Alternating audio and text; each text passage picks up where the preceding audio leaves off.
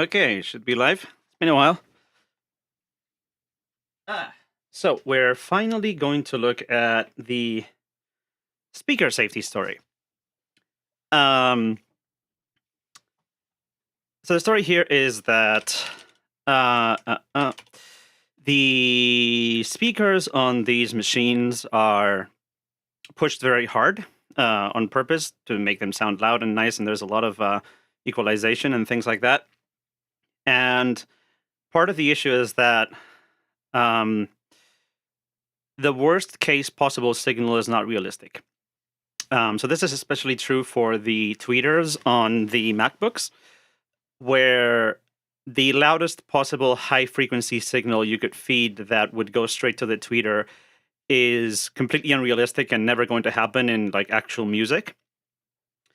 And so then you're left in this situation where if you equalize the speakers and then set the volume, the maximum volume to whatever is safe given the maximum possible signal you could feed into it, the worst possible case, then your absolute volume limit is very low and you're throwing away all that headroom because in real life, real music is never going to have that power distribution.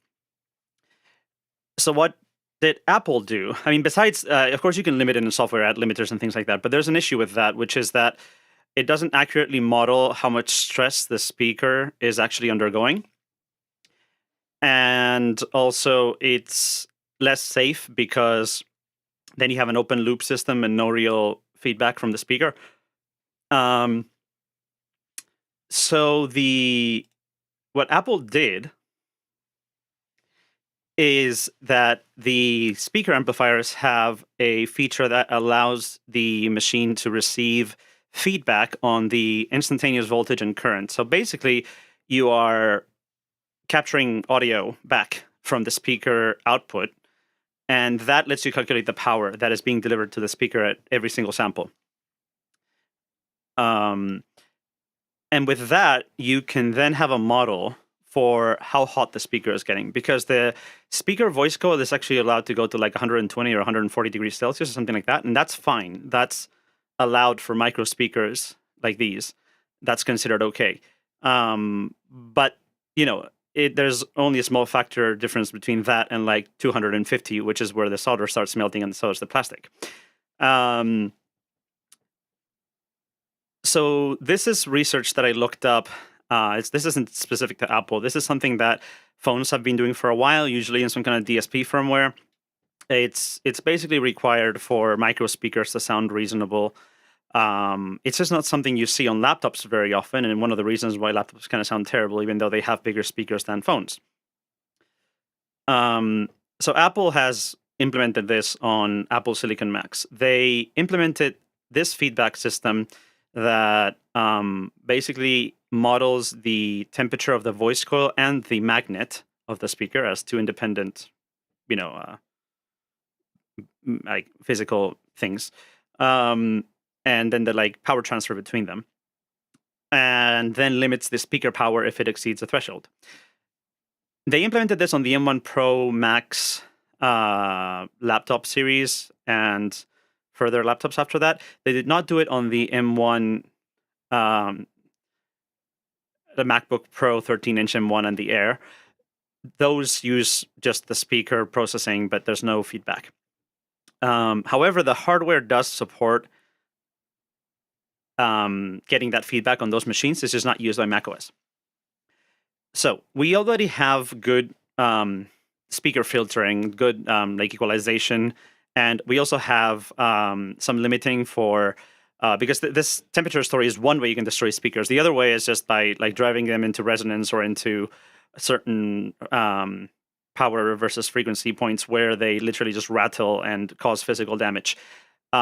Apple has some excursion model, but I think it's not actually turned on. So I think they just rely on the equalization being right for that. The good news is that it's usually very obvious when you are destroying a speaker mechanically. So, if you screw up your audio and start doing that, you will hear it. and hopefully you can stop it before it causes damage. While if you're overheating it, that is not something you can guess, and it could even be such a high frequency that you can't hear it. So it's a lot more important to get the heating story right, especially for the tweeters, which will melt within a few seconds if you overdrive them. Versus the woofers rattling, which is a different problem, but a much more obvious one. So we're going to do what Apple does on the new machines, and we know where Apple store all these configuration for the speakers on macOS, by the way, is just in plain text files, which is good for us. So we're going to do the same thing Apple does. We are going to take their coefficients for the speaker temperature power model, and we are going to run some tests and validate that our guess of how the algorithm is supposed to go, which I think it's a pretty simple thing. It's just like a thermal resistance kind of deal. But basically, we're going to try to replicate the model and then see if it actually matches the actual speaker temperature. And here you ask, how do you measure speaker coil temperature? And the answer is that because the speaker voice coil is made of copper, and copper has a thermal coefficient, the resistance of the voice coil varies depending on temperature. If you give it a relatively low energy test tone, or even just higher energy, but a consistent test tone that is well behaved, then you can measure the resistance by correlating voltage versus current. And then knowing that resistance, you can get a pretty good idea of the temperature. And we also have those coefficients. In fact, the actual base resistance is, I believe, calibrated at the factory for these machines, and it's actually part of the device tree. So we're going to have to figure out how to forward that to Linux also. But that's the good news. That we can actually measure speaker temperature and use that to figure out if our model is right. And then, because we're going to have to do some calibration. I'm going to physically take some M1 Air, an M1 Air and an M1 MacBook Pro 13-inch into like my fridge or something at some point, and into like a room with a heater, and get some data points for speaker resistance versus ambient temperature once it all settles. So I know the temperature is all uniform, and so with that I can calculate the thermal coefficient for those particular speakers, which should be mostly uniform across all devices, and then I can use that to measure the temperature on those machines, and then I can use that to run some test cases and get some data that will allow me to create the model coefficients for those machines, which means we can do better than Apple and actually have the safety story on those also. And maybe even the Mac Mini and the iMac, though those I'm less worried about. So, that's the plan. But today I am just going to look at the M1 Pro MacBook Pro, which is the machine that James has been working on as far as calibration and making it sound good. So it's a good target, because I've never tried it yet, because I've been kind of ignoring the speakers until we got the voltage current sensing. That's why I'm doing this today, because Povik, who's been doing all the audio stuff, got the feedback stuff working, which is the last bit we needed before continuing on the safety research. And now that we have that, it's just a matter of getting all this, science done and implementing it into a daemon that Chadman's also working on. It's going to be written in Rust. And then we need some safety features to make sure that, like, if it crashes, we revert back to a safe max volume and things like that. So some of you may know, I already melted my speakers on the M2 MacBook Air and got them replaced. Actually, got the whole machine replaced. I'm hoping not to melt any speakers today. I might start by doing tests on the woofers, but also, as long as we start out with low volume levels, I think we should be fine. You just need to be very careful. So yes, I'm hoping not to melt anything today, though I think this machine does have Apple Care. If in the worst case, you can probably get them fixed for free. I don't think I don't think Apple will hate me too much for that. I think I'm getting them enough sales that they can afford to replace some speakers for me. But yeah, let's try not to melt any speakers today. Back when I did the test on the M2 Air, I didn't know about the speaker safety model, and then when I like guesstimated it after the fact, the speakers probably reached about 300 degrees Celsius, which is obviously not good idea. So yeah, let's try not to do that today. So what I have here, I'm going to switch the screen in a sec, is I just built Povix tree with the voltage current sense stuff. And I'm going to run it on my M1 Pro, and then we have some scripts. Let me pull that up. Let me get all the links from RSC before I switch to the screen.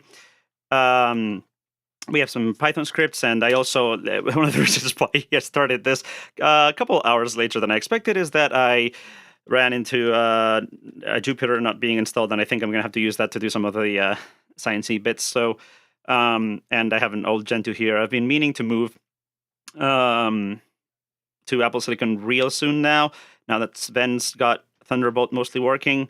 And so I've been neglecting my existing Gentoo install because it's just going to be deprecated pretty soon. So yeah, I had some portage issues, but I think I got things mostly updated now, and Jupyter should be working. So yes, let's take a look at this. Let me get the switch on here.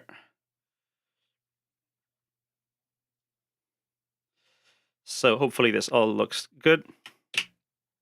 And here's the kernel build, which is actually built, but I'm going to check the Mac audio. File, because I don't know what's enabled here. I think I need to comment out some things to make sure we enable stuff. So this should be J314, which is this one. And we don't have anything for J316 apparently, so we'll have to do that. Unless that was using the same compatible, I don't remember. Okay, so this is disabled here. So we can enable vSense and iSense. And I think all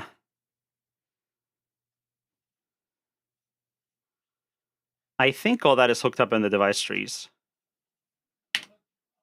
Let me get 314 6000 J314 S, not those.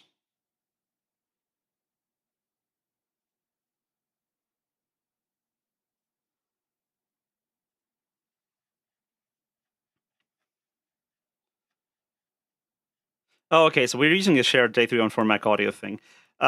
We might want to actually switch that to have separate compatibles, or at least add another J316 on top. Just as a flag for user space to know the speaker configuration, because I don't expect at least the EQ to be identical between this 14-inch and 16-inch model.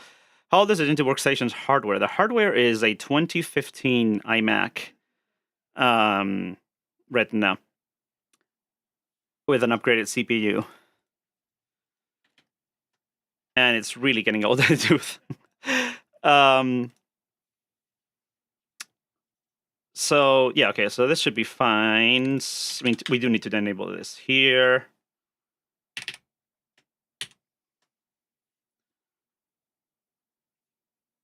Did I upgrade the CPU? Yes. A distro Gentoo, as I just said. But I'm going to be switching most likely to Fedora coming up. Because I want to help out with the Fedora Asahi effort. So I'm probably going to be dogfooding that.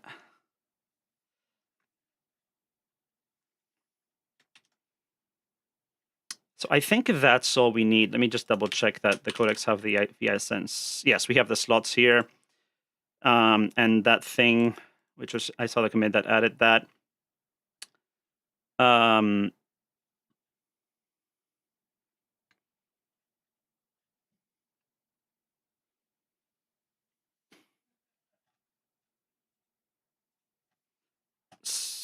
And I don't think we need much more as far as the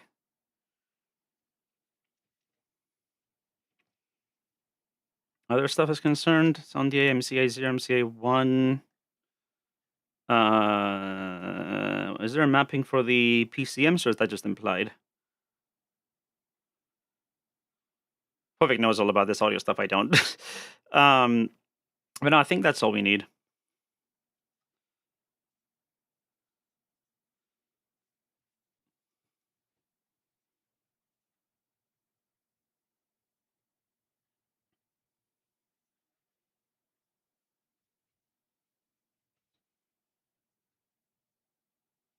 Actually, I just realized that there's a good chance the speakers in the M2 Pro Max are actually the same. But the internal config in the codecs may or may not be. And so there may be a good reason to like split up what is like the speaker config and models from the general sound compatible here. So we might need to think about some way of passing that down to user space, but that's kind of a yak we can shave later. Heads up, use the J314 minus 18 dB branch of Asahi Audio for testing compressor. Not. Oh, you mean for your audio stuff, right? Yeah, I'm gonna be doing raw tests first, just to get the speaker safety model stuff in. So I may or may not get to your filtering stuff yet, but we'll see. If once I get to that, yep, I'll look at that. Does that need any changes to the kernel side, or? Because I forgot what the gain settings are here.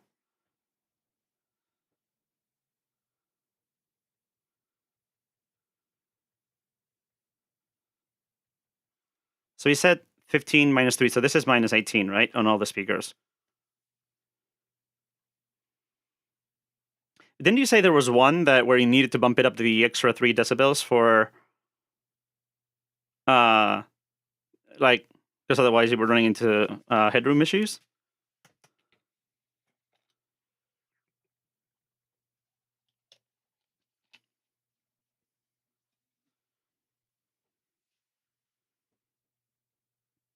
Wait, 9...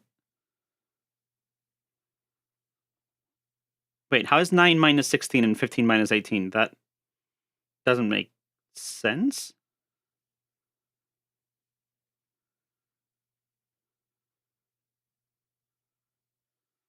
If 9's supposed to be less than 15. Yeah, okay, it's in steps, but like, it's in half dB steps, right? So it should be 6 dB, 3 dB lower.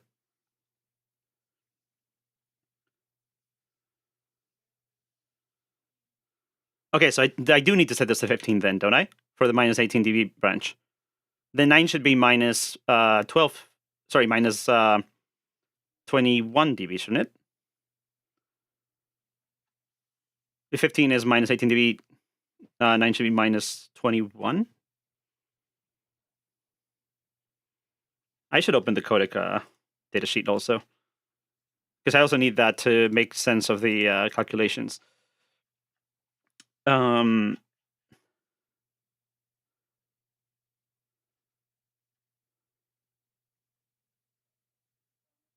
Wait, dB millivolt minus V.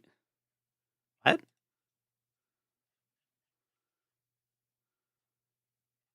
Okay, now I'm confused. Hold on, let me get the data sheet out.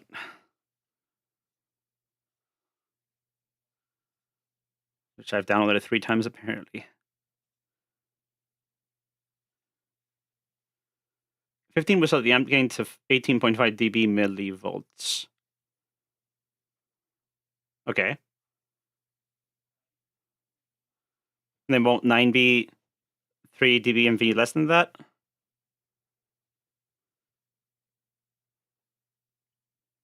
Where is the register map? Yeah, so...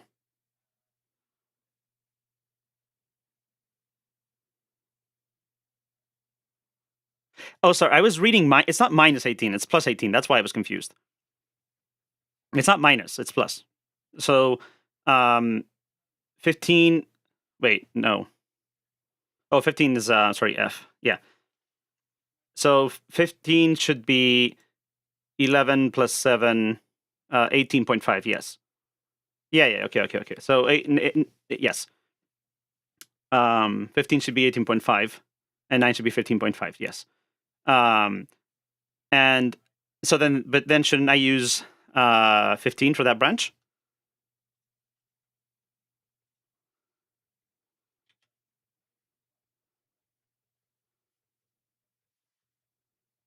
I mean, I guess it's just going to sound quieter, but mind you, this is a setting that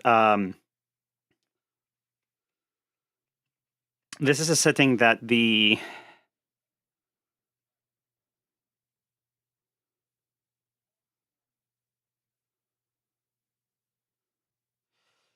I'm thinking the safety daemon should be.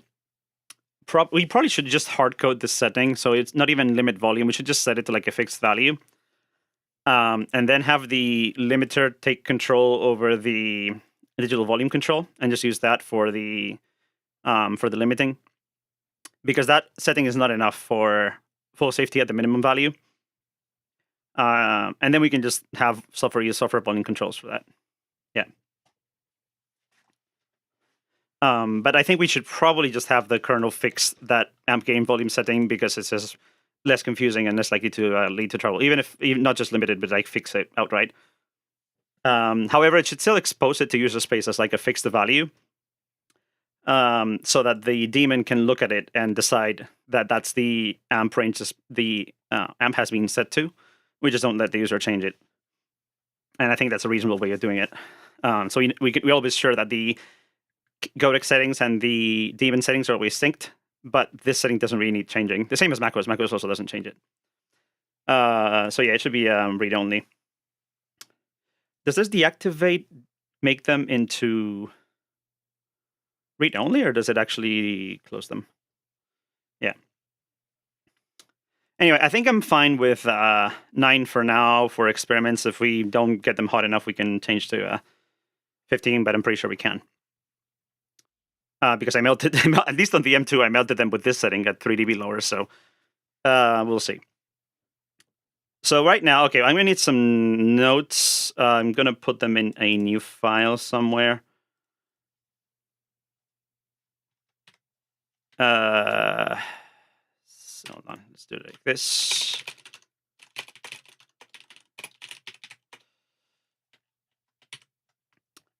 So we have gain, this is J314. Gain volume equals 9.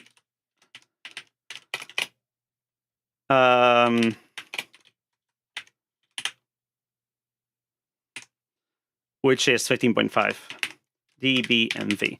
And that's another thing that's not documented. I believe this is for a sine wave.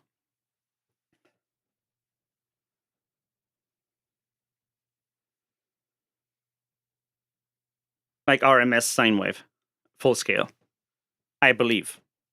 Because it's 3 dB off for a square wave. So I believe that's how they specify these things with a sine wave.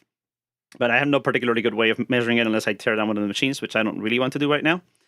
So we're just going to go with that. And then if like our power values are way off, we'll figure it out. The other thing we need to do is figure out the scale for the VI sense, which will also tell us this as long as that is specified in some sensible units. So where is that? Let's see if I can find the docs for that.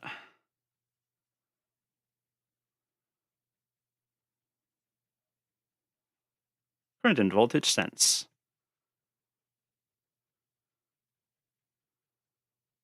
As a DC blocking filter, we do not want those to have a DC.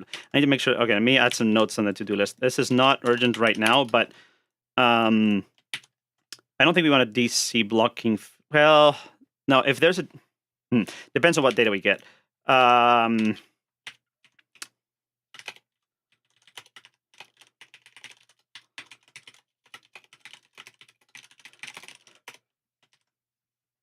I just see what like the 0 level is and if there's some DC leakage or not. In theory, we always block DC on the outbound path. so it shouldn't make a big difference. But then we might get bad data with like a double filter at the bottom, so I'm not sure if we actually want that unless it's fixing something.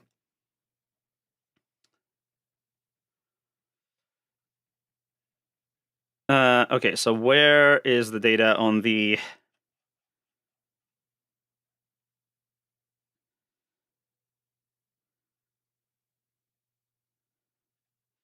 It's the out equations. Okay. No. This is just the power of the vat and the temperature. That's not useful. Yeah, we should be measuring... I mean, I would expect the gain at DC to be 0, because, you know, a DC blocking filter always has 0 gain at 0 dB, but the roll-off up to 0 is going to be variable. So we probably want to turn that off. Okay, so where does this document the...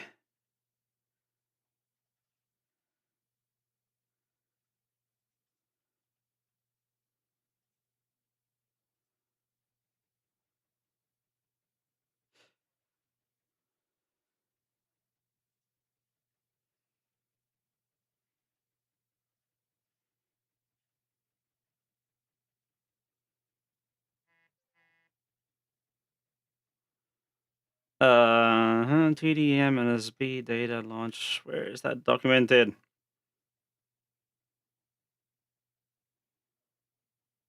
I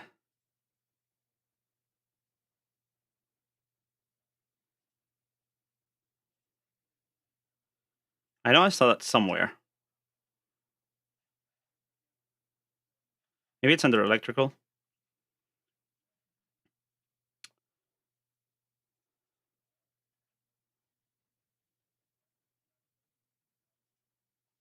Let's see if I can find that here. It's application stuff. I know the equations are somewhere.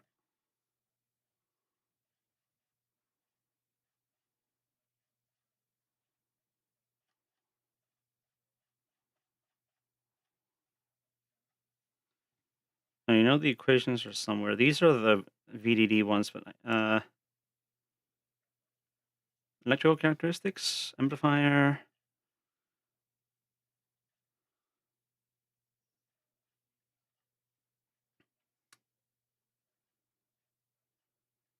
Okay, speaker current sense. Dynamic range, 66 dB, 16 bits, full scale input current. Okay.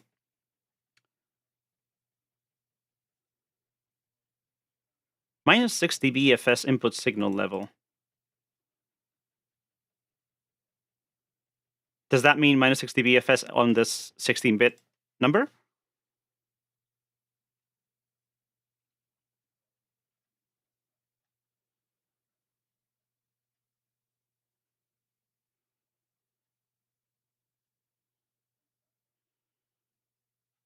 Full scale input voltage, 14 volts peak. Okay.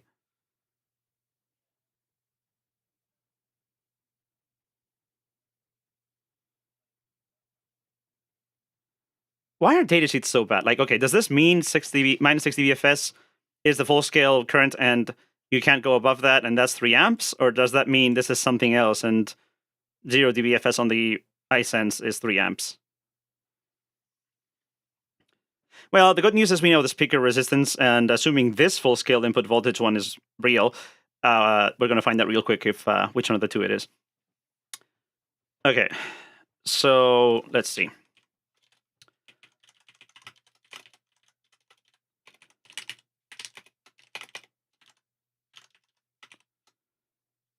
And it says 14 volts peak. Does that mean 7 volts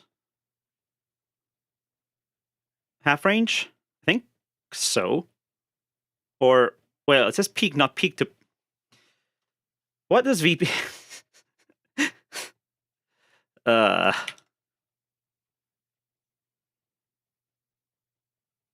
What is volts peak? Is that supposed to be peak to peak or just peak?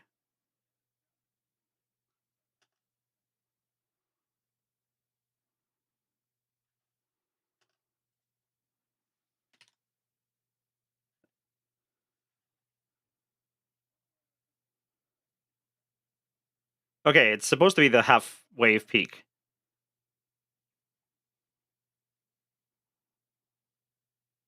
Okay, so that's okay.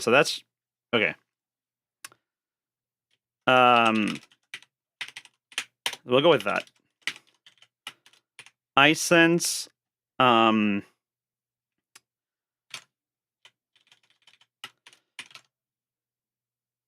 assume that's also.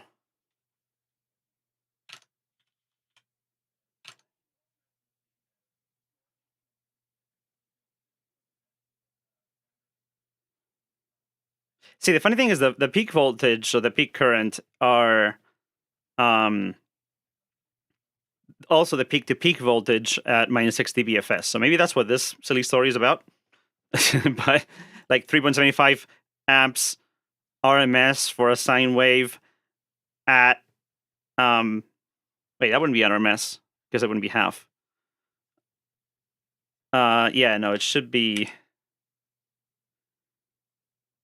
like amps peak to peak, I guess. At minus 60 BFS. I don't know. Let's just write it down and compare with the and then figure that out. But yes, we know the speaker resistance. So that yeah, that's okay. So speaking of speaker resistance, first thing is Asahi get many proxy clients.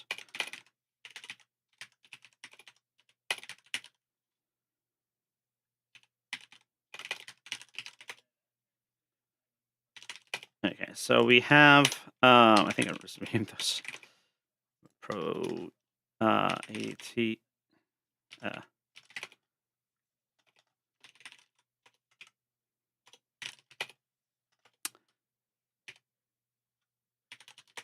Yeah, so we have this, which is the speaker calibration, and I remember that basically just had voltages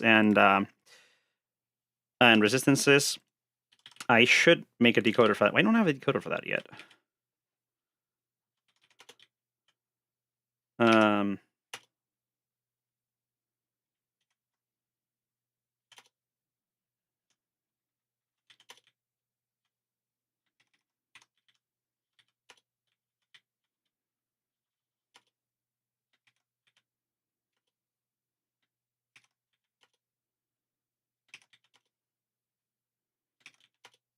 Okay, yeah, that was a split.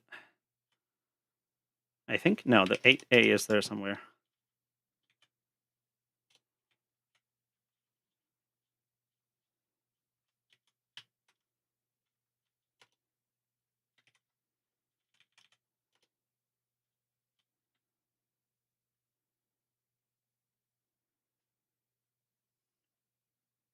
I have this on the GitHub.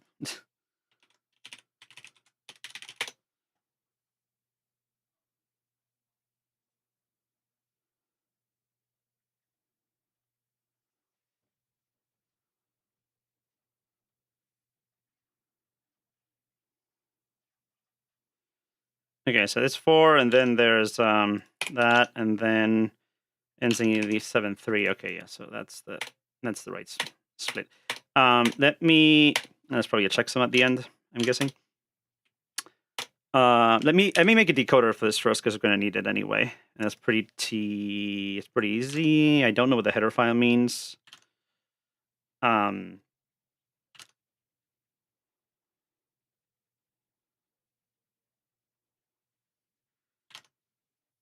But yeah, these are the values. So let's fix that up first.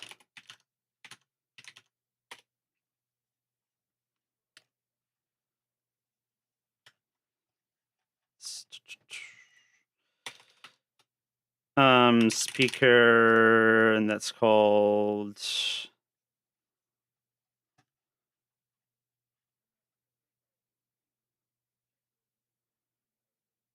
Where's my. It's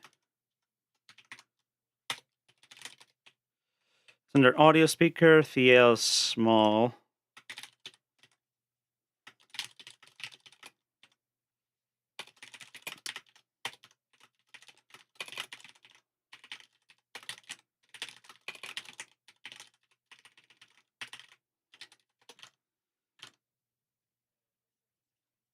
And then we have a greedy range struct.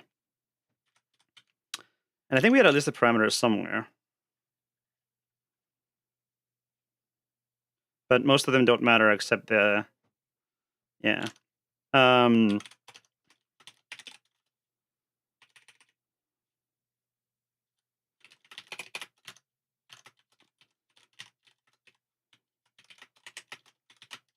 make these hex.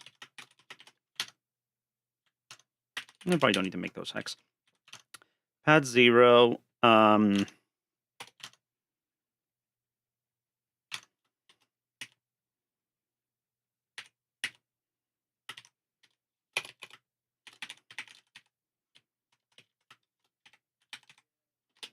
Resistance in milliohms, and the second one is temperature in centidegrees, I think.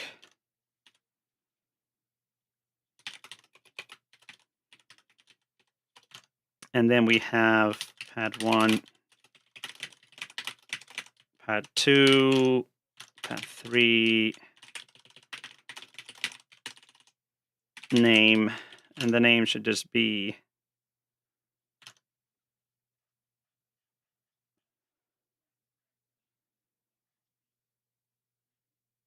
It's not a C string, it's a padded string, I guess.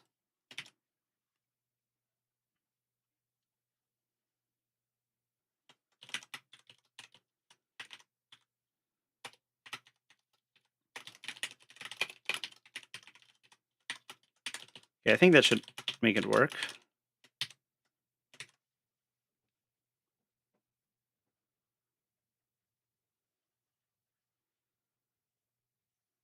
Okay, so we have speaker config. We don't... No, that's in audio something. That's different. So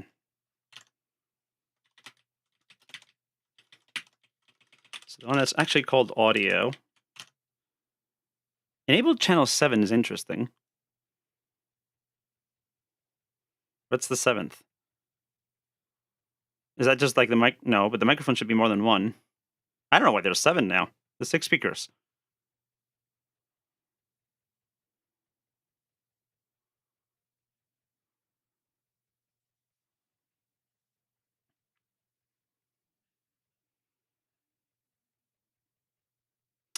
Either way, we don't care with this one. So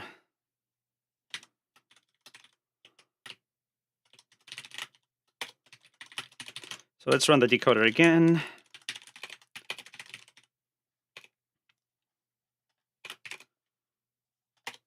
And it didn't work because commas. That also didn't work. Why?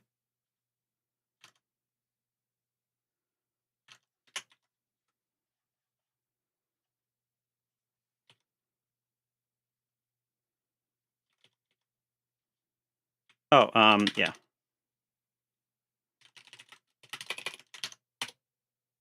No.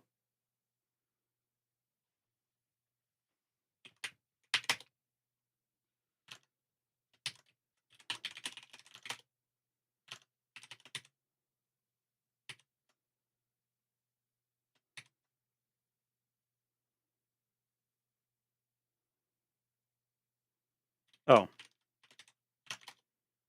Okay, yeah.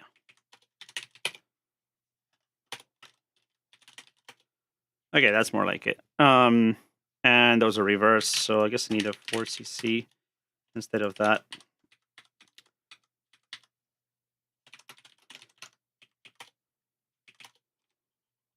Yeah, that's more like it.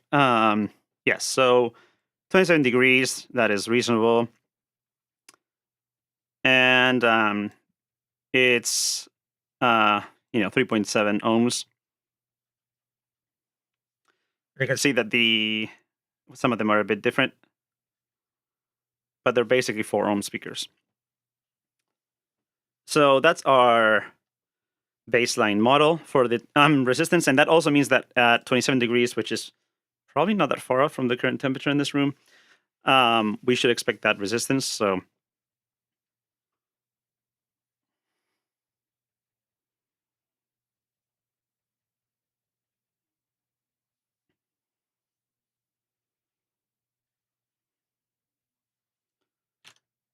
let's make it check some hex.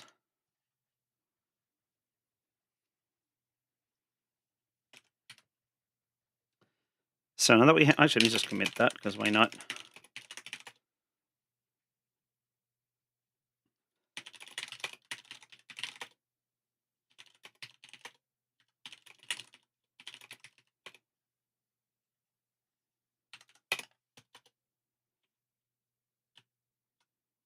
Hmm.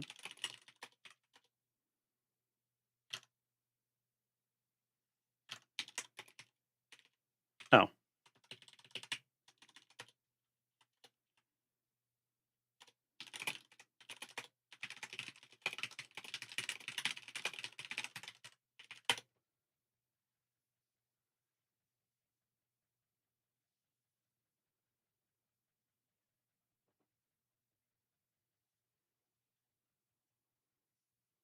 Wonder if by any chance it can bug out and not work because it's Linux. I mean, that's why we're doing this, so that it has a safety system so it doesn't bug out.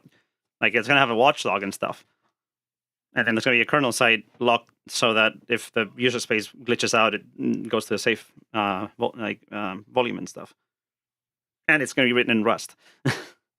We're trying really hard to make sure nobody blows up their speakers. Okay, so let's see. And besides, macOS is doing this worse because they don't have that kind of lockdown. They just do it in user space. So on macOS, you can in fact blow your speakers from user space.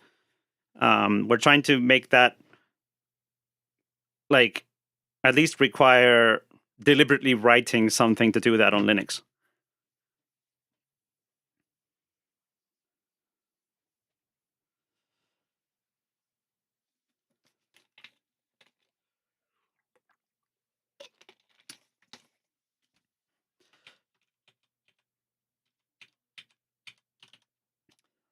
Okay. Let's build that and actually run it.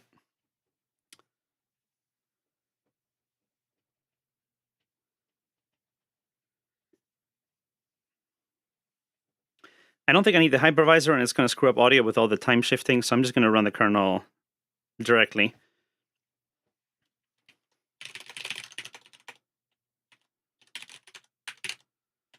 So that story, make sure it's actually a proper version.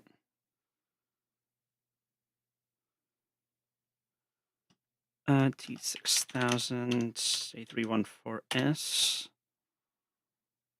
And firmware should work. And then I need the please blow up my speakers thing.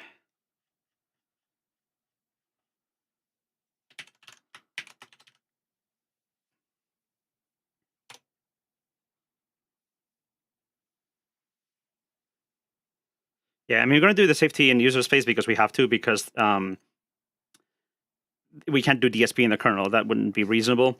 Apple could, though, and Apple do crazier things in the kernel than that. But on Linux, it's not really practical. But we are going to have it be a daemon that, like, unless you're actively trying to blow up your speakers by cloning it, it's the only thing that's going to be able to unlock higher volume levels while monitoring things. Do you have a way of sensing voice coil temperature? Yes, as I mentioned at the beginning, you can measure voice coil temperature by measuring resistance, which is correlated with temperature. And we have a way of measuring resistance. So that's booted. Let's get another window.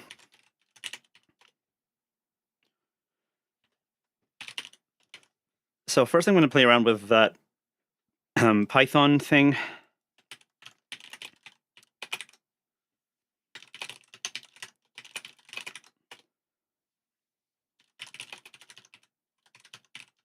So we didn't get audio, so something didn't work.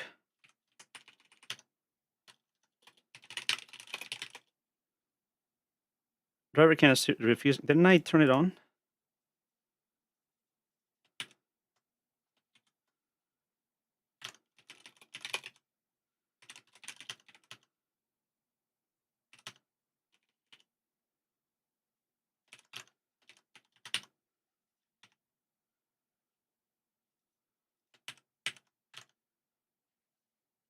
Oh, it sounds. Oh, is that what the name is called?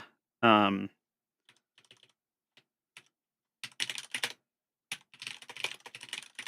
let's try that again.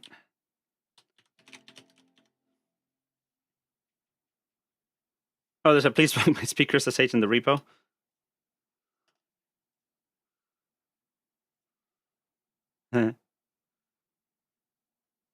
Okay, yeah, sure. Is it underscores or is it? I guess it's underscores. Anyway, let's try that.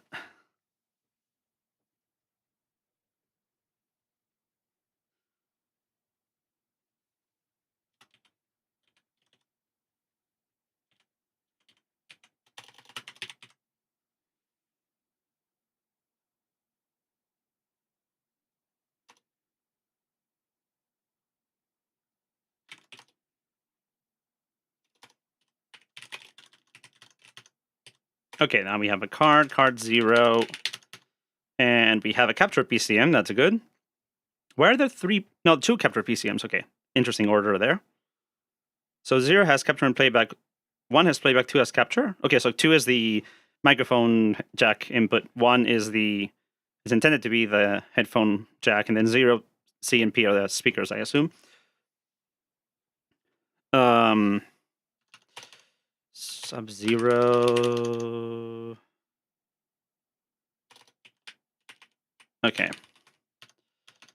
And capture info. Yeah, so pretty much as expected. So for params, yeah, okay. Okay, so let's see if we can make sense of this. So we have some test scripts here, I think.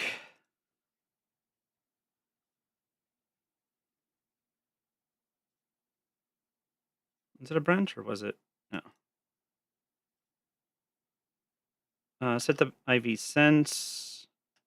Watch IV sense. Okay, so set up IV sense does a bunch of sets. Watch IV sense is okay. That's just ALSA. Where was where was the thing for live power sum? That's the one I want. Okay, let me SSHFS this in.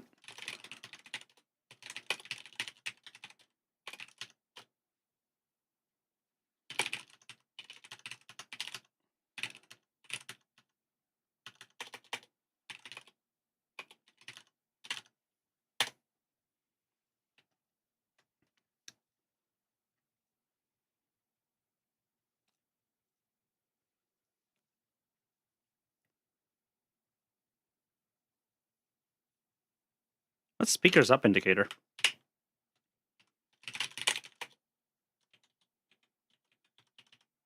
Wait, headphone is primary and speaker is secondary? Is that how we were doing it?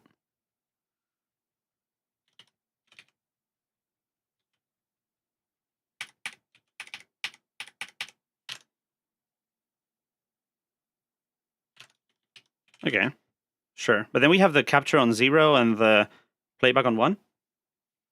Oh, PCM2C is sense. Okay. Oh, okay. So 0 is the codec on capture playback, and then 1 is the speakers, and 2 is... Okay, yeah, sure. Does it make sense for the sense to be the same PCM number as the speakers?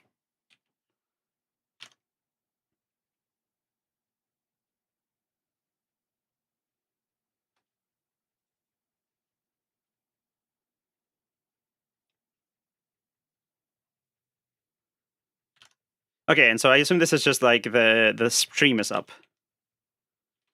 which makes sense because the safety system needs to know about that.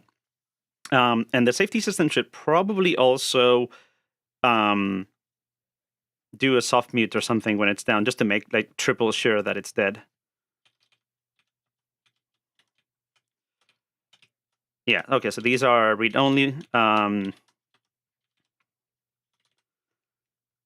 And this is 15.5 dB as we expected, and we have there. What is the channel order? We're going to need that. I assume it's the same as in the DT. So this woofer, tweeter, woofer, woofer, tweeter, woofer. We also want this to be the same as Apple's order, just to make the transferring the speaker props more, I think, more reasonable to transfer. So we might need to change that if it's not the same.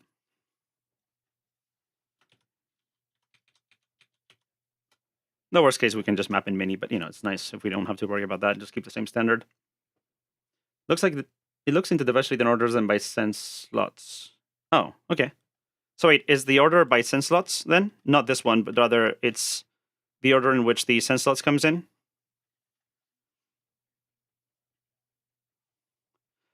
But then again, yeah, if we have names, we can just name everything. And then I guess the only thing is we need to know the mapping from Apple IDs to names. Playback and sense have the same order, okay. Yeah, we need to be very careful not to screw that up because that would be a really easy way to destroy some tweeters. So whatever mechanism we use to map things to sense slots and stuff should be robust. Not too hard, but just need to be very careful. The speakers should sound better on Asahi Linux than macOS because macOS tries too hard to do the fake stereo width stuff. James did a pretty good job with some custom impulse responses to make it sound good, and I think, well, I mean, as everything, speaker EQ is like a matter of taste. But we're going to try to have something that sounds, at least by our standards, pretty good.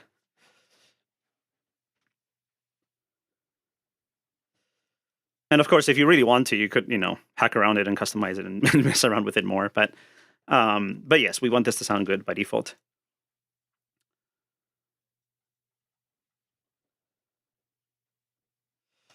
Okay, so I don't think there's anything interesting going on here. So I can probably just use SOX to play some sine waves and get some data. So if I do live power sum, that, oh, yeah, okay. Is that a thing? Is typed my password? Oh wait, that's the wrong machine. That's not. Yeah.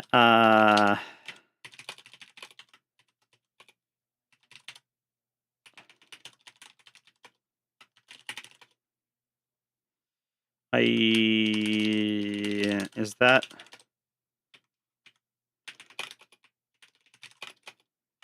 Is that in here? Do I need to pip it?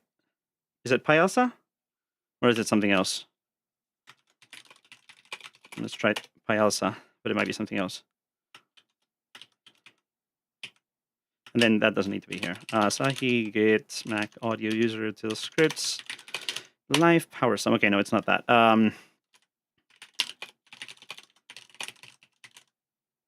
Pyasa audio. Okay. I've used Pyasa before, and it's like pretty cursed. I assume this one's better. Okay, so this is now waiting for the data. Let's go in here. Not there. Ah. Okay.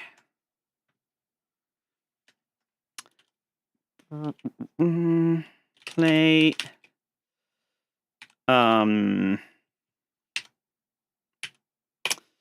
Let's see. I need to play 6 channels. I think there was a VI watch IV sense speak. Okay, yes, this is a speaker sense. What happens with one channel? Does it just replicate or go only to the first speaker? Oh, let's try it.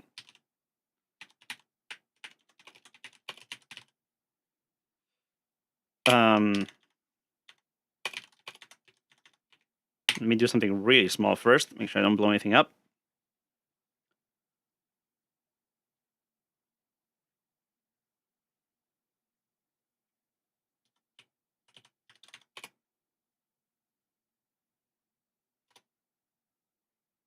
Don't hear anything.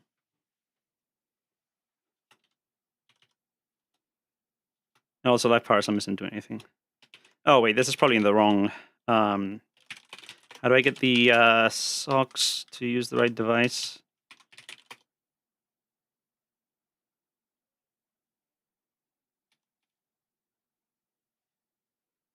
Yeah, that.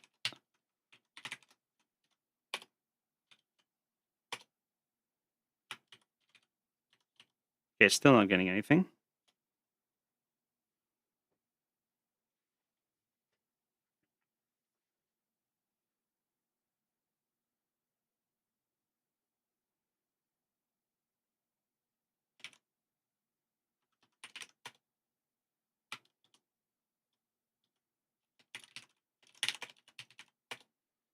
check out the mixer.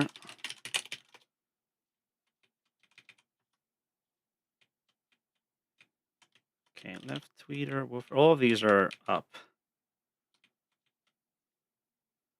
Oh, 0, 1? Still nothing.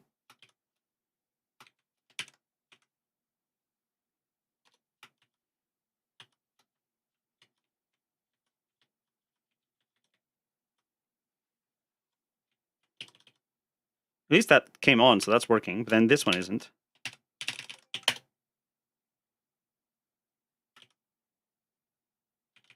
Oh, wait. It was up a second ago, and now it's down again.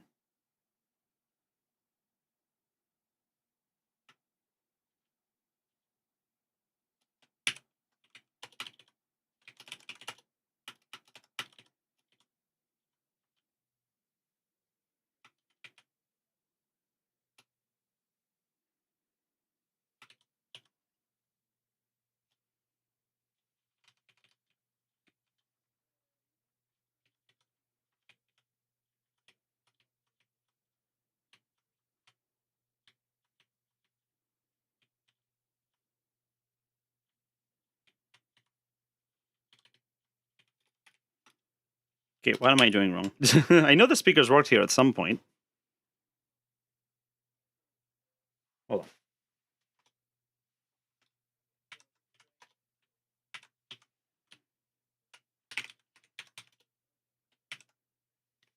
on. Not getting anything.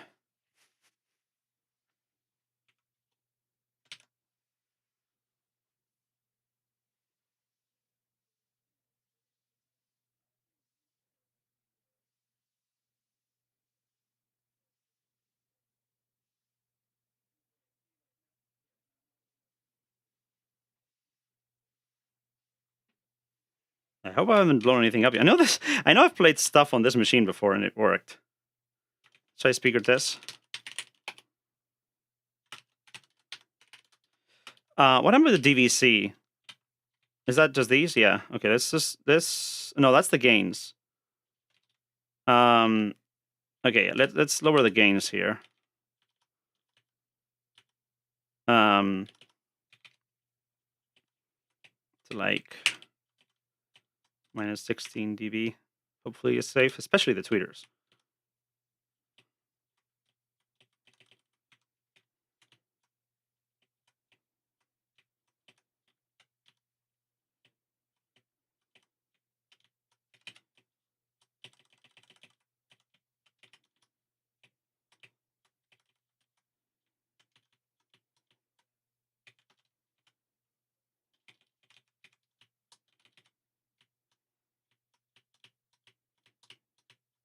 All right, let's try that.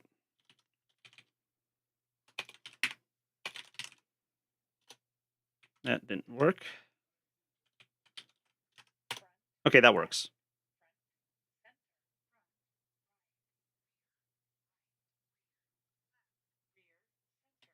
Yeah, obviously bad speaker names, but it works. Why is this not working then?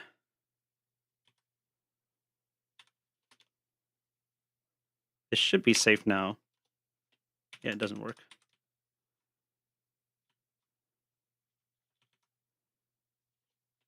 I don't know why this doesn't work.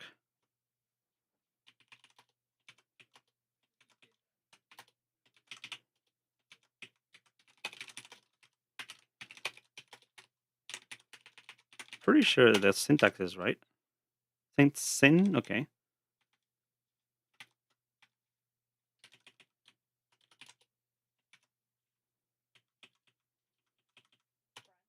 Yeah, I don't know. It's not a plug thing.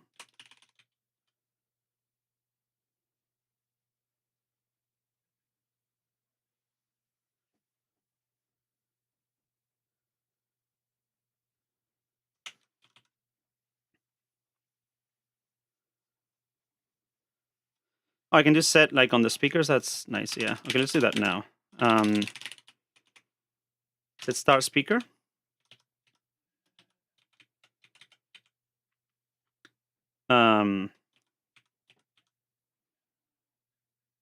16. Yeah. Let's see if that. Oh, okay, and I did get some levels here. So I don't know what's up with play, but except for your speakers, playback switch. Okay, yes, 50. And 50 is okay. That's minus 50 dB.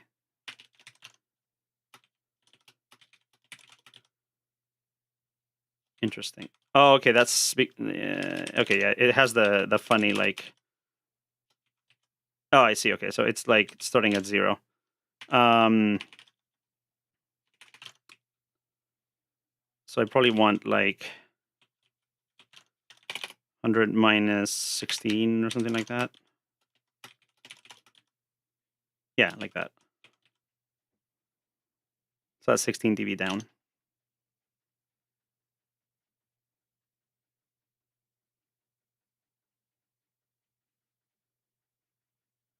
Anyway, I'm going to be generating my own test signals eventually anyway, so I guess we might as well do that with the Asasound stuff. Do we have anything for that here? There's the sweep command.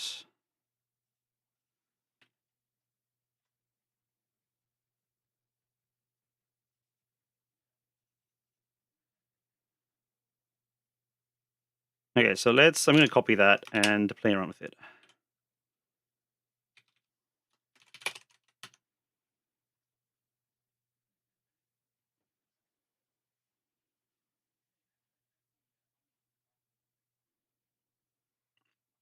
Copy sweep.py. Okay, first of all, do we have the right resistance? So let's just test the. Well, we do want a test tone for this, so let's get a test tone in. Sweep.py. Test tone.py. Do I want to merge this? Not quite yet. Okay. Sweep is coming from what setup here? Oh, okay. It's its own thing. It is numpy.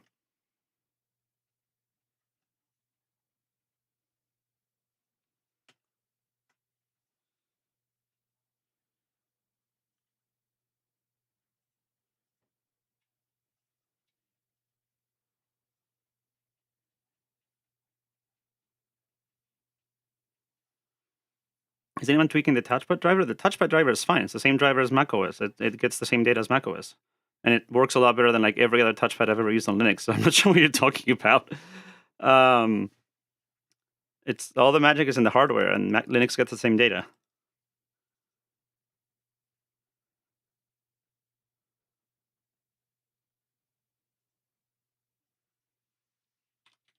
Okay, let's drop the arguments for now. Just play around with things. Speaker. Just do it at minus 16 dB.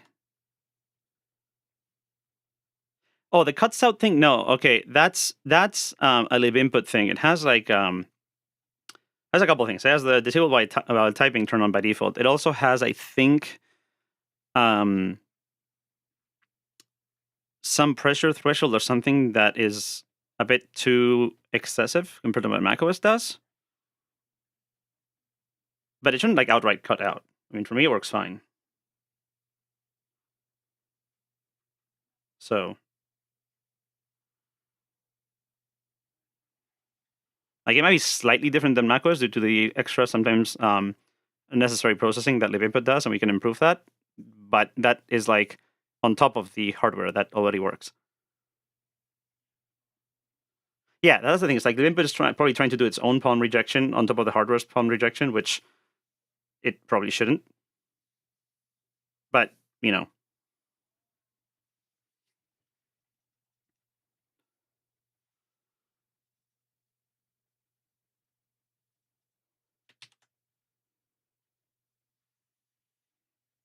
Okay, so PCM playback. Let's just set the rate fixed here to 48 for now.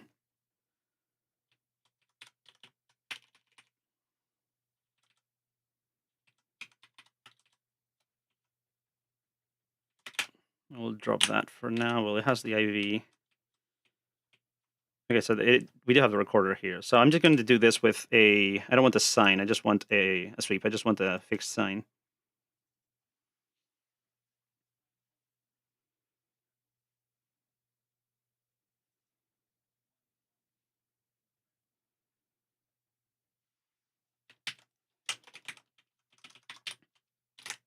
Duration, sampling, f equals, what's EPS?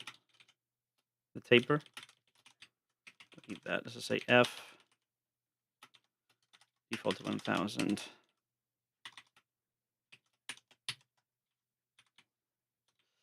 If I remember my, wait, 2J? Why 2? Shouldn't it be 1?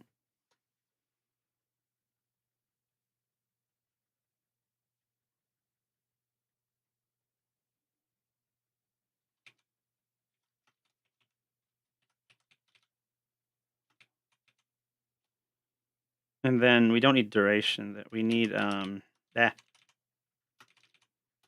it's 2 pi. That's why 2J. Okay, yeah, 2 pi f. Sorry, times f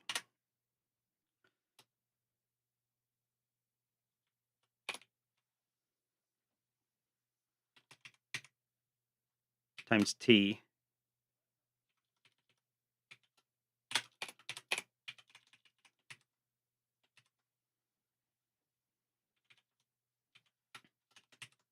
I think that's right.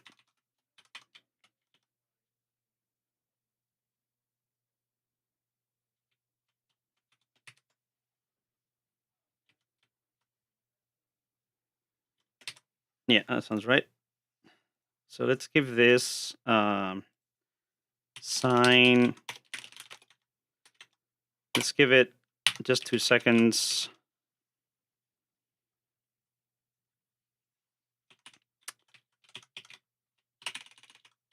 Pad, sure. 1 second of padding times rate. So we're going to try something audible first. 1000 should do that. Don't need that.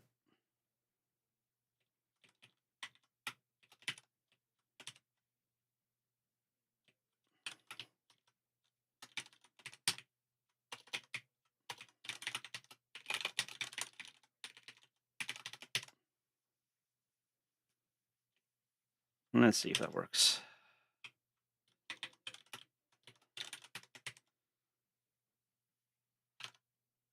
What is my dev hardware? As I mentioned earlier, still the iMac, but I'm going to be switching to Asahi as soon as Ven's Thunderbolt stuff is working, which is going to happen pretty soon now.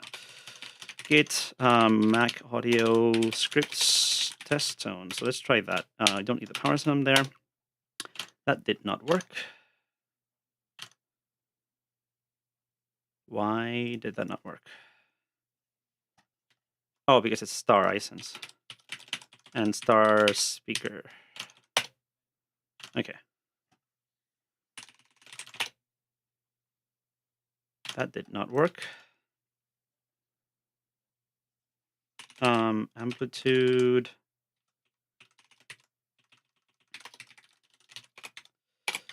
Let's make it small for now. Yes. Okay. Test tone's working. Sounds reasonable. Right.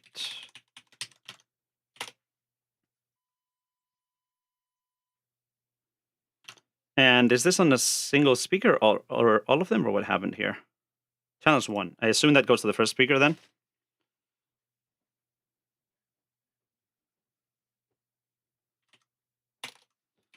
Let's set a thing to go to multiple channels. Channel 0, channels equals 6. Channels. And then channels. And then single amplitude. S type and that 2 bytes. So we're going to just S type in 32. And then I need to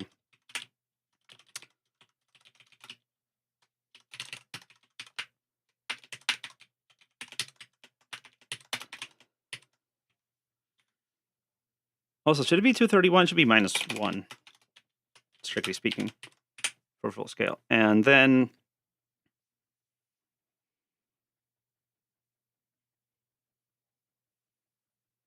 And Japan and the US, I'm in Japan. And then what's the numpy magic to get this padded, inserted, whatever? I need like to add dimensions or something. I always forget how to do this. Numpy pad, array pad width, the edges of each axis. Okay, yeah, I could just use zeros. Yeah, that makes sense. Yeah, I'll take that.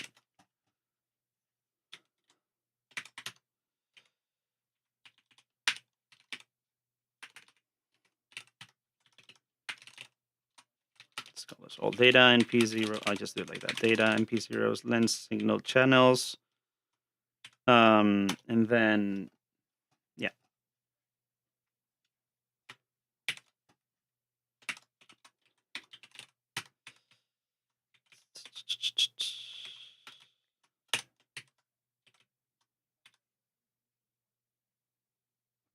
This is fun. Barkin does all the work, yes. Okay, let's give that a shot. So we have channel 0, channel 6. That should give me one speaker. That sounds reasonable. Let's, hoping this is the same one as Apple. So we have the plot there.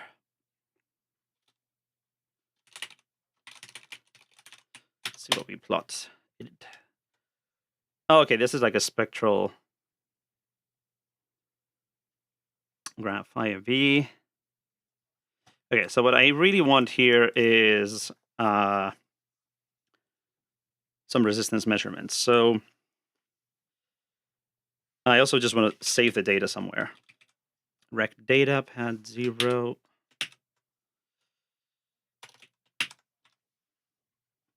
NumPy does have a thing for saving formats, right? I save, because then I can just use Jupyter on my host here, and yeah.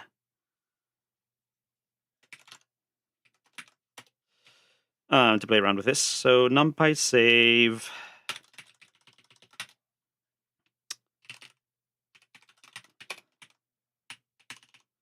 I think we're good with that.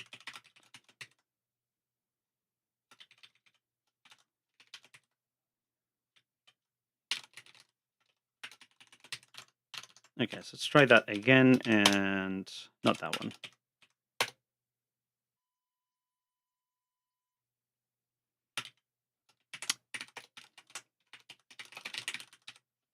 And get some Jupyter Notebook stuff running here. This is on SSHFS. I don't know if that's a good idea, but I guess we'll live.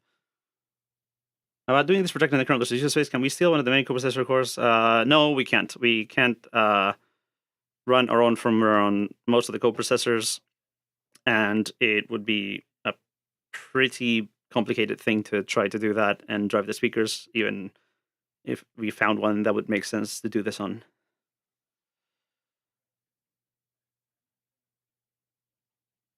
Okay. New Python 3.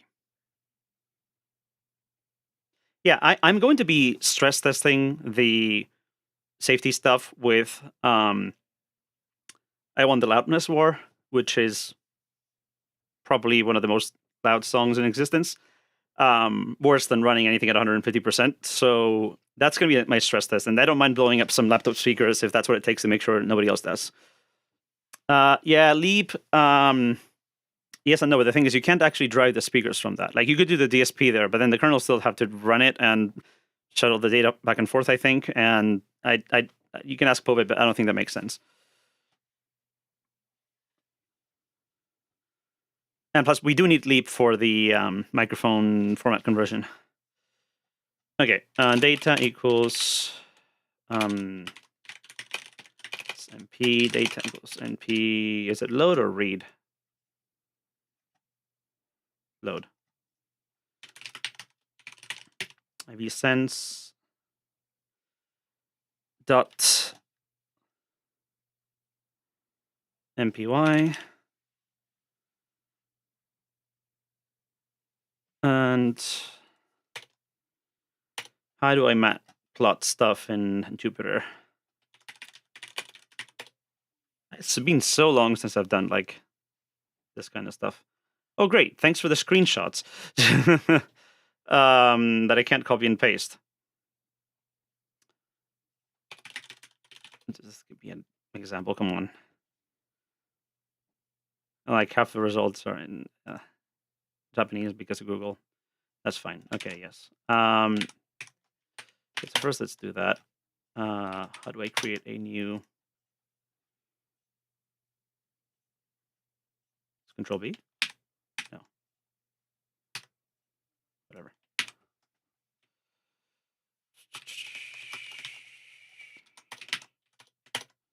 Okay. So we have a lint space of how does lint space work? Start, stop, num. So the data is IV sense is 0, 1. Doesn't put it here. Samples equals len.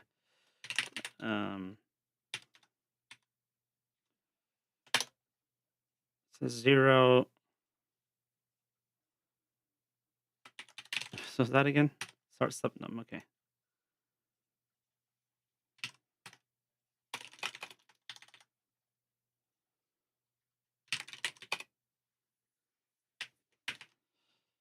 Samples rate, samples y, so x, and then we have I, data 0, and v, might as well put these at the top. Okay, so if we plot x, I, and x, that is not what I wanted to do. That did not work.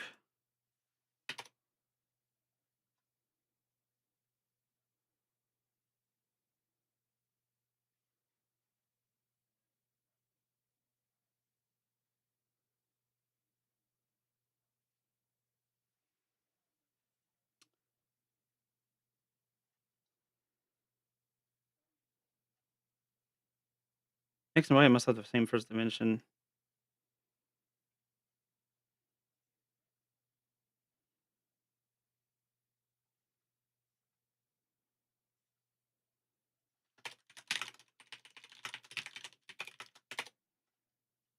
Wait, what?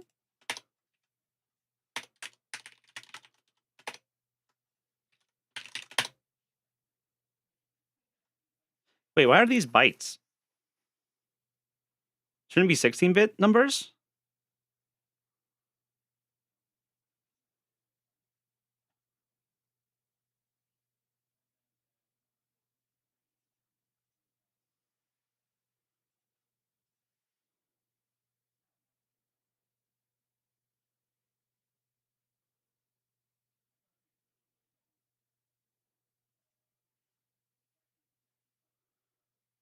Colon, comma 0. Oh, okay, that's right. Yes, but still, why are these... Why do these look like bytes?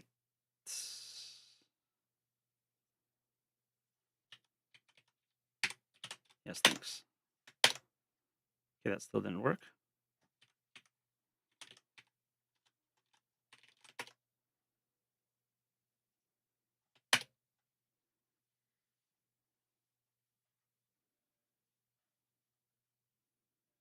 Why is linspace not doing the right thing? Start, stop, num. Oh, because that also needs to be that. Okay, that looks more like it. And it does go above 250. Okay, no, so it is more than... I was just lucky, I think that is 255 there.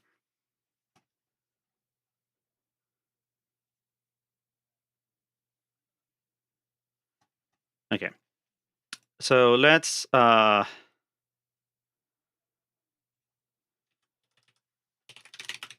going to actually crop this out. And let's get a bit of data only.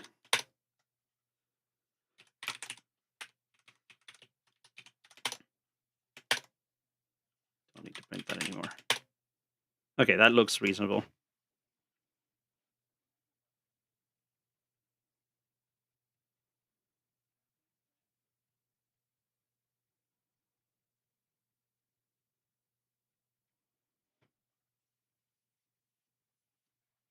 Now, how do I estimate resistance? I need to...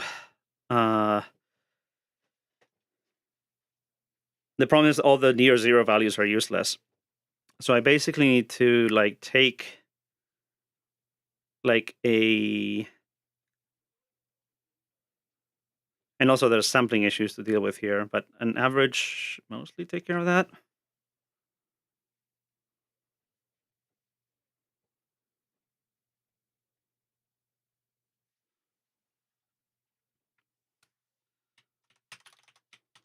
Let's get a better sample of stuff. Hello. Why? Oh, I guess it's more than that. Let's try that. Okay, yeah. So I need more padding. I did delete the padding from that, didn't I? So yeah, it's just that there's more padding, I guess, because of reasons. But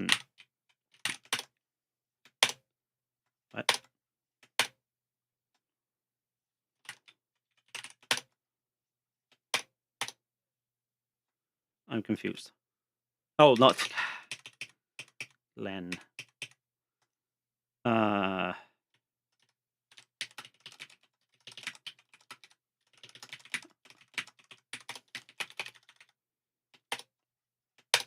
Okay, that's more like it. Hey, BitShifts, thank you for the super chat. Thanks for all you do. We try. Okay. Yeah. What's this most interesting way of measuring resistance here? It's interesting that they're offset too. Like the voltage and the current are a little bit off. Also, I probably want to do this at a much lower frequency for that. So let's go. I'm going to run this again and do it at 100 hertz, which is much more reasonable for getting a resistance number out.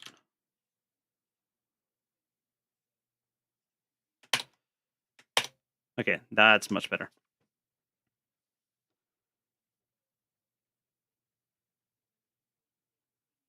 I think I just want to get RMS voltage and RMS current and just divide them.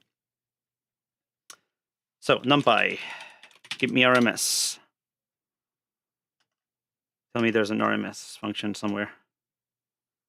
Well, I guess I can just do it. Yeah, I mean, it's just... Yeah, it's obviously, you just do it. So let's say RMS, V squared, and IRMS, I squared, and R equals... V equals IR, so R equals V over I. Okay. I didn't need the... Wait, why? Oh, RMS. Yeah. And now I need to adjust these things. So we supposedly, if the numbers are right on my notes here, V sense V peak is 14 volts. So V equals V divided by, should be 16 bits, so 32767 max times, let's make sure this is, that no, it shouldn't matter, times 14, and I equals I divided by 32767 times, and again, I don't know if this makes sense, but 3.75 amps. Hey, 3.92, okay. That is right. And for this speaker, we are actually expecting, well, that worked in the first try.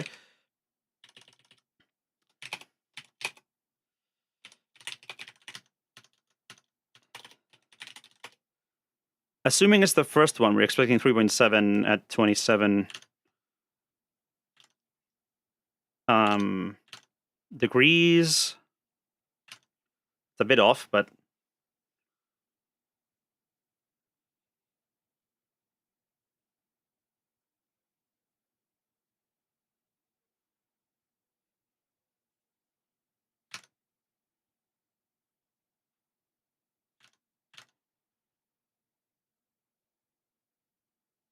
let's do a longer sample.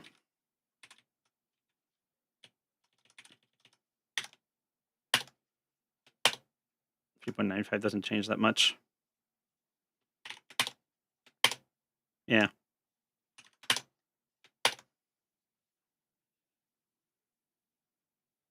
Mind you, this is kind of noisy, but still, the RMS value should be pretty close.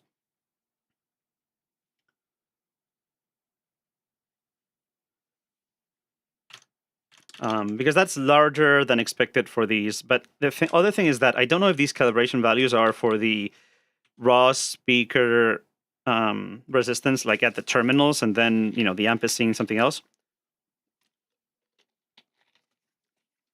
There are also definitely frequency dependent effects. So if we change the frequency to, I think 40 hertz are some of the recommended measurement frequencies for these things. And also I'm going to change the amplitude to 0.2 because I think we can afford that, at least for this one. Where am I?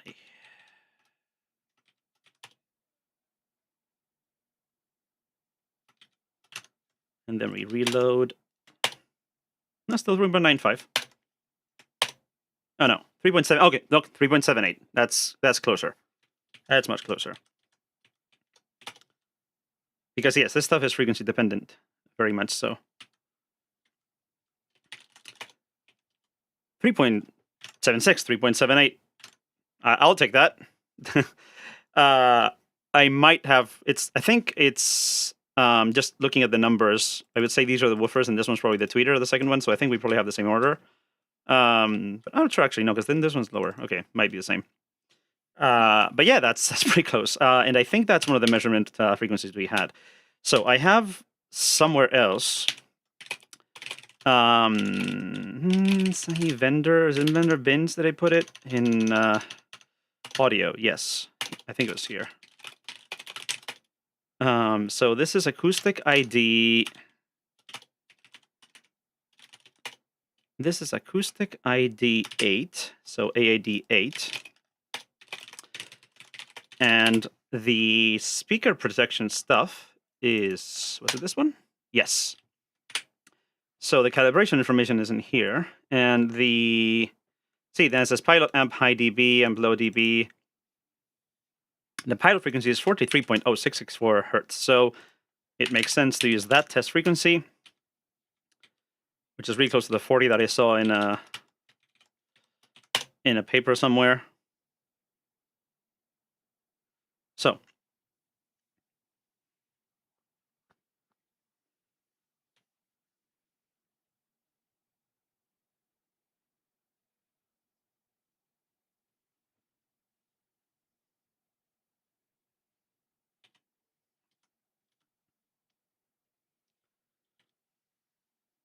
what do we get now? 3.796. Yeah, close enough. Okay, so I think that's a good for, and also temperature is going to be different anyway. So now the question is, can we see a temperature increase? So the first thing we're going to do is plot everything twice.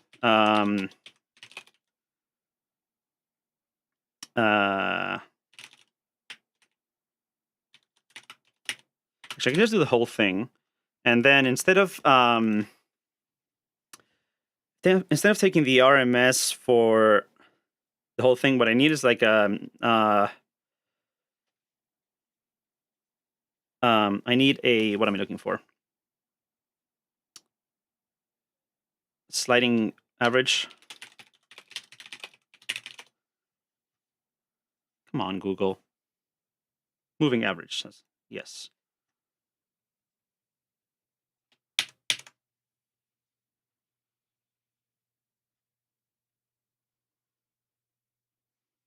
Yeah, I'll take that.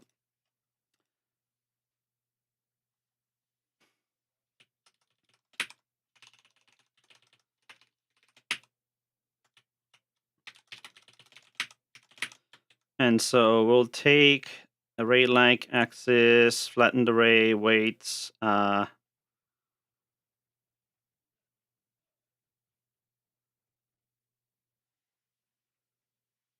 Wait.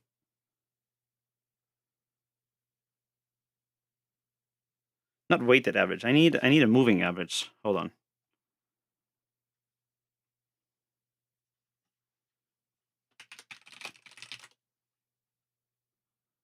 involve. Come on, you'd expect this to be an actual method you can just run.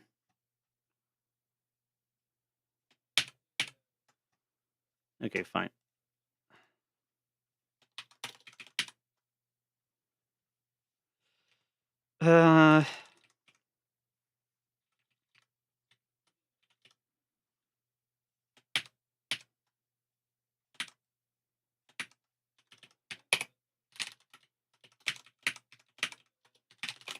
So let's say the window is rate divided by 10.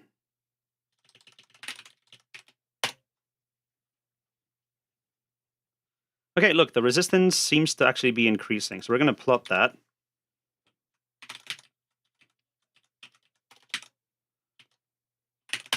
And it doesn't like that because probably slightly different.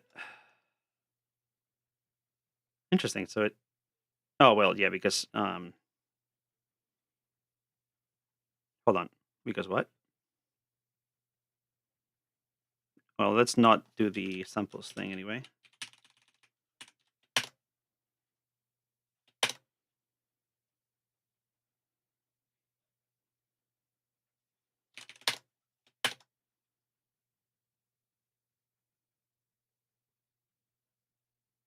Why do I have 2 seconds of data? Shouldn't I have...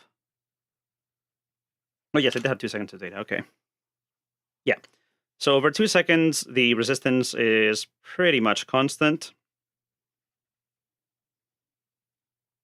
at this voltage level.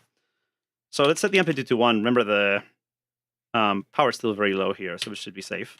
Let's do it again. What I want to see is some change in the resistance over time, which means it's heating up. And that's going to be what we do to test our model.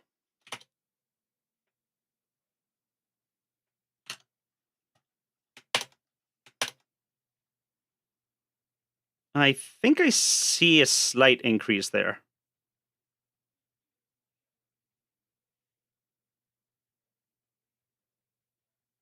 When I two has the macOS order is woofer 1, woofer 2 tweeter. Okay. So hopefully that's the same as the speaker order. Is it possible to run something from external drive? You have to set it up yourself. It's not possible to install to an external drive right now with the installer, but you can like do the bootloader install only and set it up yourself. It's not possible to strictly run everything from an external drive right now. It's actually never possible to run anything from external drive on these machines because they only support booting from the internal drive. But you can sort of do it. Okay, so that sounds reasonable. Okay, so let's set it to, let's see, what is the, what kind of, oh, they are using, hold on. For the pilot stuff, they are using minus 30 dB for a high, minus 40 dB for a low. I'm using a lot more than that right now, but that should still be enough, should still be safe. Okay, so let's do 10 seconds. I think I'm going to blow up with anything with that at minus 16 dB.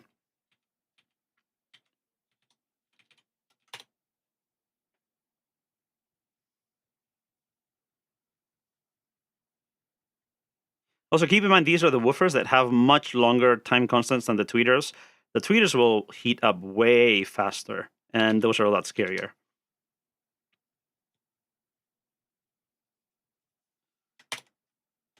So let's save this to something.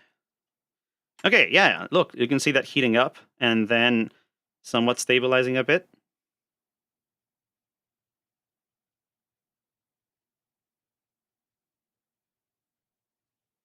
So we can calculate the temperature because we have the details here. So we know that from the speaker data, T0, assuming, I think woofer 1 is woofer 1, the same on this one. So let's assume this is the same. 3.760. Sorry, that's the R0, and T0 is 27.21.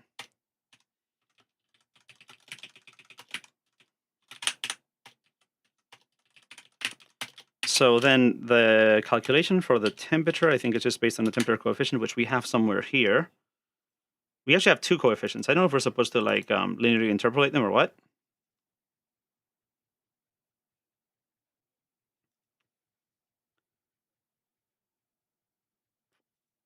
I'm guessing we do.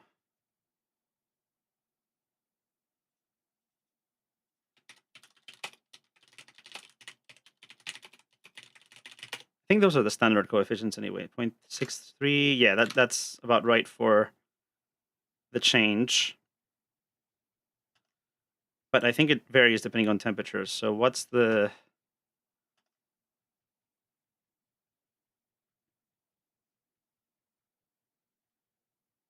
Come on, give me an actual graph.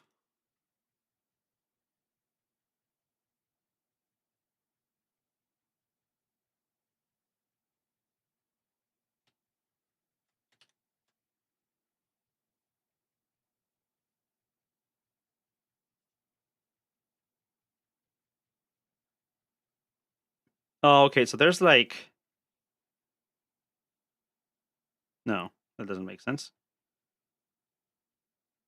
No, that's at the very low temperatures. Okay, yeah, so...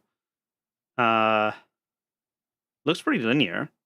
But then I know we have some somewhat different values at 20 and 35.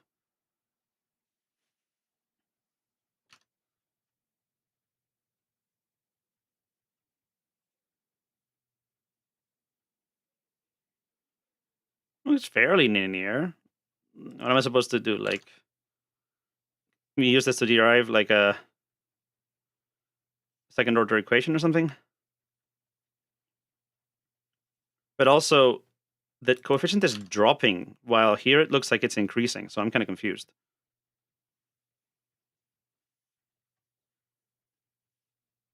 Because these graphs all have a increasing slope. So I don't know what's up with that.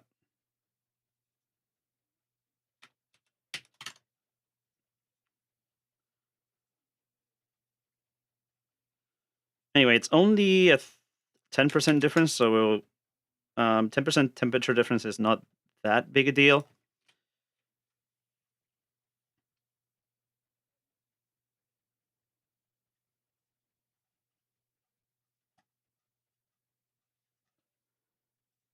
Where am I? Where's my notebook? Here. So the temperature would be resistance minus R0 times Tc. Let's just pick one. Let's pick the 20-degree one. Times Tc plus T0. And then we plot the temperature. And it's barely increasing. Is that right? No, I think it's wrong. That coefficient, we divide... That's ohms per... Yeah, okay. Divide by Tc. Ah, okay, that's closer. The baseline, of course, is wrong. That's not surprising. Let's try this one.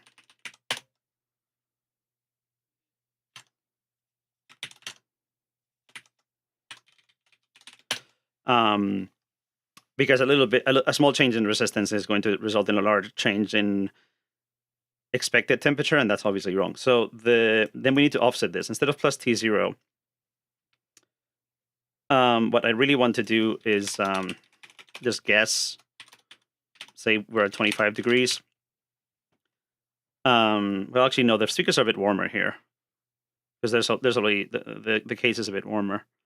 I actually ordered some thermocouple stuff to do better measurements, but I'm just going to eyeball and say that this speaker case temp right now is about 35 degrees. That sounds about right. And then, so let's just say T base minus numpy dot mean of T, and we're going to skip a few things. Let's actually increase the offset here. Let's take let's just calculate T like this first. We might as well add T0 to it. And then correct that by saying T equals T minus the mean of the first, say, 1,000 samples plus T base. And now we start at 35, which sounds about it. And so we are increasing the temperature. That is very noisy. I need to increase the moving average window. Wait, why is it that noisy? It shouldn't be that noisy. Well, I guess it is, yeah, because there's a lot of... yeah, 1 second averaging makes more sense.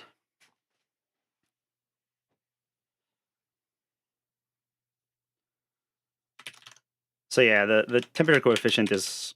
I don't know which one's right.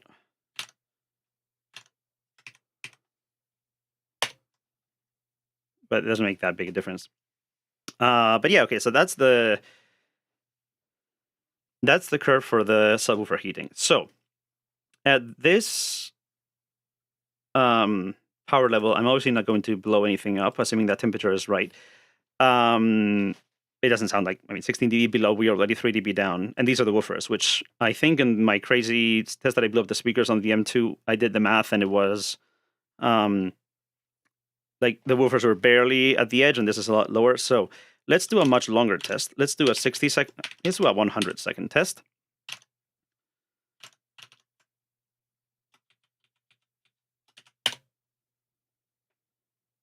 Capture error. That's not right. Was I getting that before? No. Why?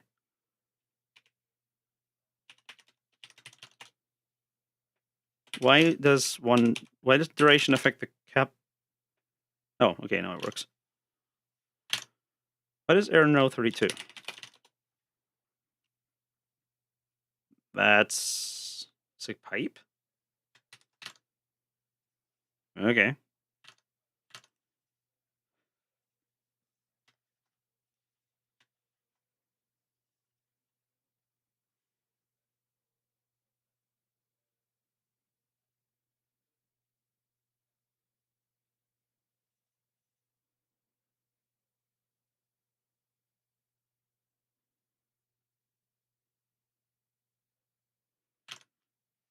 So, and then the trick is going to be checking on these calibration values.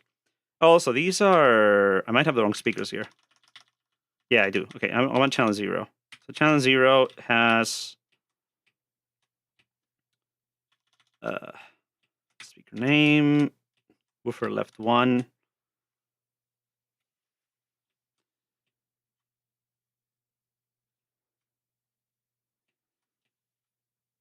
Okay, so this is actually the right coefficient for this one, which is a bit different. So maybe that's why the temperature was a bit different. Let's just say off MP mean plus T base.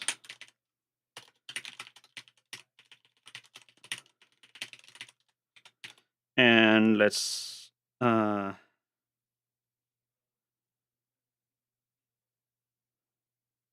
yeah, okay, it finished that. Looks good.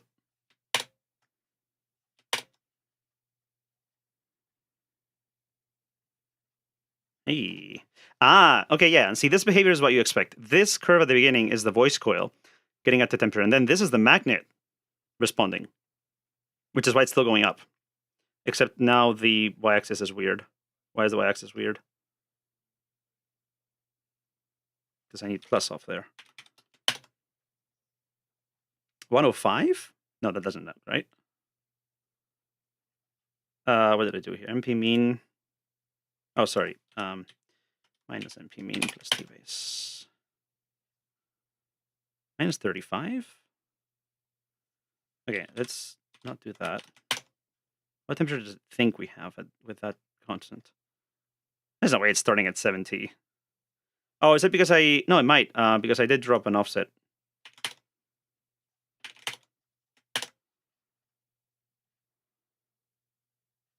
No, but still. There's no way it's starting at 70 degrees.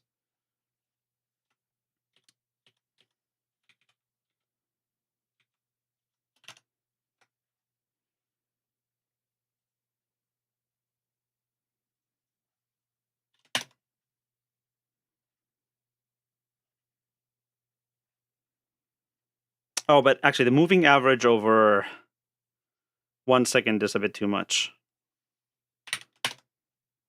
Because that's going to shift it enough. But still, though. Read that off on the coefficient. I mean, we might be.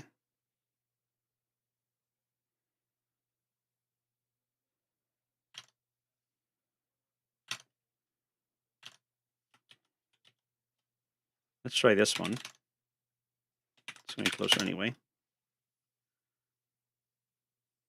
The kernel appears to... What? That's weird. Yeah, up to speaker at 100 degrees Celsius is actually expected. But in this case, I think we have an offset because I don't think it's supposed to start that high. They can go like up to 120 or 160 or something. But in this case, I don't think I'm actually pushing it anywhere near that high. It's just that there is an offset because of the... let's see. What I actually want is the resistance. Star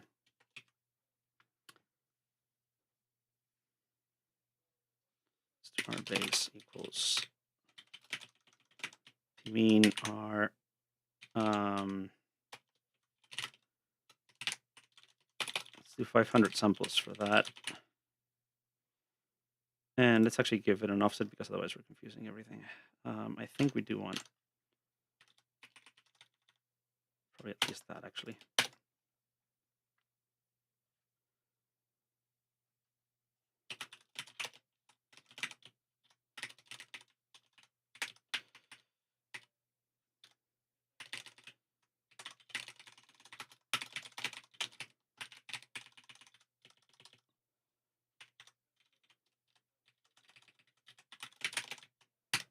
Ah.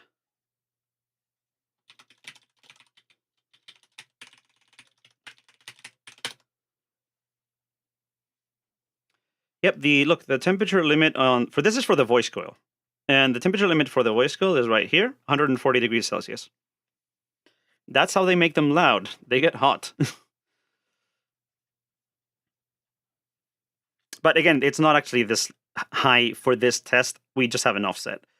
3.92 ohms. I thought we were closer to the 376 before.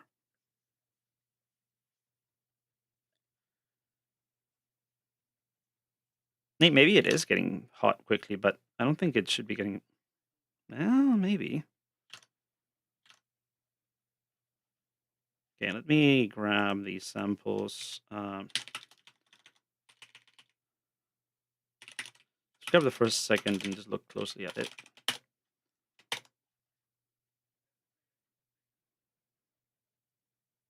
No, I'm too much offset.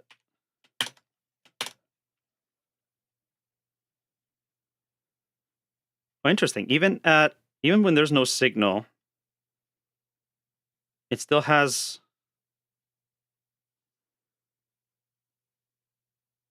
Oh, no, it's just because it's RMS and the window is... Yeah. Okay, let's... True divide. Yeah, okay, so now we have some brokenness there. So we do need to skip some of the beginning.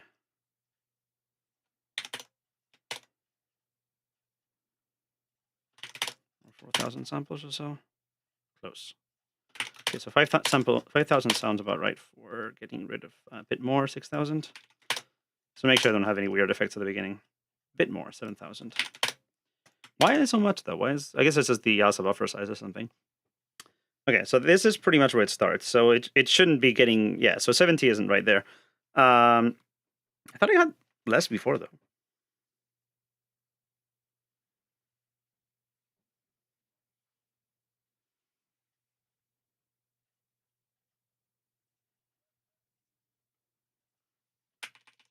Okay, so let's actually get the whole thing now.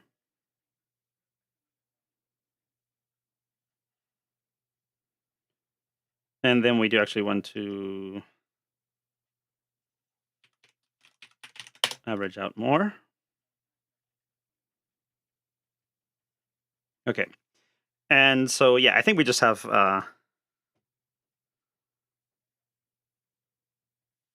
an offset to the resistance, which, as I said, is kind of expected. We don't expect the temperature measurement to be particularly accurate because of, reasons. It's a subtle change in resistance causes a big change in expected temperatures, so you need to kind of compensate. So we're just going to assume it starts at 35.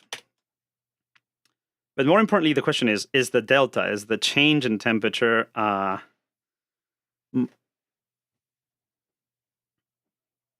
what we expect from the model? So now I need to make the model in here and plot it on the same graph and see if it's the same thing.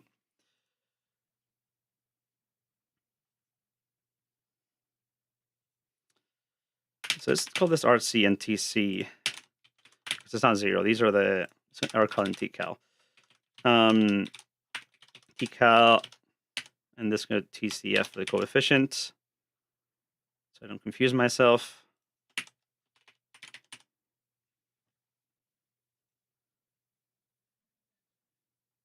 And then I can call this T0 for a guess. But then the actual model is going to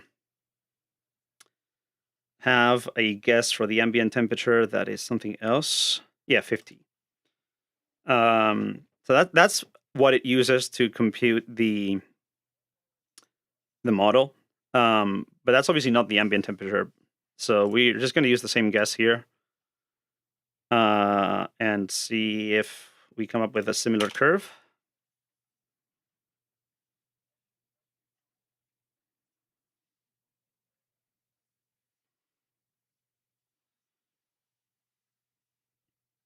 Some of these parameters I don't know there. I don't know what ramp out is. Also, maybe our shunt needs to be subtracted out, and that would explain some of the shift. So what if I do that? That might explain things, because then that means that then the numbers from the speakers are actually yeah.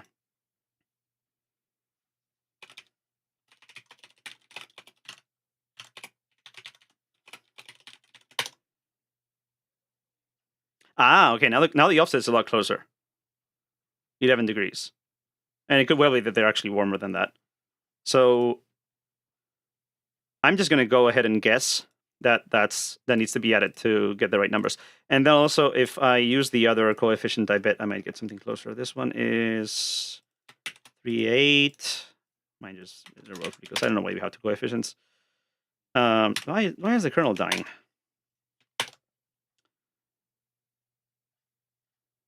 That didn't work.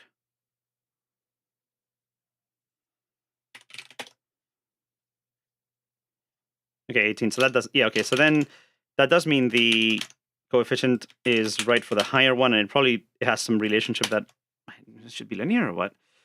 Now it's 19. Wait, isn't it like 11 like a second ago?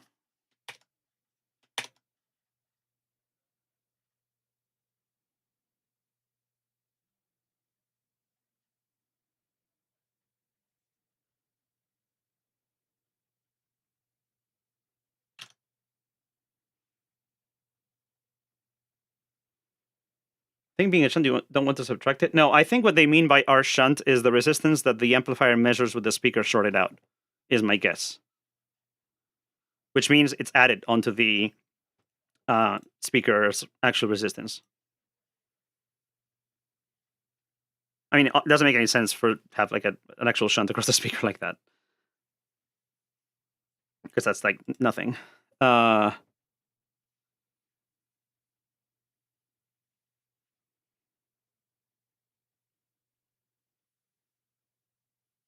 Okay. I'm confused as to where I got the...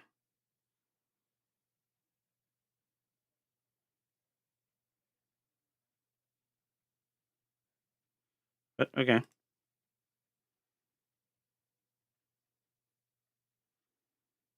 Oh, that might be because of the window.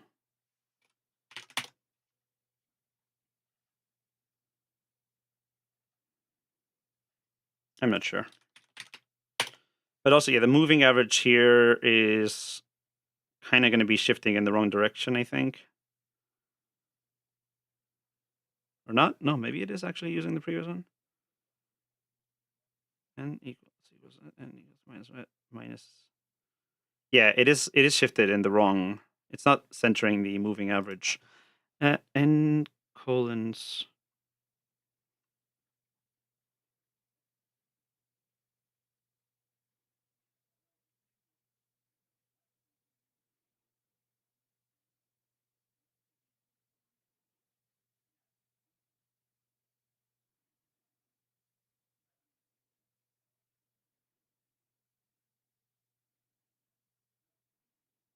Yeah, it's shifted right. So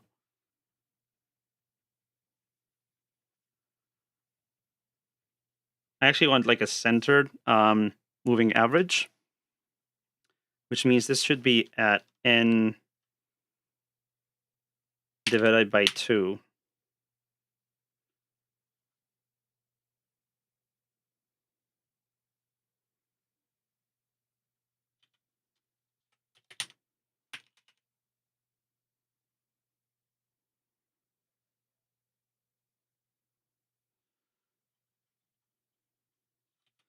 Also, is this right?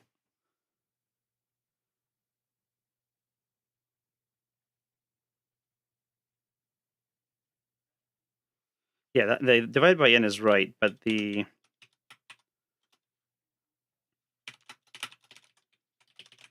I just want to return average and then pat it at the head with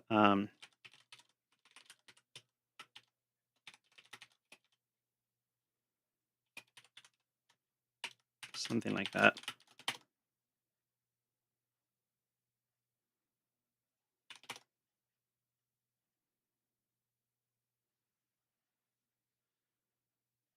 No, I need to concatenate. How do I concatenate that?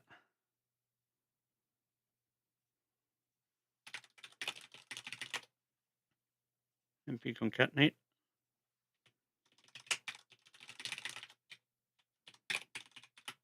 Not really zeros. What I actually want there is like a less averaged out thing. But let's use that just to get some. Yeah, it's kind of hard to get a proper.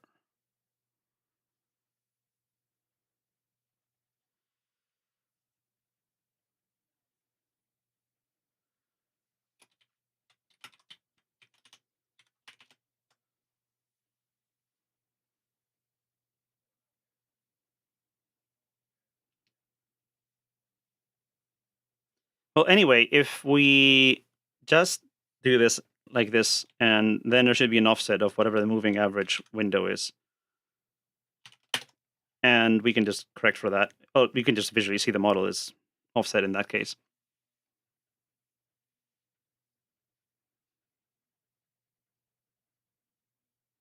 Probably in both directions, but that's fine.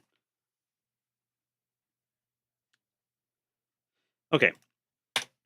So now we need to actually implement the model. So the model here is basically, I also had this on the GitHub somewhere. Where was my here?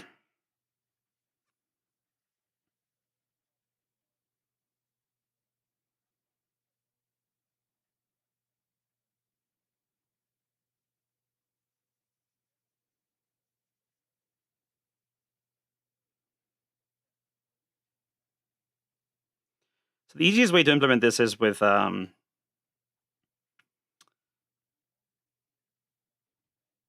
an open coded sample by sample algorithm, but I'm a bit worried about how fast that's going to be in Python. But also what I could do is just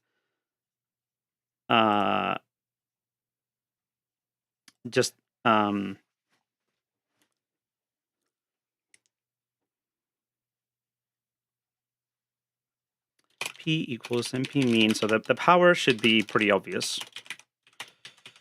This is just V times I. VRMS, IRMS. Well, you don't need moving average in that case. Just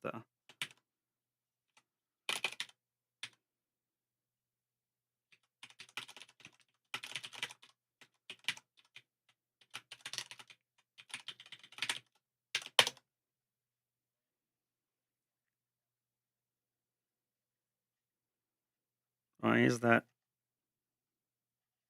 suddenly slow? Oh, did it die again? Okay, so the power is 217 milliwatts, which is a nice number for a speaker. And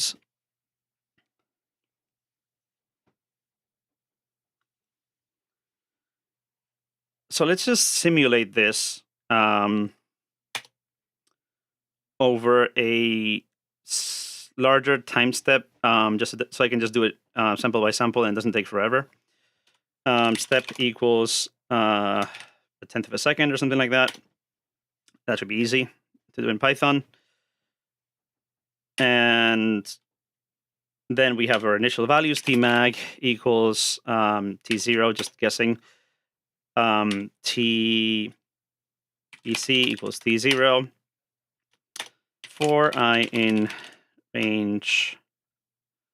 Actually, we just use a linspace.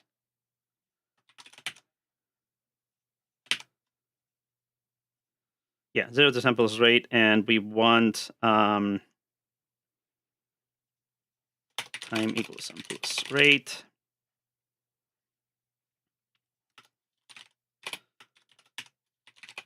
Times step. Truncate that down. We'll plot that T model.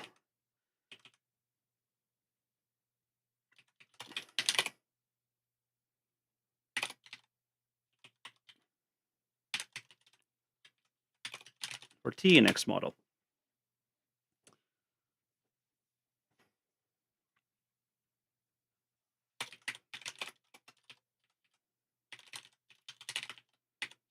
And we're going to append the TVC, and actually, let's do both.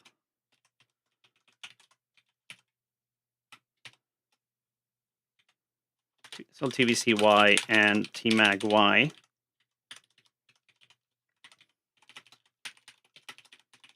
TVC, tmag-Y, tmag.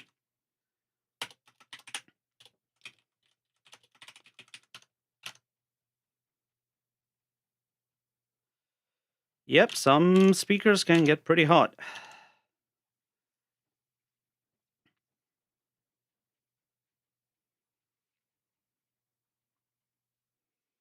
And I had some of the explanations here. So you have this here.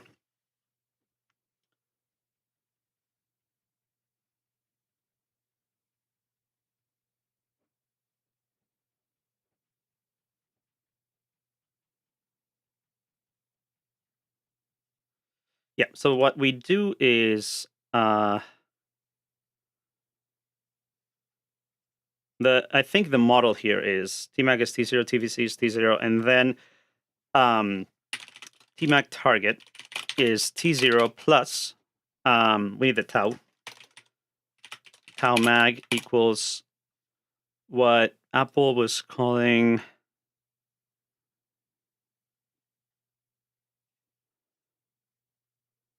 I think this is on T set VC is which makes sense for a woofer. So that's VC and tau mag. Sorry, no, that's not tau. That's the TC. It's only the time constant. TC mag is 34.43. And then the tau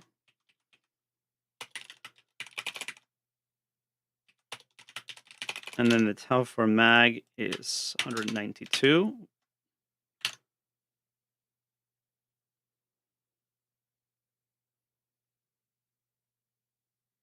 That doesn't look. Hold on.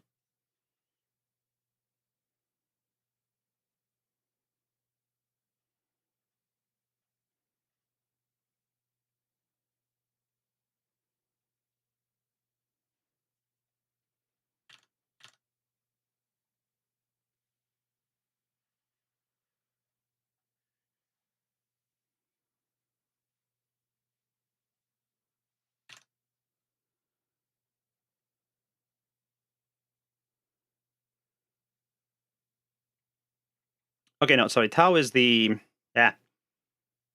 Tau is the time constant. Yeah, that makes sense. Tau is the time constant, and these are the thermal resistance. So go ahead, TR or T. In degrees Celsius per watt.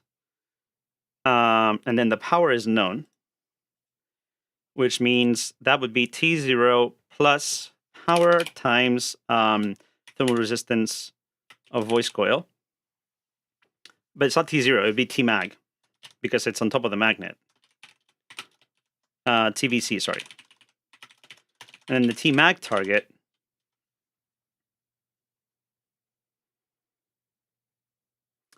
it's a bit trickier because this depends on the Tmag target would be, so the voice coil is current T magnet temperature plus, let me see, the T magnet target is, what's the thermal power going into the magnet?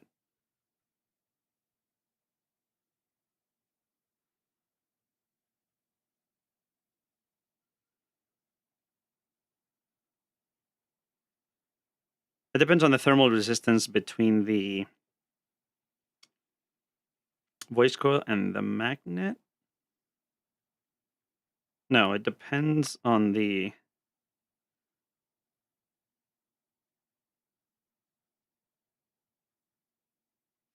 I'm not sure what the right way of doing the math here is.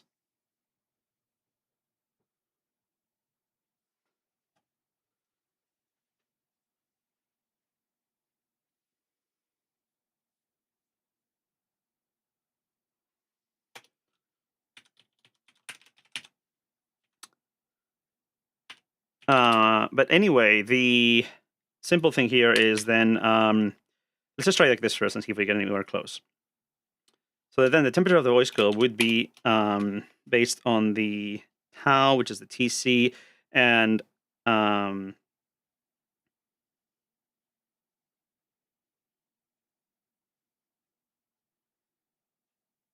is it really just 3 for this one?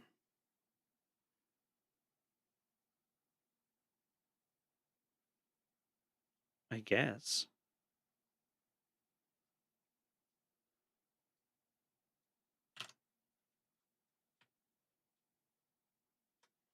Really?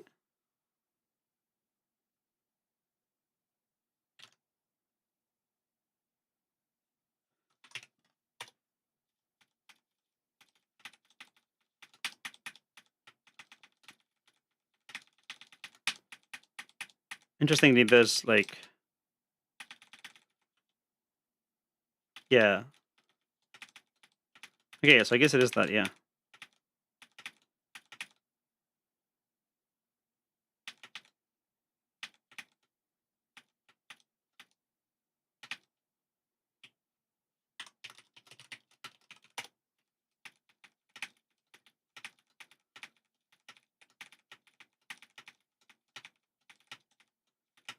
Okay, I guess it is 3. And if I remember my math properly for this, that's the time constant in terms of... no, I need to do exponential math here, don't I?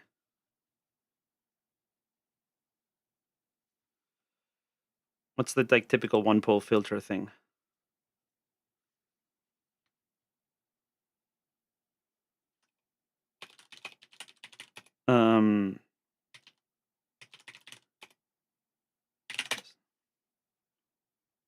Yeah, time constant is the tau. One-pole filter, low-pass filter. Yeah, that's basically what I want. Did you just divide that by the...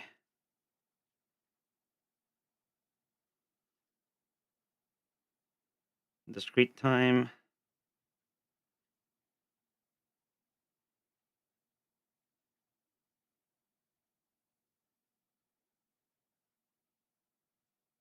Yeah, the alpha is what I want.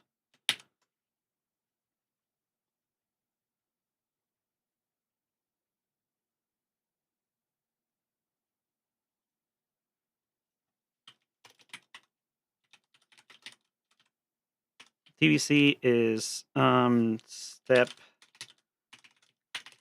and then so the time constant VC, alpha VC, alpha mag.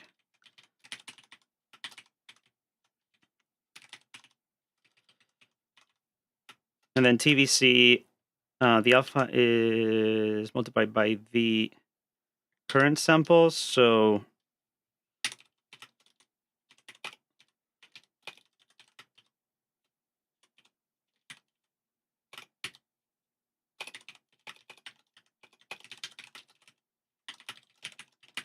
and then all the same thing for mag.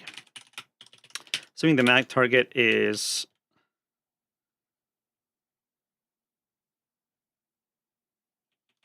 that right? TVC target?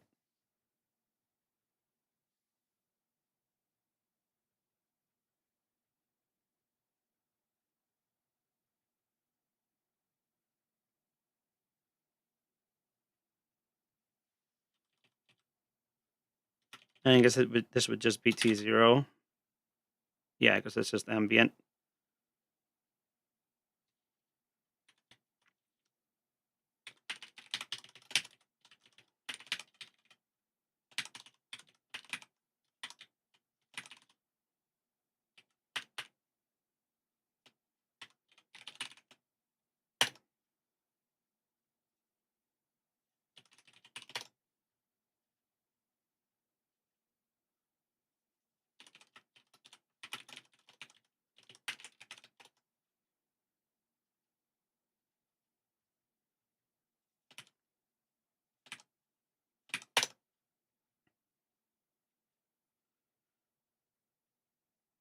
Okay, the time constant looks right. The offset looks wrong, but the time constant looks right because that curve has about the settling behavior than I expected. It's just that there's something there. Why is that starting at 35? Hold on, shouldn't this start at 0?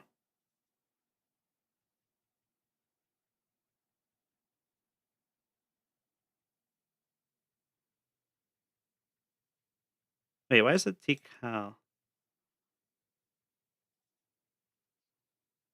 Oh, wait. No, that's wrong. The offset would be T0. Oh, okay, that's where the 11 came from. That's what I messed up. Okay, so we start with the same number now. So my thermal resistances seem to be off here. Or my power is off.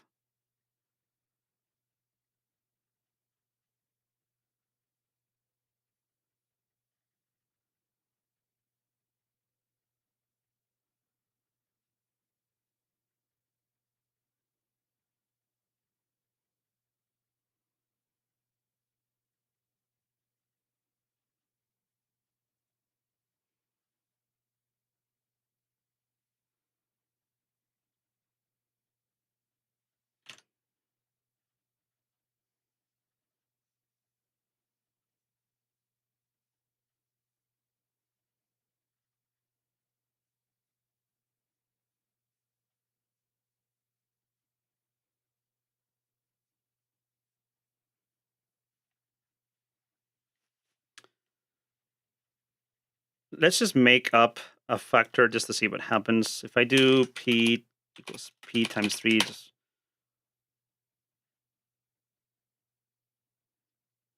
that's not bad.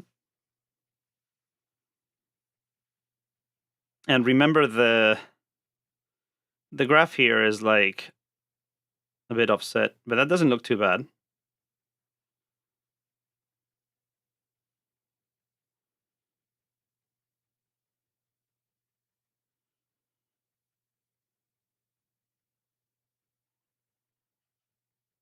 So we have a factor somewhere. Either that or Apple's data is just wrong, which wouldn't be off-brand for them either. But that's wrong by a lot, so that doesn't look right.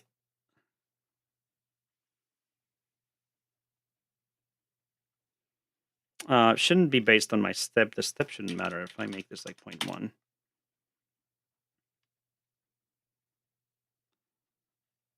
No, it's still the same.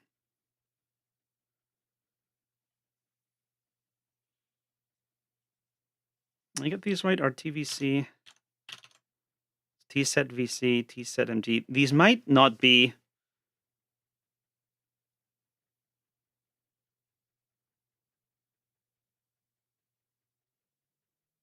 The taus look good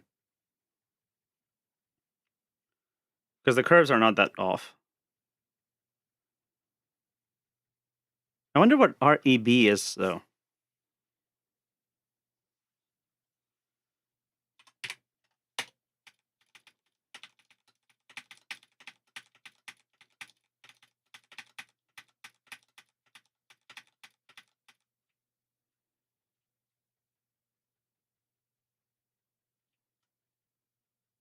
Also, VMON scale 14, IMON scale 3.75 sounds like what we have here.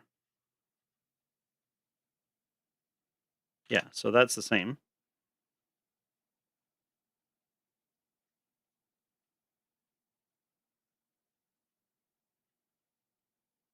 REB sounds like it's just the resistance.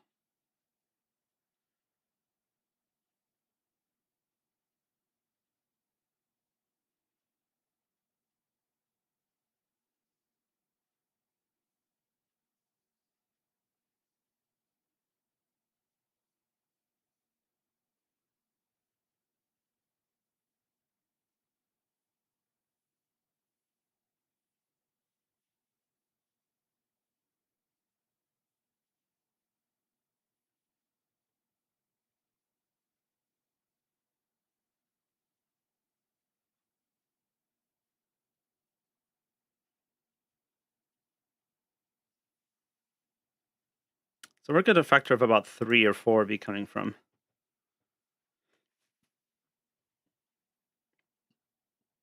Or, this is just wrong, but hopefully not.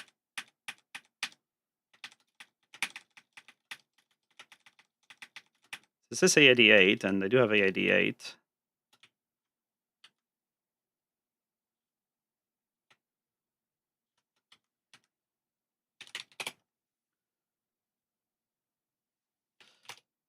I can also, I think I had some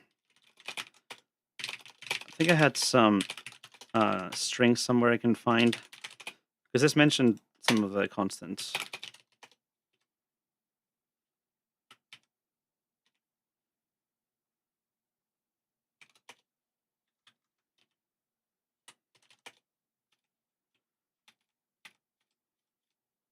Yeah, so that, right?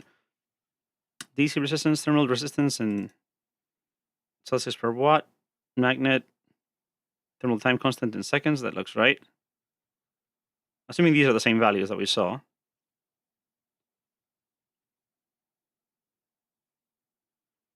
There's an attack and release time thing, but that doesn't look right.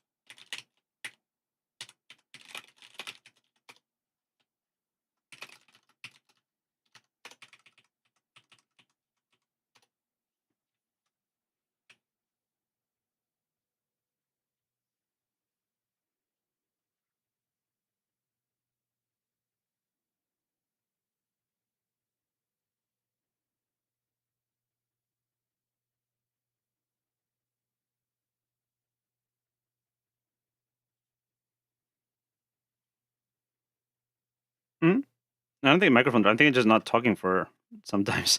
I'm not sure. Where am I getting an offset like that? Let's print the targets at the end.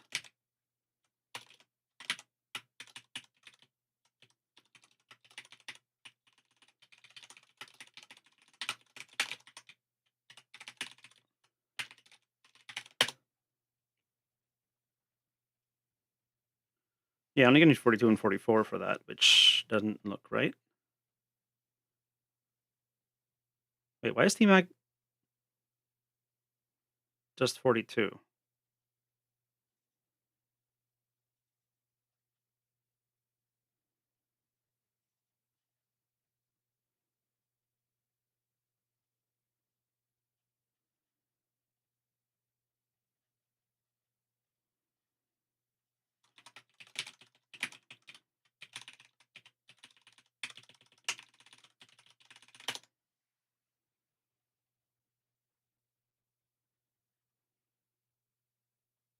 Oh yeah, I guess it's lower. That's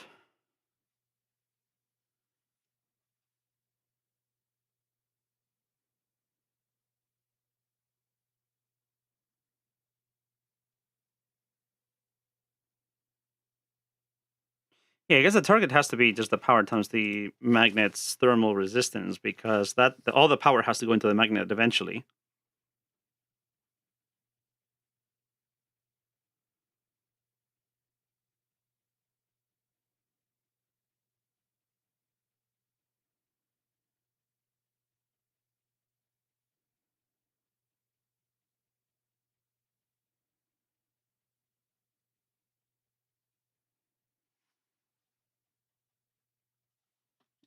T0 shouldn't change anything, I think. Did it die again? Dead kernel. Why does the kernel keep dying?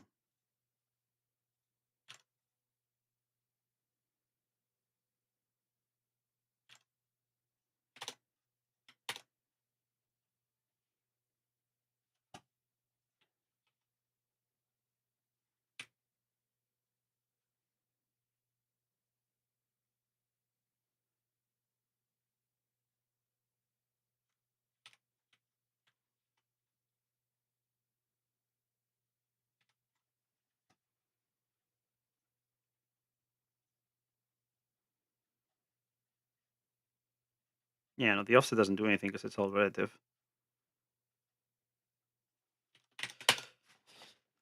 Did I mess something with the power? Is there something wrong about the RMS? Does the power match what I expect? Okay.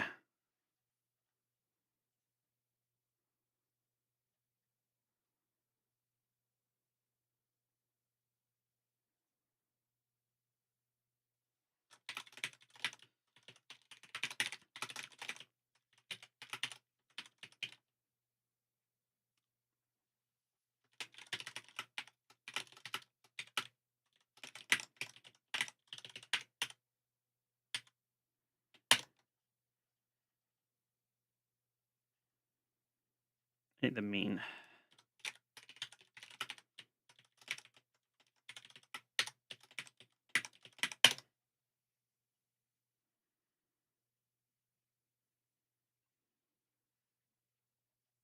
So is that what we expect on the amplifier? So we are sending, was that amplitude 1 in the end? I think so. Let's do another test now that the speaker may have cooled down a bit, just to see if it's any different. And let's actually do it a bit longer. Let's do 200 seconds.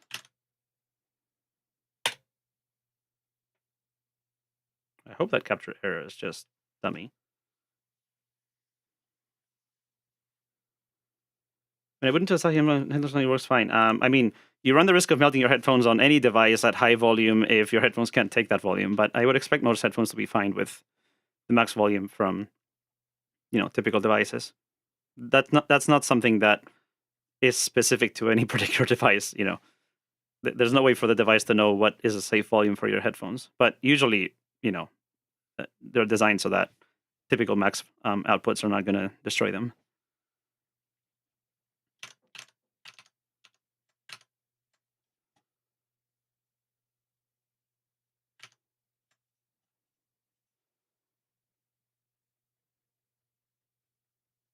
Okay, I'm going to take a break while that runs, so I'll be right back.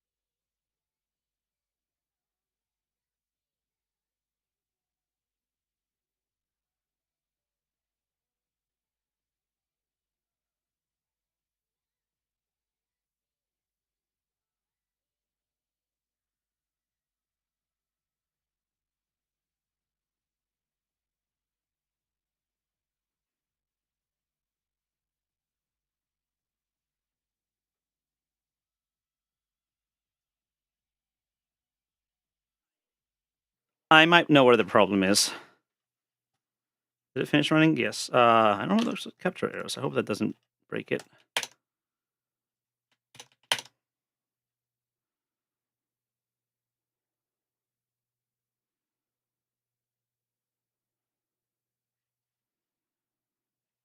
So when I calculate the temperature here, the temperature coefficient is in percent, not in, yeah.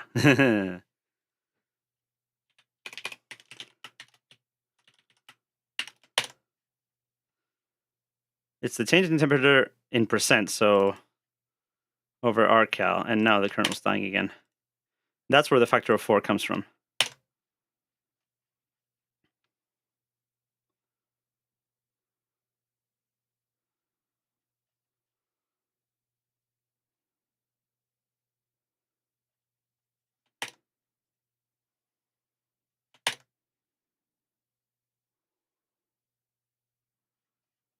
Ah! That looks a lot better. It's not a perfect match, but that looks a lot better. That looks like a really nice estimate of voice coil temperature. And the offset is even lower, just 5 degrees. And again, that's based on a total random guesswork based temperature that I made up. So I might just not do this. If I just do offset 0, let's see if that changes anything.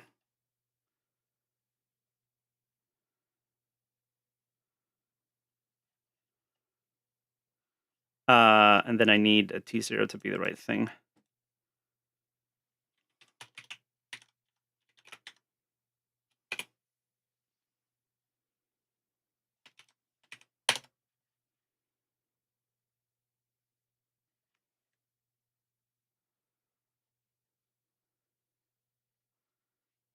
Yeah, that's a lot nicer. So the estimate for the voice called tau is 2. The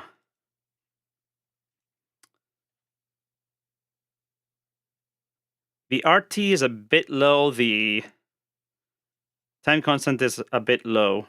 This is more like 5, I would say. So maybe Apple's model is a bit wrong. But that's also going to depend on other things. Yeah, see, that's closer. But you can't expect these models to be perfect. And also there is that offset issue that I mentioned, that the... Come on, why does it do that?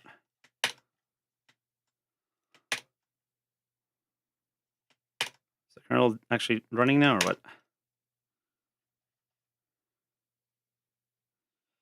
So there is an issue of an offset to the right happening, so that doesn't bother me too much. Let's try less window size.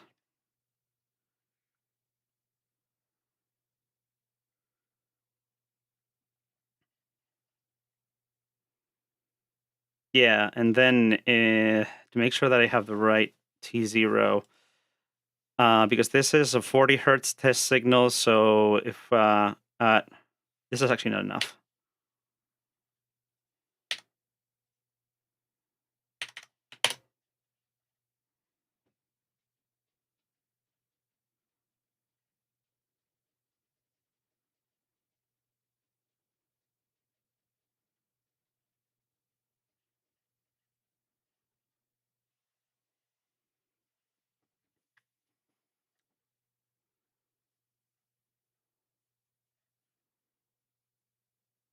And it actually ends up at 30 degrees, which, yeah, I can buy that by default. Let's look at the time constant.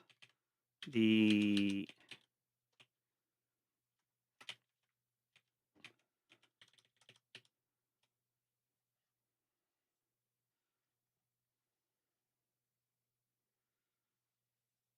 So we're doing these 362 and 3760. Yeah, I'm using 360, yeah. If I were to use 383,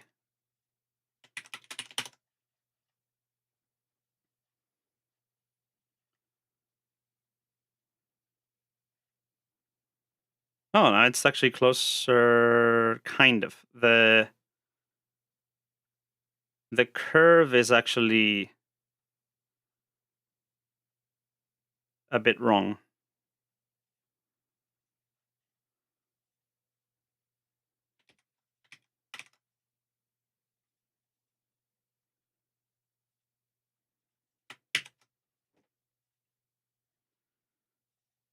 Oh, what happened here?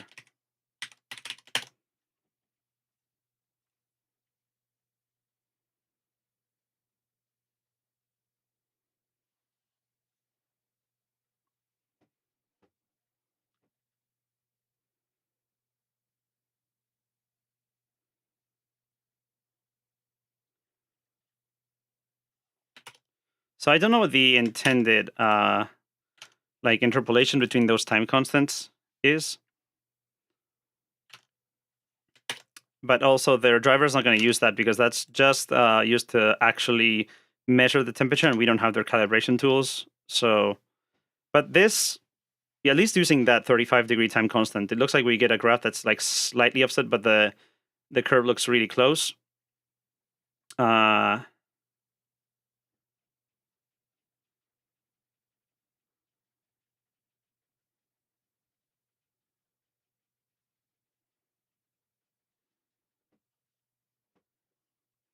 And the offset is close enough that we can just go with it.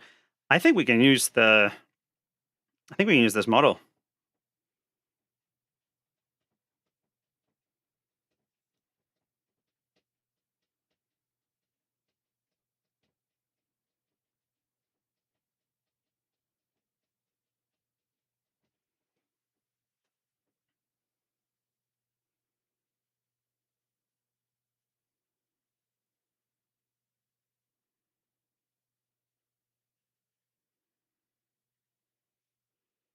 And if anything, at the beginning, it's more conservative because it peaks higher, which is actually a good thing for safety.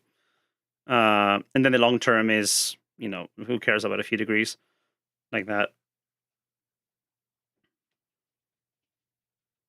And again, this is shifted to the left due to the averaging, so it's going to be a little bit off. This looks pretty good. So, okay, now let's give it more power. It's probably had enough time to cool down by now. Let's do a test. So this is at minus 16 dB full scale. Let's move the file somewhere so it's more... So it's nicer. This one. So C0 minus 16 dB. And I'm actually going to just put that in here.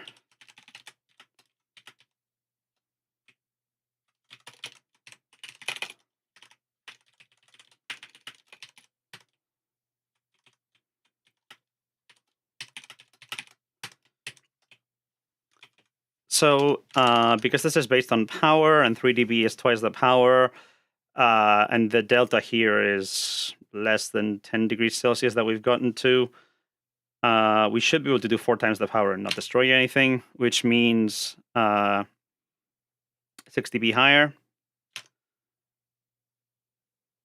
That should be closer to 80 degrees or so. I think we can go a bit higher.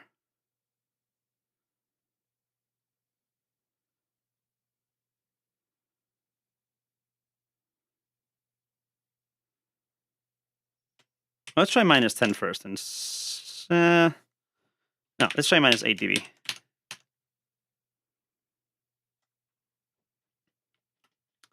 I also need to check whether the numbers make sense. That one was hold on, what? That was at 16 dB full scale. So does that add up with the VRMS?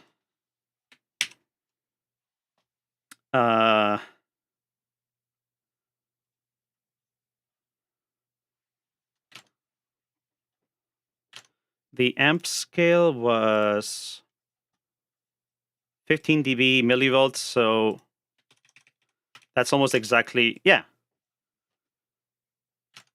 a bit less than 1 volt RMS, which is what we got, right? Yeah. So that makes sense. That also adds up. Okay, so this is making sense. Yeah, so let's try minus 8 dB.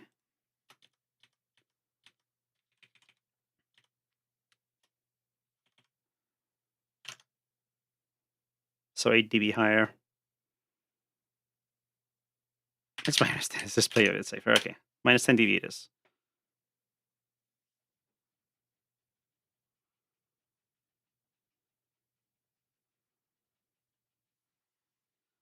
But yeah, I mean, this means the math works out. I should probably try other, input signals and see what happens, but...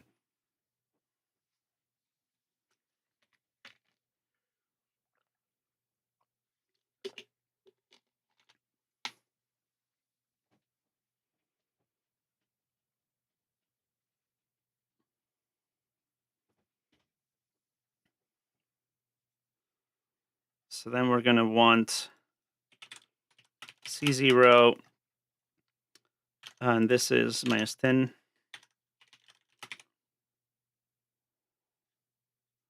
Let it run.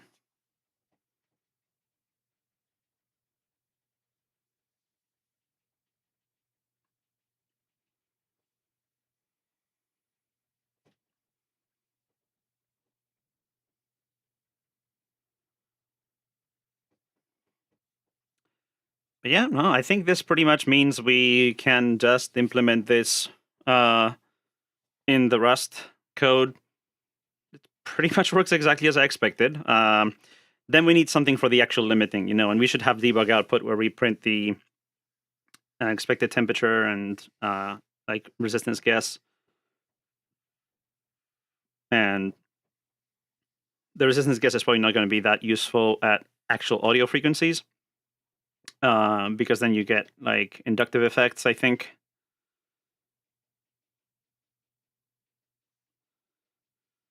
In fact, the correct way to do this would be to actually... I'm using a moving average here. I shouldn't be doing that. I should be doing instantaneous VI.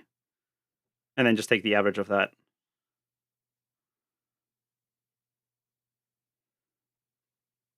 Wait, should I? I'm actually not sure what makes sense there to measure the resistance. I think there's no good answer. Because when you have an arbitrary input signal, there's inductive effects, and you don't know how much is inductive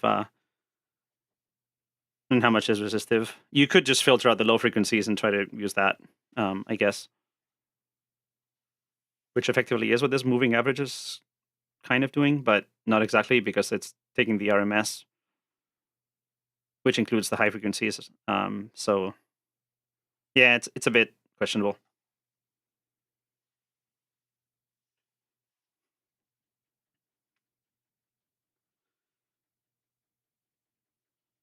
No, but instantaneous VI will give you the power correctly, which is what I'm doing here. So you do want that for speaker power. The safety daemon is going to use instantaneous V times I for calculating the power for the purposes of heat dissipation, because that's actually how much power is going into the speakers.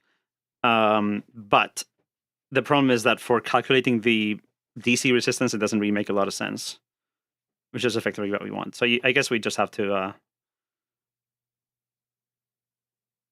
filter V and I with a low pass and then take that. But then, of course, that only works if you actually have low frequency content in your signal, which you usually wouldn't want to. Like, this is using a 40 hertz. We don't send 40 hertz to the speakers, obviously.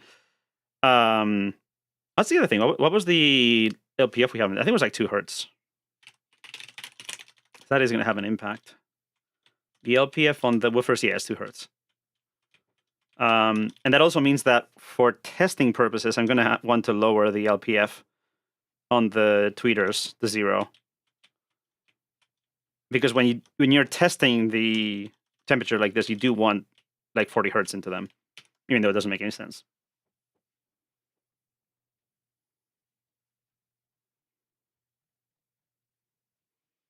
Well,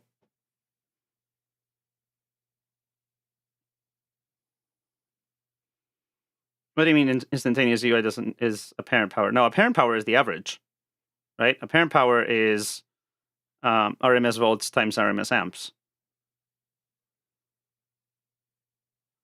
But real power is instantaneous volts times amps, because that actually subtracts out the out of phase component, right? Because then you have the parts where they're out of phase and it cancels out. And real power is what heats up speakers, because that's literally how much power is going into the speaker.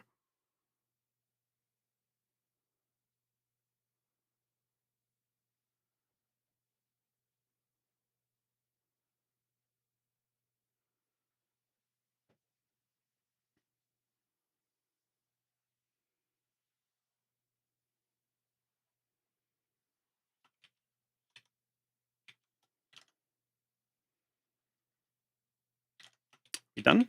Yes. Okay, let's try that one. That did not work. That %0, what? Oh, because I lost that, yeah. I was starting to do Python 2 format strings and then did Python 3 format strings. How do I know this stuff? Do I happen to be an audio engineer? Not really, I just like audio.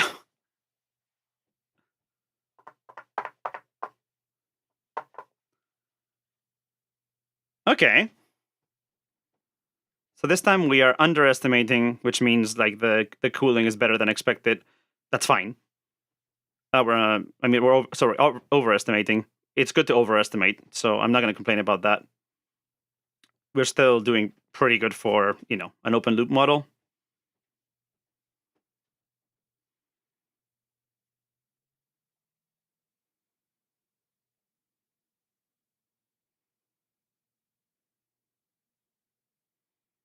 And I wouldn't be surprised if they deliberately engineered it so that it is conservative. Plus the actual ambient temperature they use with the test is 50 degrees. So yeah, I mean, I have no reason not to use Apple's numbers here. They're doing a decent job. It's 70 degrees, so that means we can go higher. I did take off the offsets, right? Yeah. So that means we're actually starting at what is a real temperature here.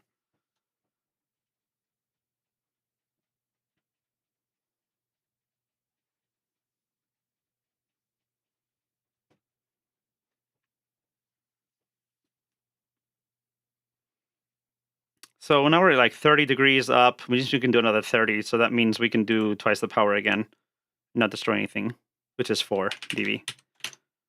And that should get us into the 90s. And if I remember correctly, with minus 3 dB on the other machine, that if the math was right, that would have gotten the woofers to a tiny bit over the max. But this machine is probably a bit different, so because this is the M1 Pro, not the M2.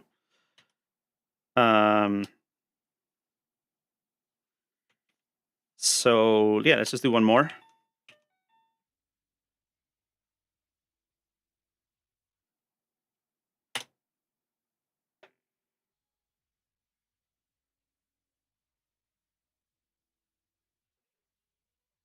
Because I definitely want to make sure that at least when we're close to the physical limits of the speakers, we're not underestimating.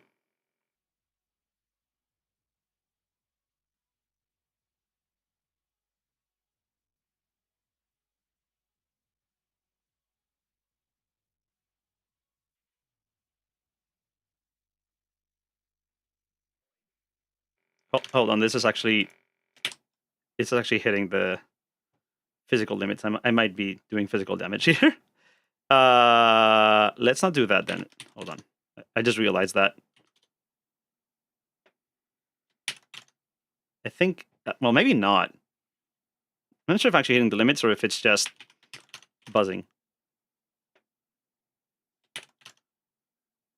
Might not be that bad.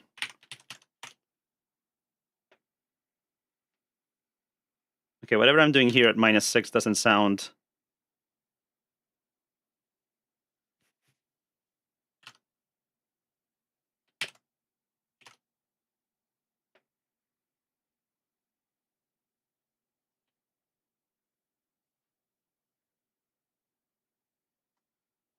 I'm not sure. I'm not sure if I'm destroying something here, but let's try -6.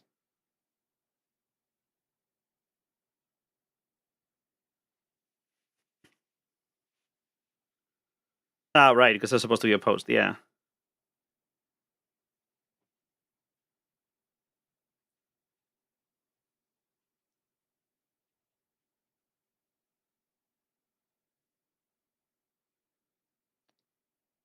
I'm hoping I'm not destroying anything here.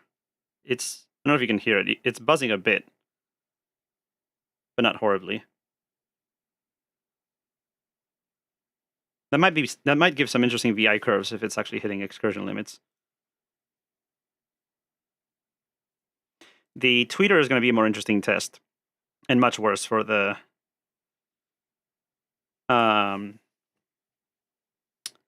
constants. I'm going to move this to the top, and then we can say put it somewhere. And then we're going to try the tweeter at a much more conservative power level.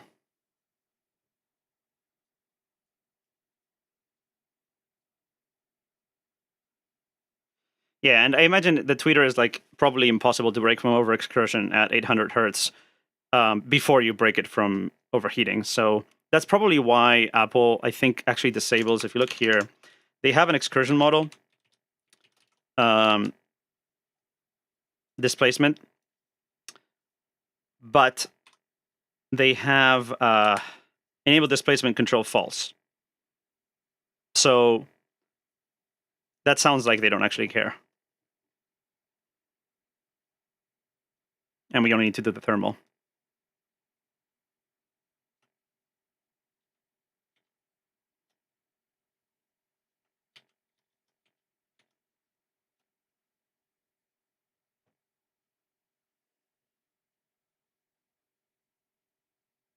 So that's good for us for for people's speaker safety, because even if we screw up the DSP and end up doing some over excursion, I don't think that's going to destroy them very easily. The temperature thing is much more important, I think. I should add like a time counter here. Still running.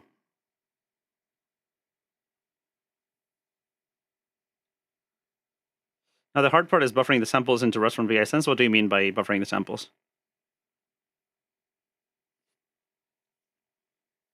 Like just the ALSA stuff, or?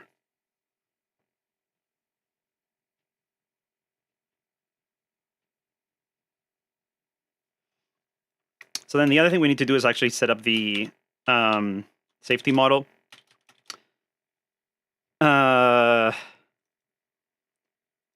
We can use these gain attack time, though. Okay, gain attack time 4.6 seconds doesn't sound right. That's way too slow for like tweeters with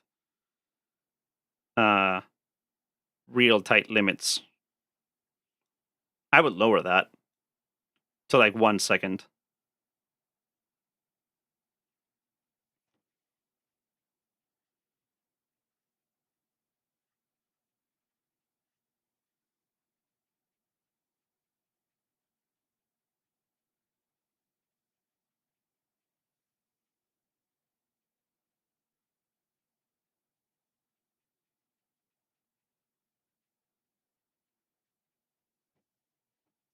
And then we have the safety limit offset, which is -15. So safety limit is 100. And then the actual max temp is 140 for these. I don't know what the offset does exactly.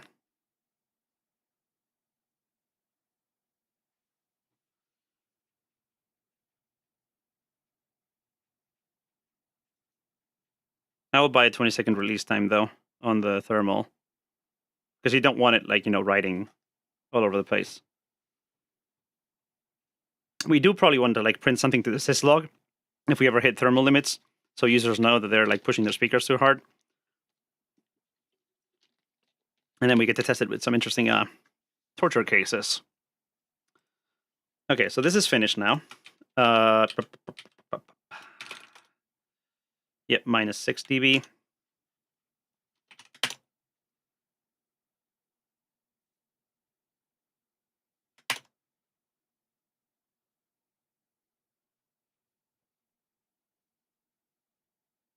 So now to test the tweeter, unfortunately, I'm going to have to reboot and change the...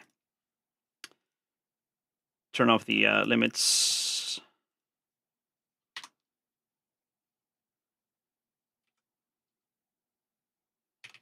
Just turn off the deactivates.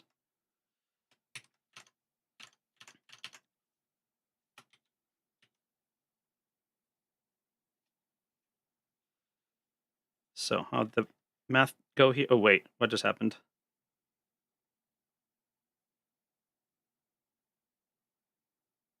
Are we like wildly overestimating now?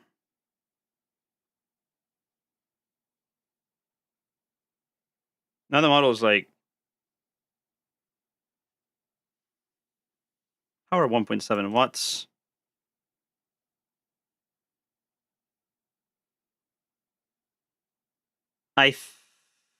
Is this about the waveform?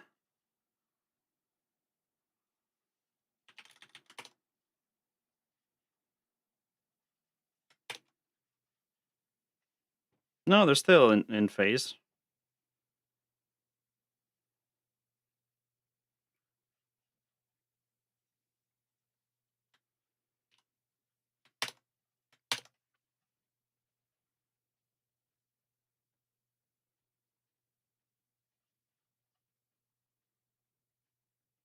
How do we start at 75 degrees? That doesn't make sense.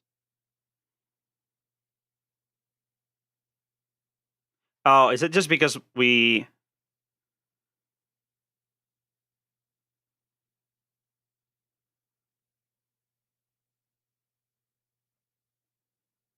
No, we didn't start at 75 degrees. I think what happened is that because of that delay, we actually started closer to 35.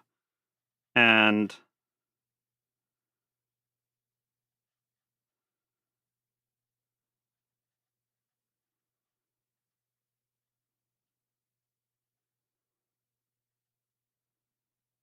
Where's my moving average thing? 4. Let's try 8 there. Why does the kernel keep dying?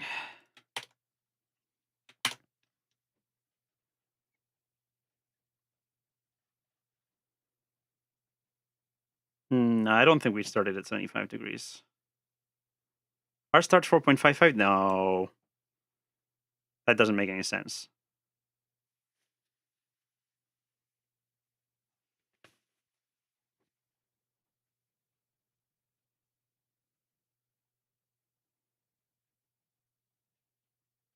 It's possible that because of the excursion limits, we are hitting something and calculating the resistance wrong. Because we did not start at that resistance. Unless I just destroyed the speaker, which I hope not. Let's...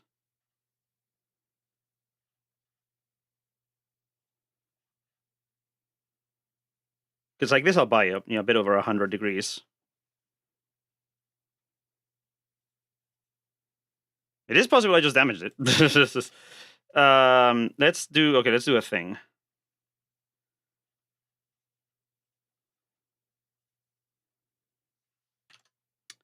So minus 10 was safe. Let's do minus 16 again.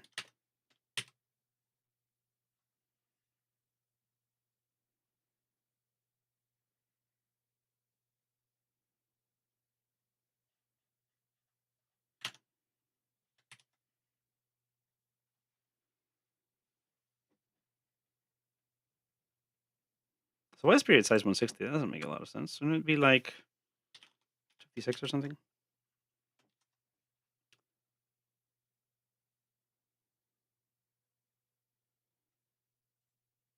And let's do a shorter test. Let's do 20 seconds at minus... I don't want to overwrite that. Let's do that.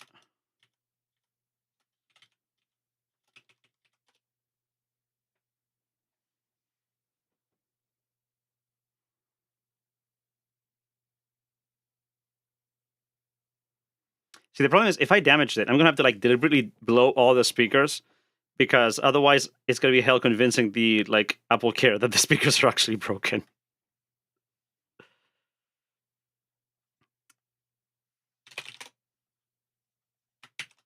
Because their techs are not very good at like listening for broken speakers, as I found out with the M2 that had broken tweeters, and the guy still thought it was fine. Like, no, listen to it next to this other one. Do you think that sounds fine?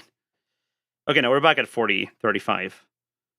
So, and the model still looks about right. So I don't think I destroyed anything. I think it's just that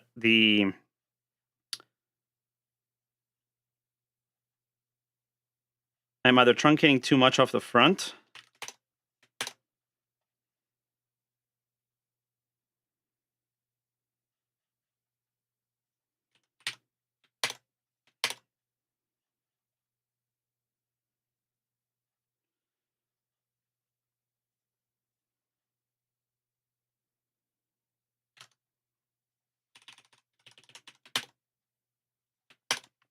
I'm either truncating too much off the front, or it's just the moving average, or like something. Like maybe at the higher, maybe there's some kind of non-linearity in the resistance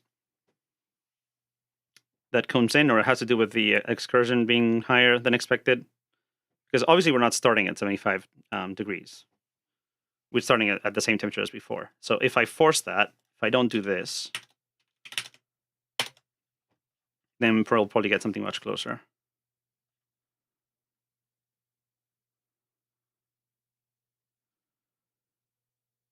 Except I want to force that only for the model. No, because then the temperature is actually rising. Hold on. What I actually want to do is, if it's an issue with the speakers getting hotter earlier, then it would be more like this.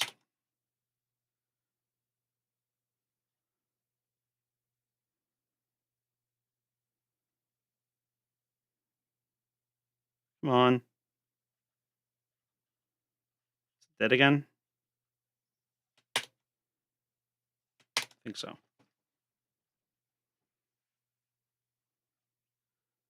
No, why? Oh, because that goes here. Yeah.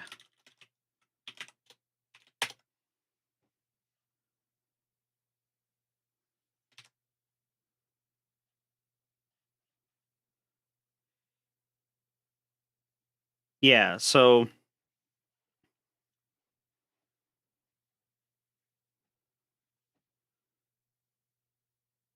that means we're still overestimating the temperature by quite a bit on the voice coil.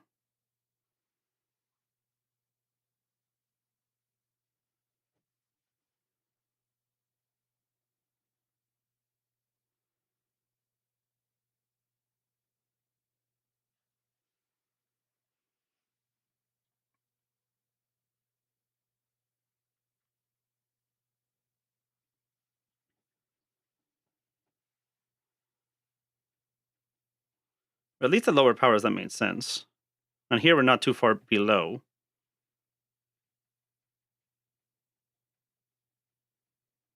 I think we might need to do some tests where we insert like periods of lower amplitude test signal, because I don't think, I get the feeling that measuring temperature at this kind of amplitude is not a good idea, and we just get bad numbers.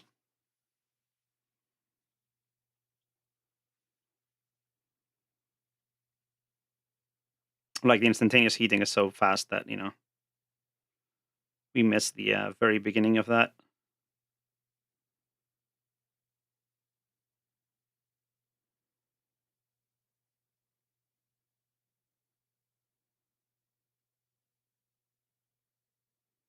Yeah, overestimating in the long run, but here we're underestimating by not that much, right?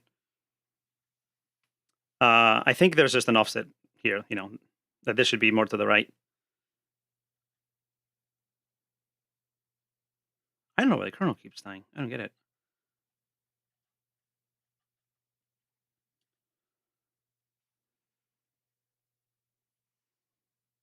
There's also a cooling effect of moving the speaker faster.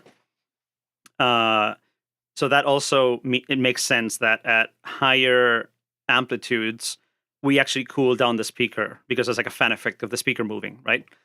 And that would explain the overestimation here.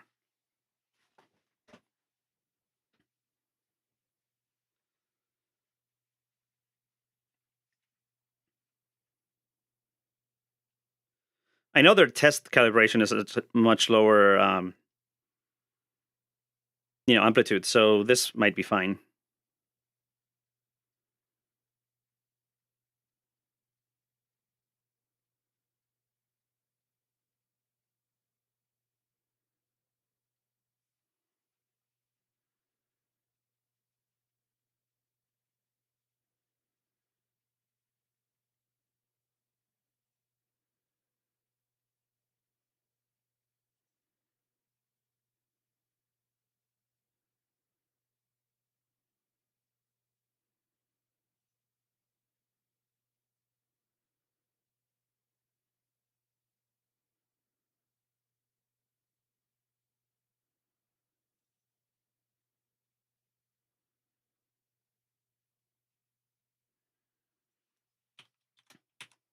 What if I do this? Amplitude is another sign, but the frequency of that is going to be... That'll be an interesting test anyway. And we'll do this at minus, is it safe 110 or something? Yeah. But then we can't use the power here as a constant. We need to actually sample that.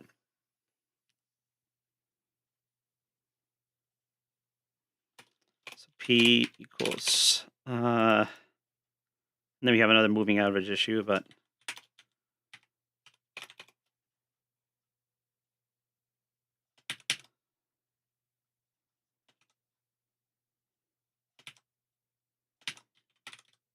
so we'll also measure the power over the same kind of window. Let's do 4 for that. And then we take PMV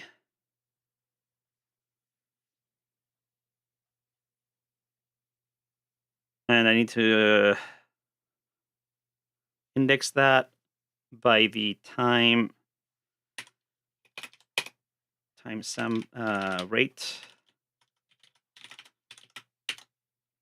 So that'll give me approximate power at that point in time, again with some lag or whatever.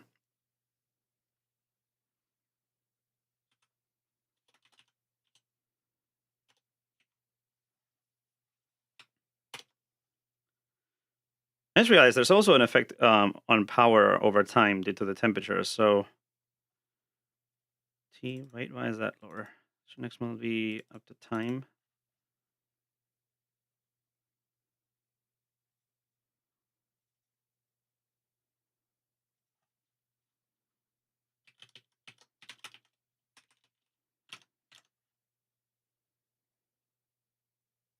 So it's just a rounding issue? Probably.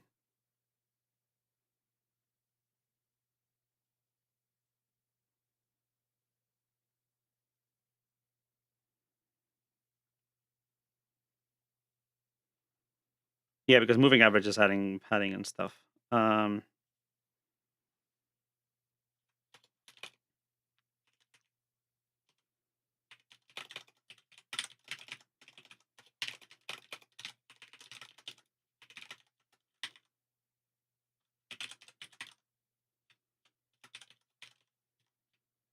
Let's also plot power.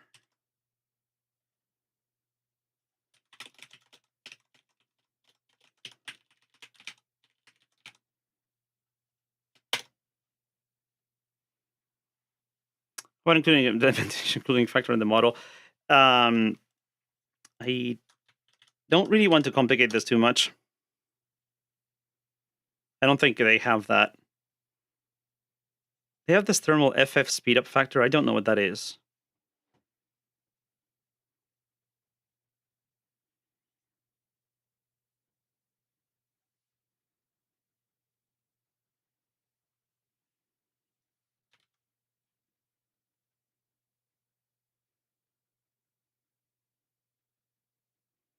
But they don't really have that explained here.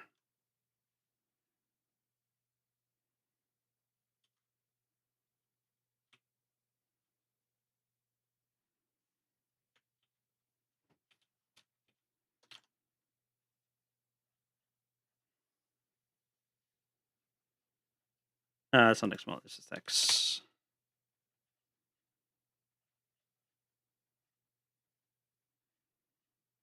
Yeah. I need to.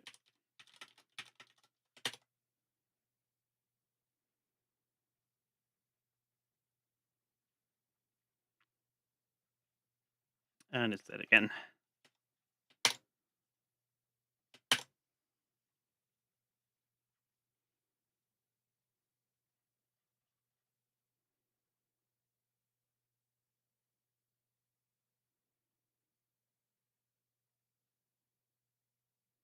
No, power's pretty much constant. Well, it's hard to see because of the different scales, but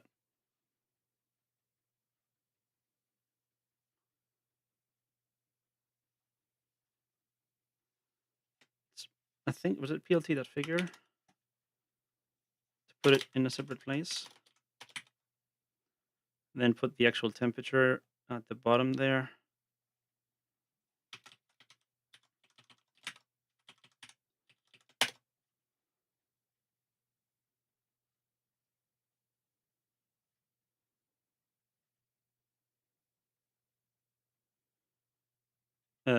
It didn't work.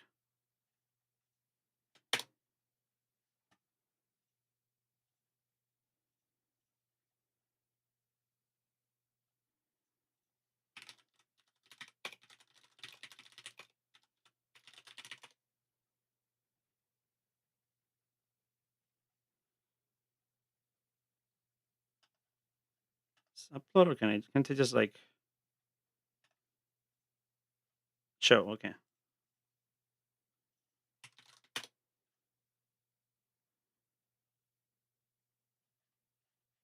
No.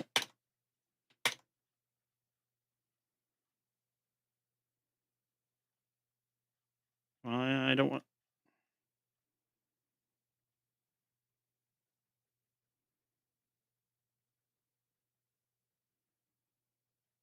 What am I plotting up there? Resistance. Yeah, the resistance is increasing. The power is slightly decreasing. So that also is important to take into account. And then what happened there?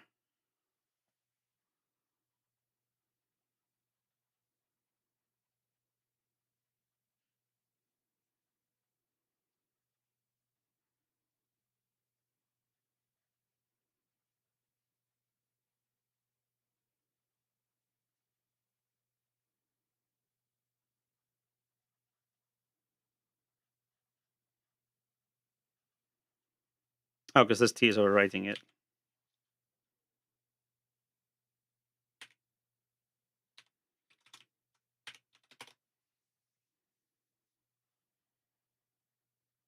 Okay, that's more like it.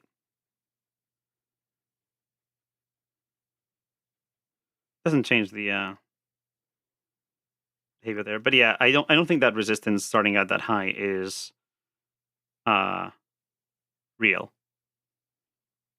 I think that's just an artifact of this. So what if we do this? We do dB sine of sines. We'll do this minus 10 dB sine. And then what I want to do here is this is a sine that goes from -1 to 1. So divided by +1 divided by 2 goes from 0 to 1. And then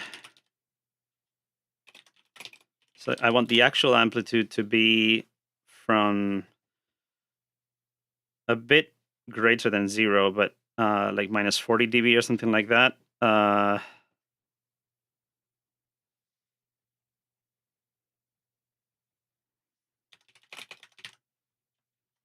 let's just say 1/10 the power. 1/10 the voltage, which is a lot less power. And I'm curious as to how the temperature measurement curve looks like when I do that. At -10, or do I want to do a -6? Let's do -8. That's right, isn't it? And then it's not a test. We want this frequency to be something like 0.5 hertz. And that's when you get a more interesting test signal.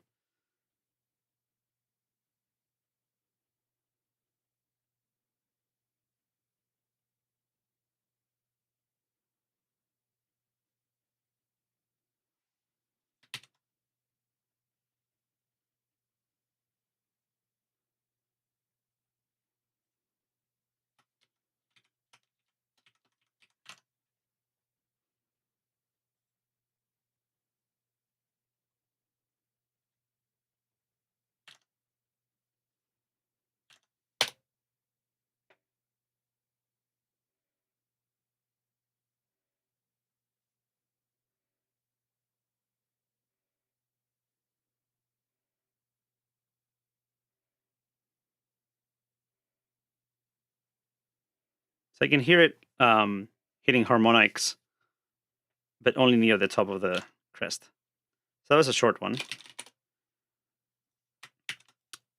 I might do a longer one later, but let's see what happens here. If I do this one. Hey, look at that. Okay, so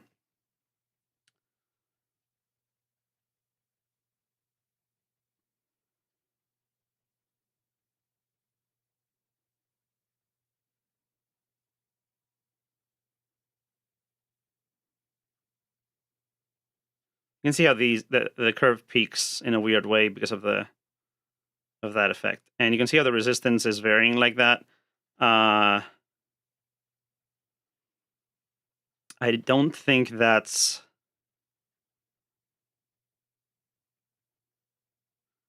the temperature would be varying that much. Which one's which here? I should label them. How do I label them? PLT plot.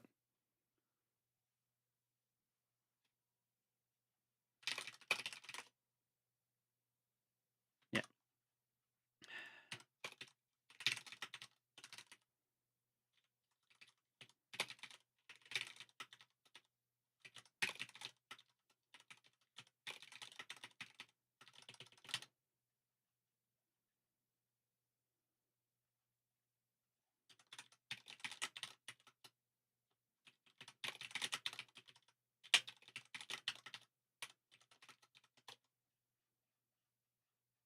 Wait, what?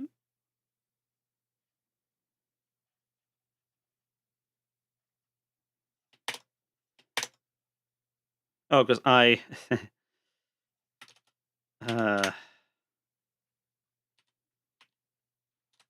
TI.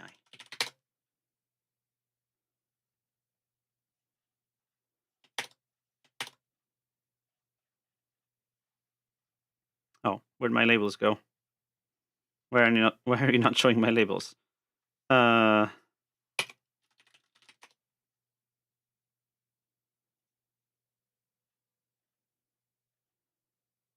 I need like PLT legend before PLT show. Okay.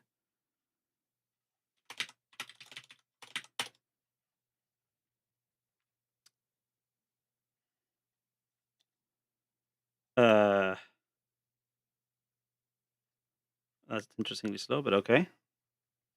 Yeah, so here the temperature is a lot lower than the estimate, but also it's doing this weird thing that I don't think is sensible.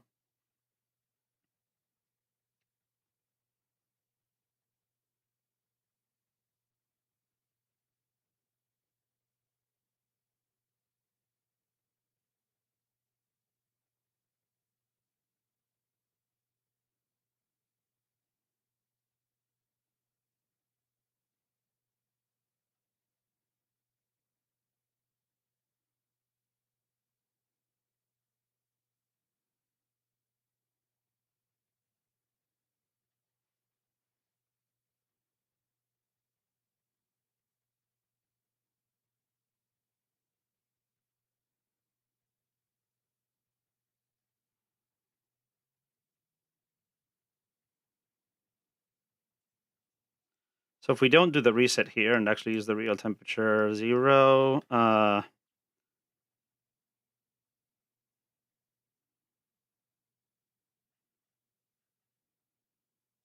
it's closer to 28, isn't it?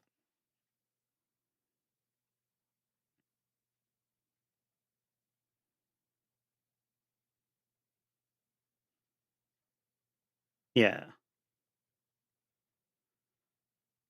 So this actual temperature is like this estimate makes sense, but the real measured temperature has a really weird graph.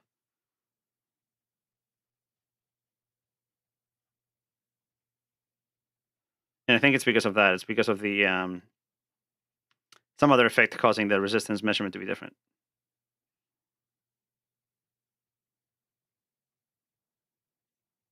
So let's make it faster.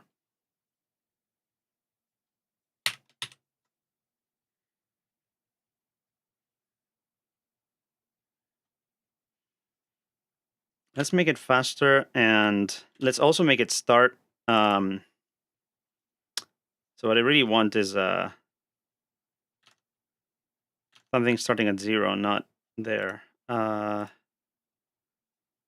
Besides, I should just no. Okay, in this case, it doesn't make sense. I need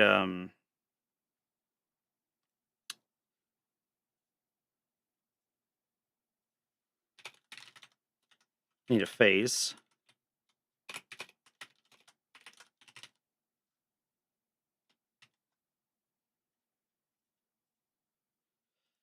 And I want this to start at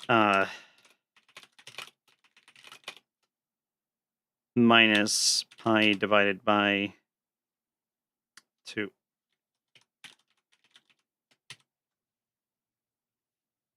Which should give me 0. Well, 0.1. And that means the initial temperature measurement should be pretty much correct.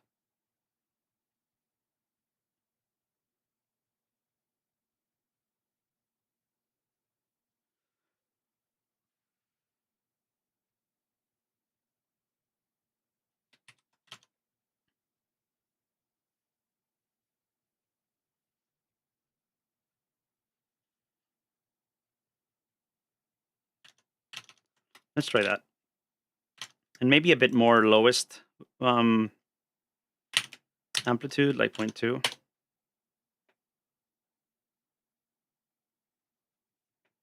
Oh, that shouldn't have been there.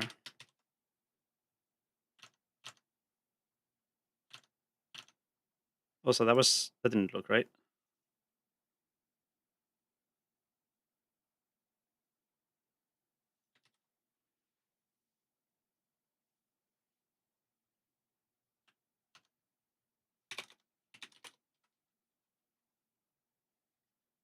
What did I just do?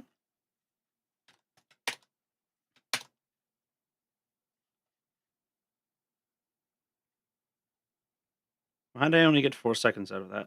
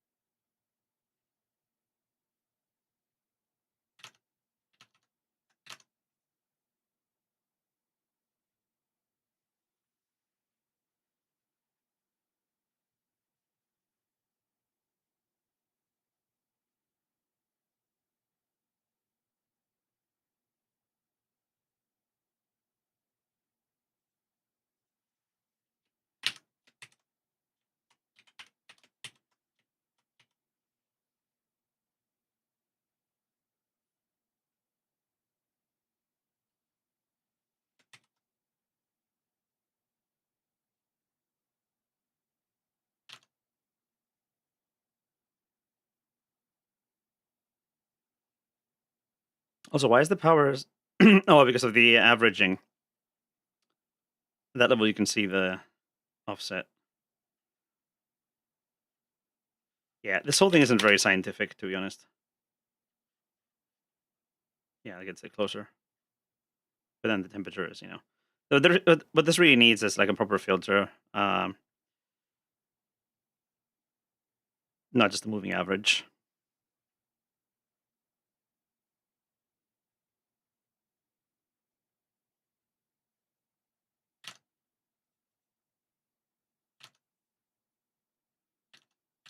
There's still minus 6 dB on this one.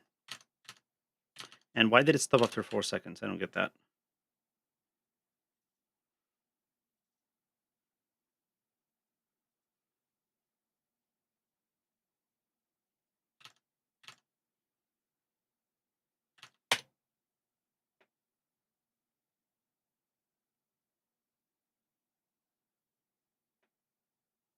I don't get it.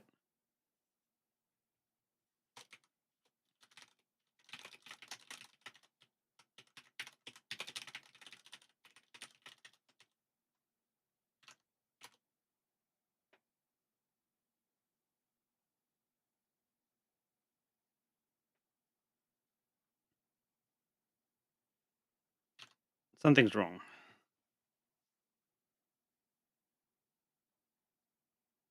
Oh, also, this shouldn't be... yeah, this shouldn't be MP0. No, it should be MP0s. It is S32, yeah. Huh.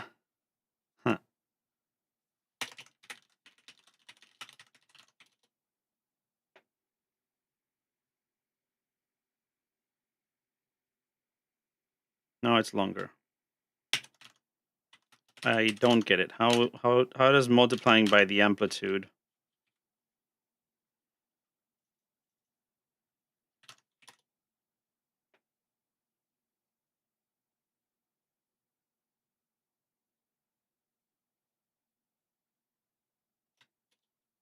Okay, something's not right. Maybe it's just an issue with the period size.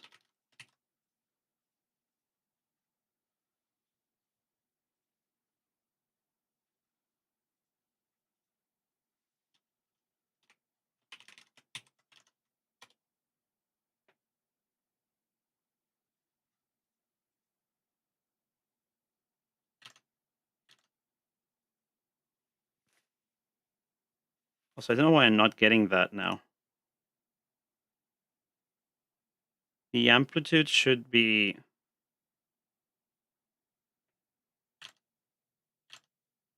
That's not like 20 seconds, but why was it not hitting the max?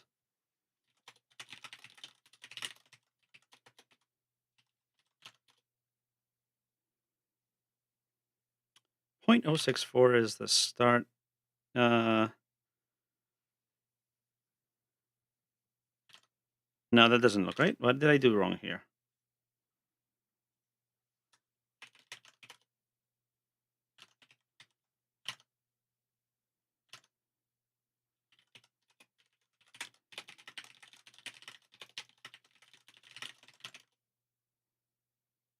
Something's wrong here.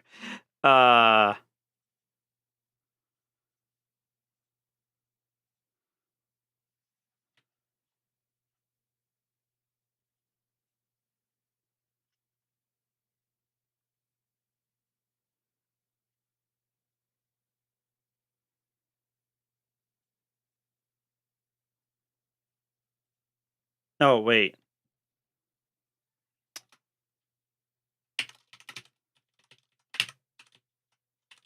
Right. Yes, that's more like it.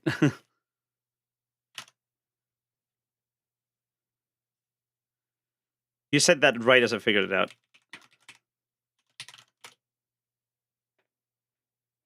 Okay, that's more like it.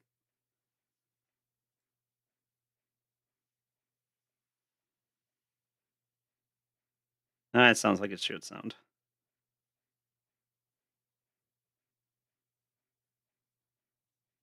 And let's see what data we get now.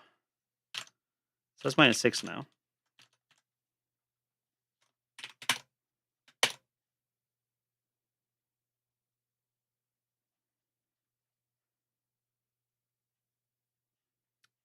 Is the kernel dying again? No.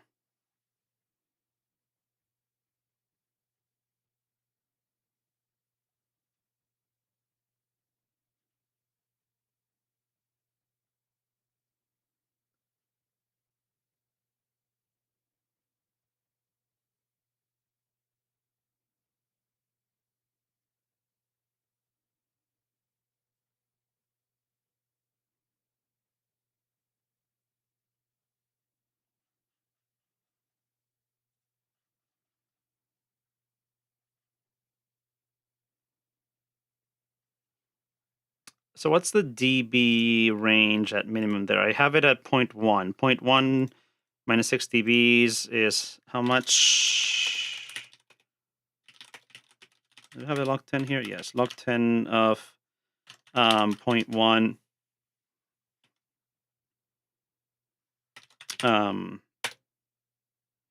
-20 dB, is that right? I think so. Sanity check. Yes, -6 dB. So it's -20 dB, and we are starting at -6. So -26 dB. The lowest, yeah. So the lowest amplitude we have is still a sensible amplitude for measuring resistance, which means that probably the real temperature value is this bottom of the curve. And now we're back to it pretty much matches the model, within reason.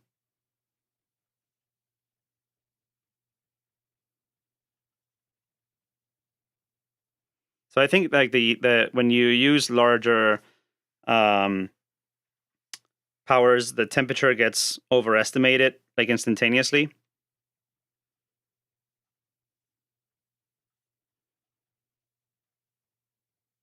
Yeah, obviously the temperature can't drop like instantly. So I think this bottom of the T curve is what the real temperature is.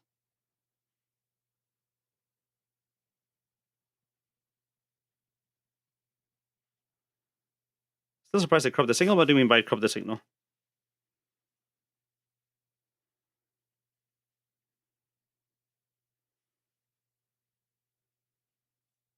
I'm not sure what you mean by crop the signal. Oh, you mean the previous thing? Yeah, maybe. I don't know. Yeah, I don't know what's up with that, but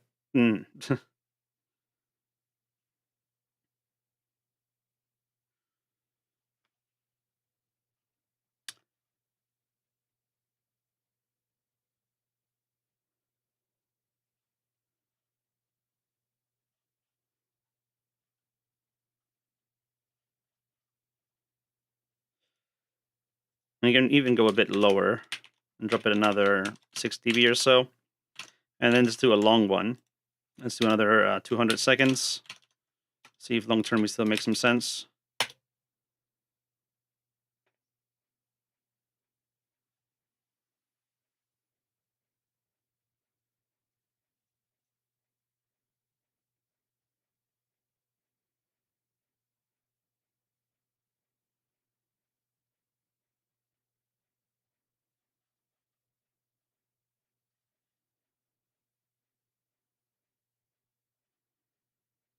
And also the model's probably getting the wrong offset there, like for ambient, because that wasn't as low as 38.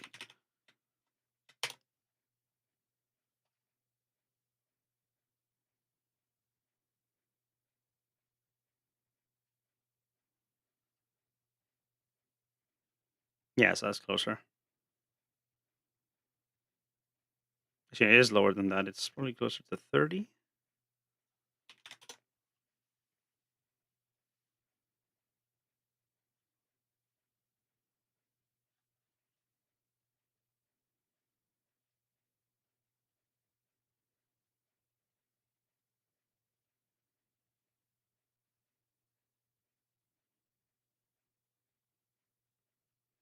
So let's see how it works with another 200 seconds of that.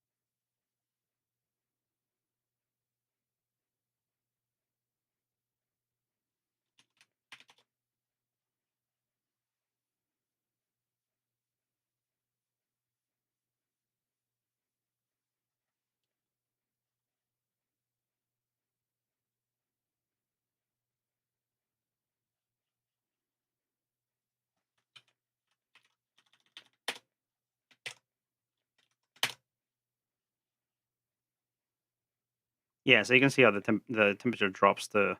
Then we have a lot of noise. I really should just filter that, but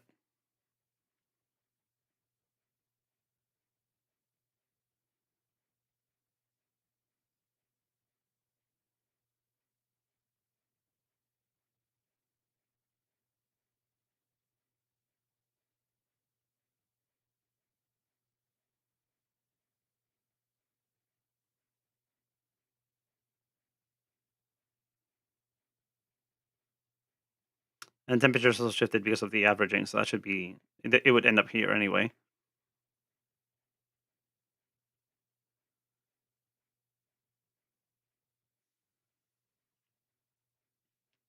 Anyways, as long as the long-term temperature pretty much matches what I expect, I think we're good enough.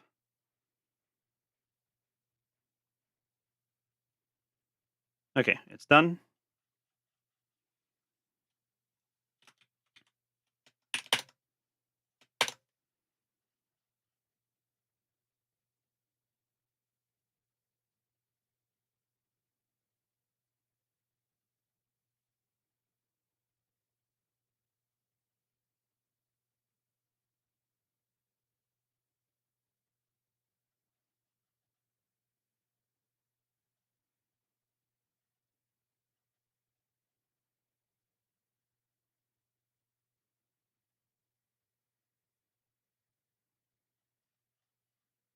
I think it's still thinking.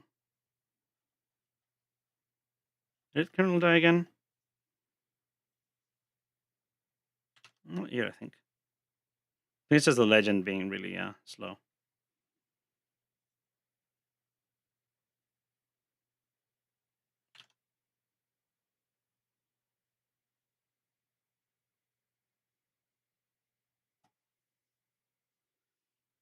So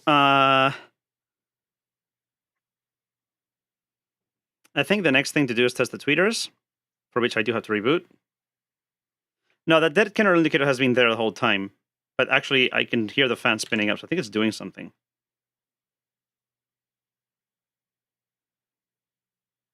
It's trying anyway. It's a star. I think we need to turn off legends.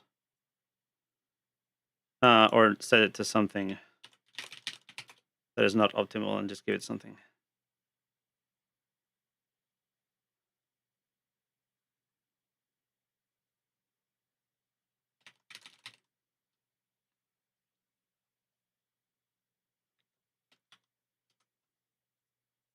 Yeah, see, it did work. It was just really slow. But yeah, I mean, the long-term model is still basically fine. This is probably overestimating the start temperature, but it still mostly follows the curve. And I'm pretty sure this peak temperature thing is a lie. So I think we're still good.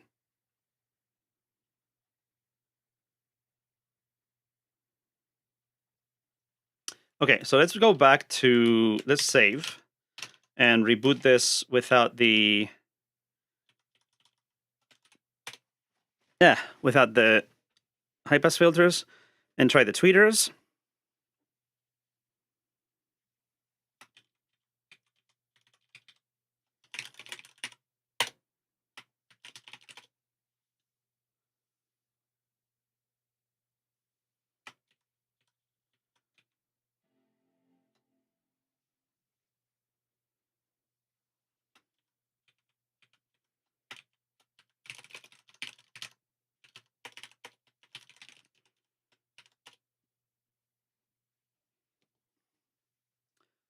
So if I'm not mistaken, the tweeters are speaker number 2. We're going to find out real quick if the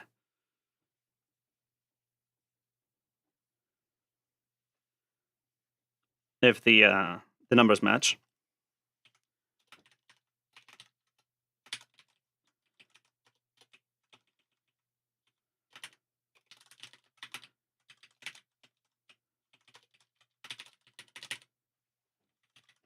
So for the tweeters,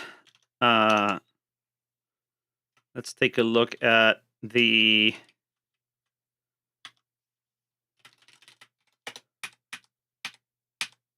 tweeter left.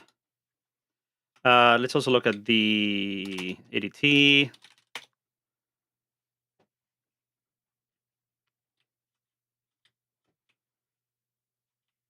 So Povik said the order that macOS used was woofer 1, woofer 2 tweeter.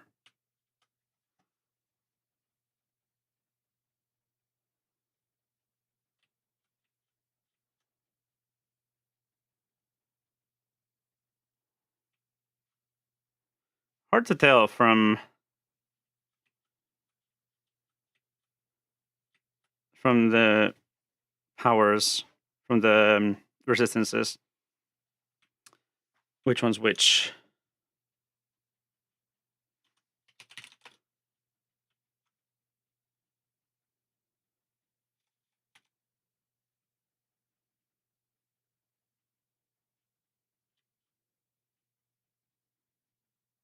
Okay, it's listed here. Speaker 1, 2, 3, 4, 5, 4, 0.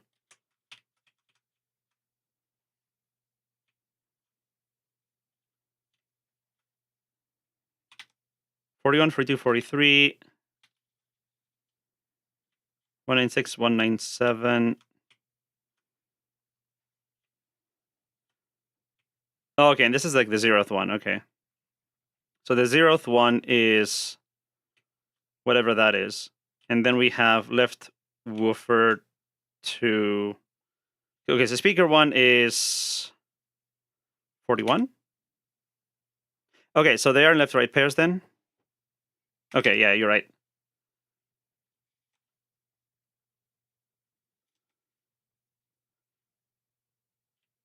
So the tweeters are 197 should be the last one, 4, and then 43 is... yeah, okay, so it's... So that means we have woofer 1, woofer 2. Woofer 1 left, woofer 2 left. Woofer 1... woofer 1 left, woofer 1 right. Woofer 2 left, woofer 2 right. And then tweeter. Okay, that actually kind of makes sense. Ish. Because these two are like 3, 6, 6, 4. So let's just guess that the tweeter left is this one. And see if it works out. So that is 3688. Our shunt comes from the other thing, and 2738 for the temperature.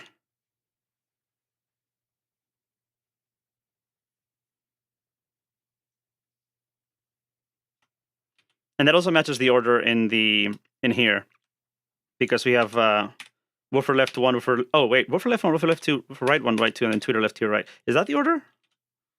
I mean, that's fine too, but... speaker, so we have... right woofer 1 is 41 and then 42.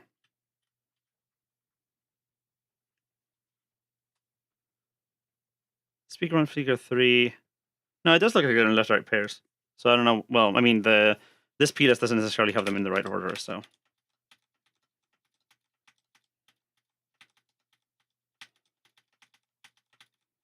And there was a channel name thing somewhere. Oh, okay, no, it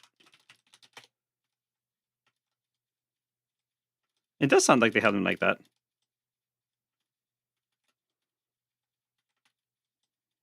And interestingly, the displacement is totally different for the 1 and 2, which kind of makes sense because they're placed in different places, right?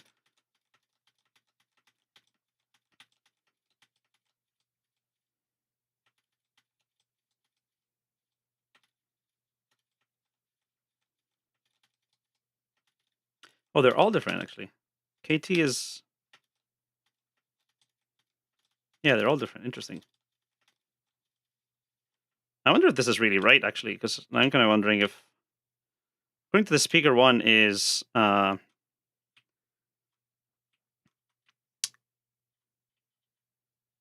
left over 2 is 196. Yeah, this would have left 1, left 2, right 2, tweeter 1, left tweeter, right tweeter. But then this actually has them as left 1, left 2, right 1, right 2. And then tweeter left, tweeter right. So yeah, I wonder if this is actually correct. Might not be. Unless the VA sense is different. Either way, tweeters are 2 and are 4 and 5 on Apple's thing.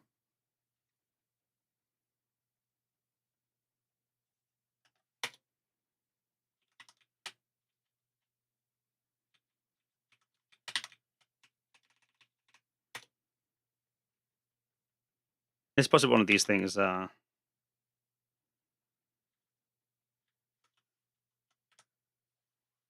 then I don't know. Maybe there's another channel swizzle happening somewhere else, or maybe something else is different. But at least the tweeters we know are the last two, and hopefully that's the same as the calibration data. No good way of checking that, to be honest. But they should be the same order as these. At least I would hope the calibration data. So maybe the channels from the point of view of the safety model are different. But okay, so let's do this with amplitude 1. I need to SSHFS again.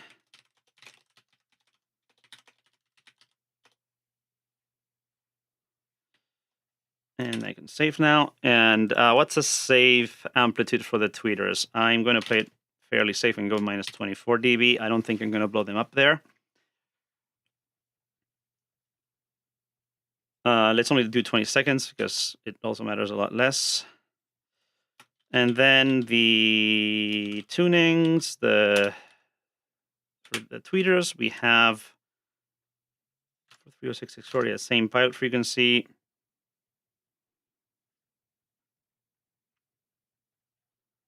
And then the voice coil tau is lower. Let's put this here.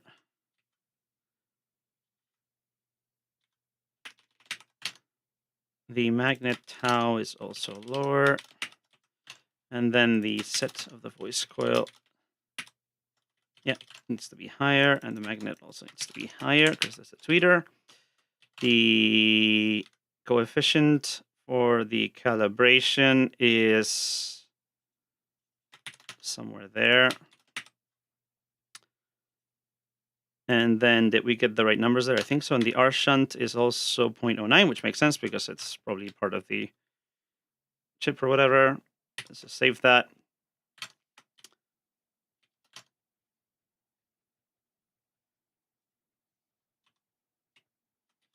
Let's skip the offset stuff and actually give it the right numbers. And then in this case, the test tone has to go on channels. Wait. What's the order we have on NASA? 2 and 3? Let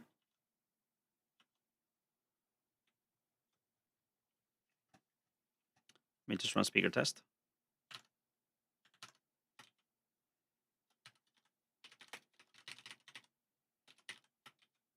Oh, right.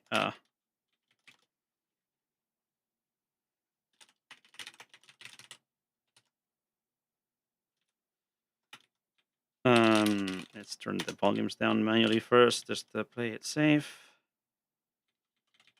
Why does that set to -6 right now? I guess it remembered from previous one, but still, let's do -12. Should be enough for speaker test, not to destroy them, I would hope.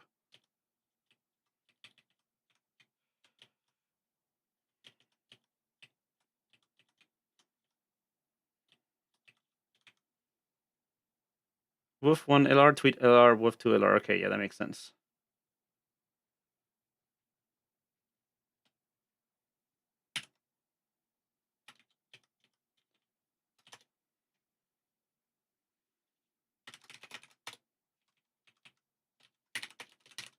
Let me just double check.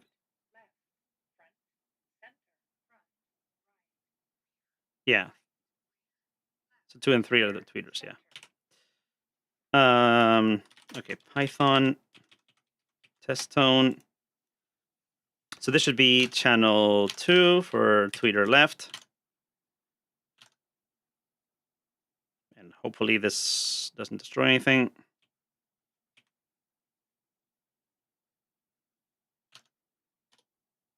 That didn't work.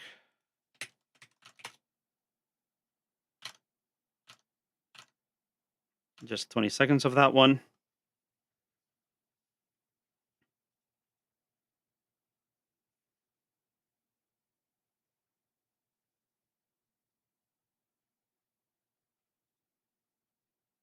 Oh wait, the limit frequency is probably still set, so that's going to be like nothing.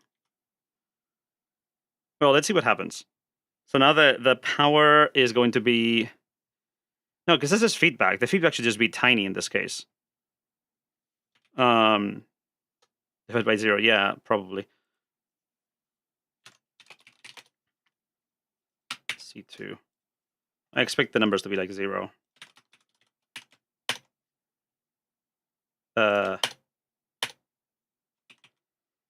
Right. I need to restart the kernel.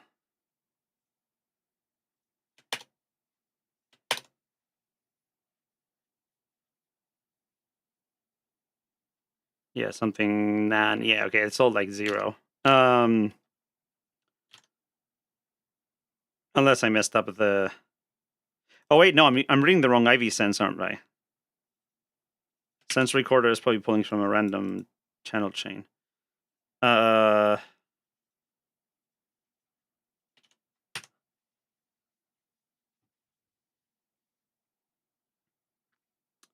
Oh, it's just this does include everything then. Channels.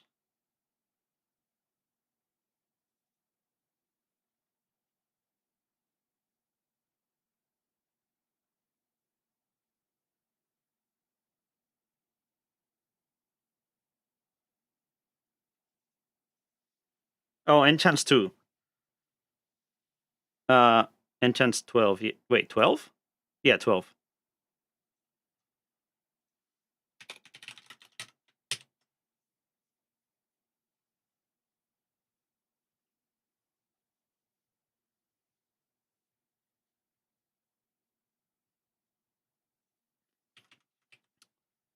But yeah, okay, let's fix the filters first.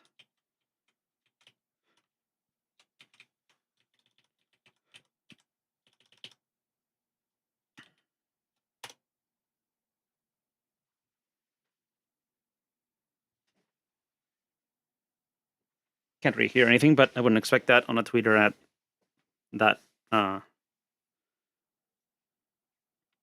Okay, so then I need to get the right things from here. That would be 0 plus 2 times 2 speakers. Yeah.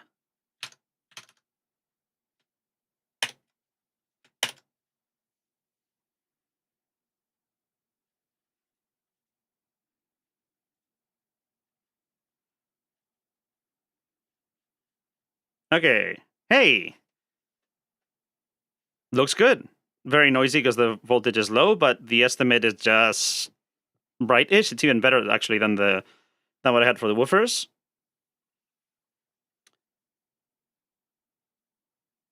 Maybe underestimating. Let's increase the averaging factor here because I made it too low for...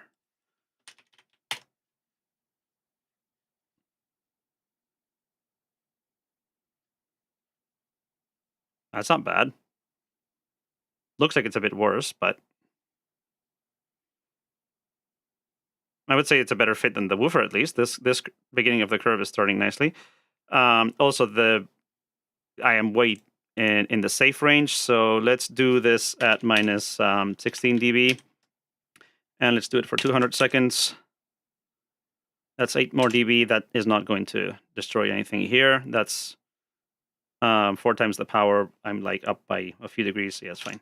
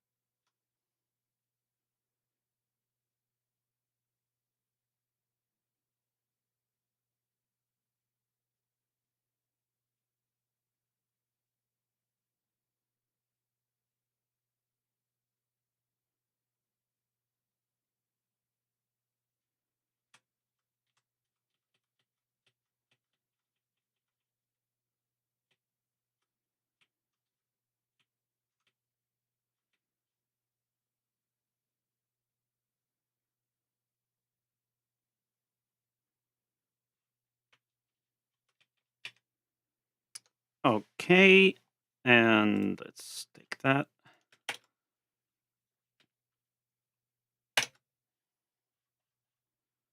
That's not going to take forever again due to legends, isn't it? Okay, no, let's just comment this out.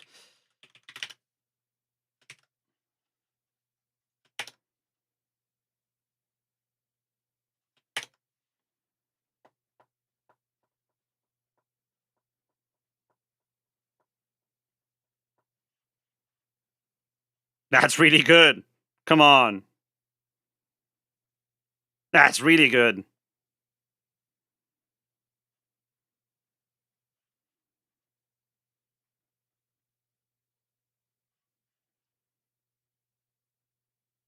And I'm most worried about the tweeters. So the tweeters being a really good fit is really good.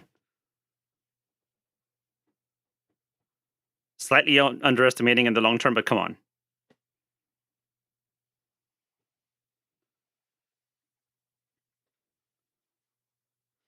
I think we can put this math into Rust.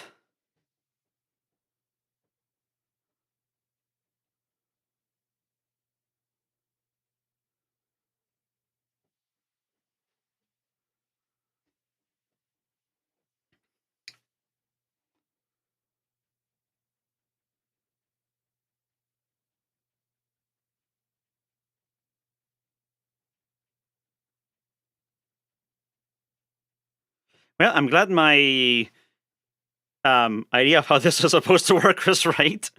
And the model is doing what it's supposed to. So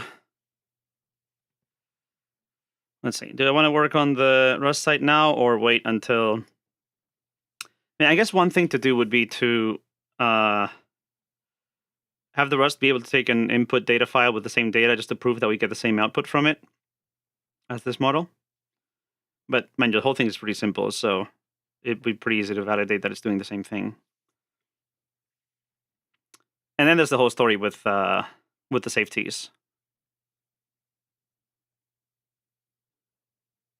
I'm getting kind of hungry though. I should get some dinner, so maybe this is a good time to end. We proved that this works, and this is definitely going to be safe. The only thing we don't know is how Apple interprets the actual temperatures. But I think the only reasonable thing to do there is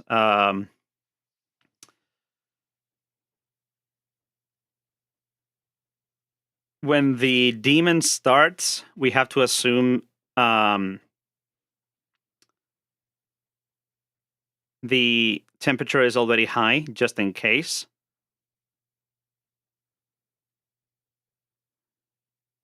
We might be able to do something less than the limit, so it doesn't immediately start throttling, but still, you have to assume it's somewhat high, just so that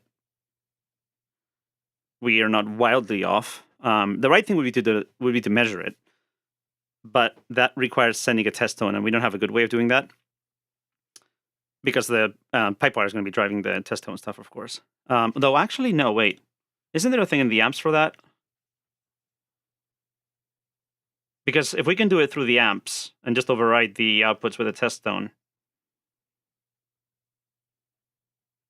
we could wait until we could start the... Let's see, yeah.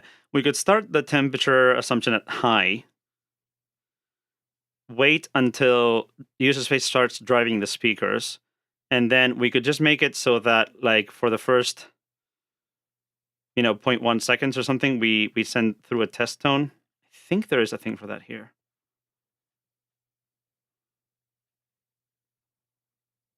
Okay, the default forward path reset is like 2 hertz, so I think that's sensible enough. Sorry, record path. Default is 1, yeah, 2 hertz. I think there's a thing for that.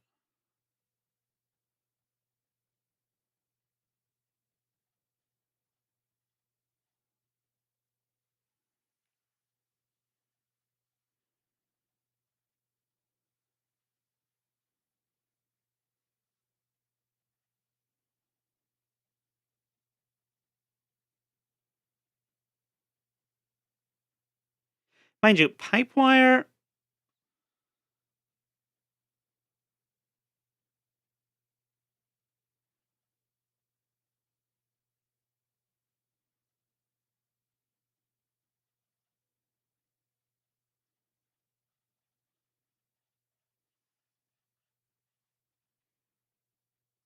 Yeah, toned frequency for DG mode.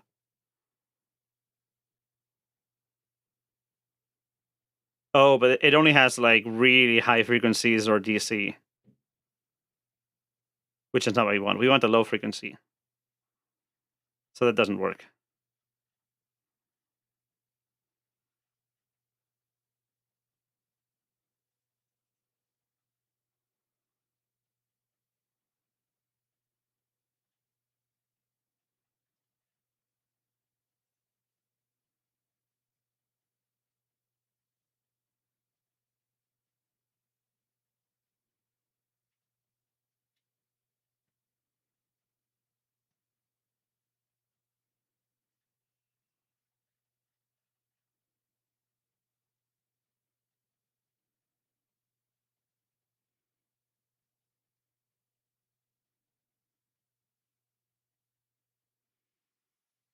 Have I had a chance to listen to electrostatic speakers? I have not. I'm pretty simple when it comes to headphones. My usual headphones are what are these? ATH M50X, the Audio Technicas, which are pretty good. And I have some calibration for them, which is nice.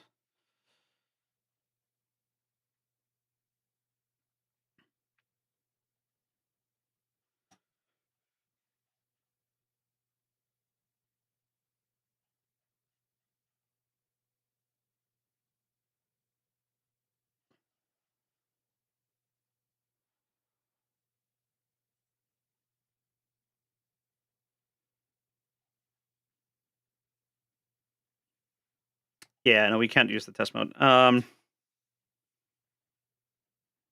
mean, we could use DC, but does that make sense? I mean, yeah, maybe.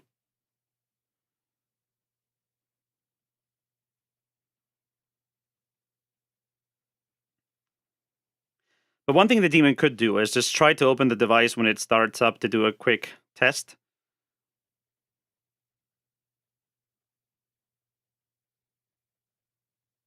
And if it can, then it knows the temperature. If it can't, yeah, but then we need to pass the temperature anyway, and we don't really want to care about that with the calibration stuff.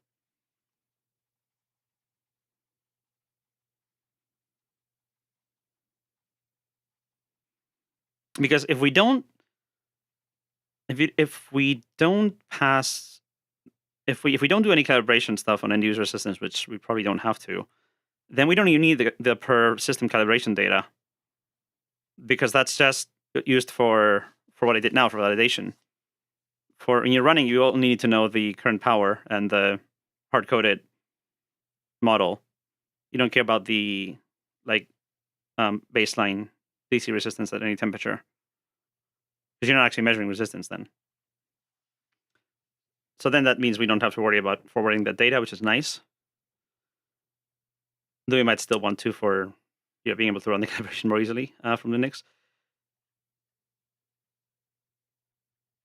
So maybe you should just assume that the speakers are hot, or at least hotter than idle, so we don't completely blow them. If someone keeps restarting the daemon or something like that. And of course, it would only assume that exactly at daemon start time. So if you're not playing any audio for the first 10 seconds after the daemon starts, the daemon's not getting any samples, but then the next time it gets samples, it will know that 10 seconds have passed and simulate the model for that time. We should also probably have some max time for that. Actually, I wonder what the right way of doing the simulation is, because the problem here is that there's two order. It's like a 2-order system with the magnet and the voice coil, and I'm not sure if there is a good way of doing closed form simulation of this over time. Is there?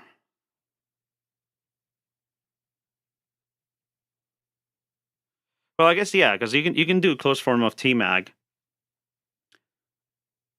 It's obvious where Tmag ends up at 0 power, and then the voice coil. There's probably a closed form solution for that.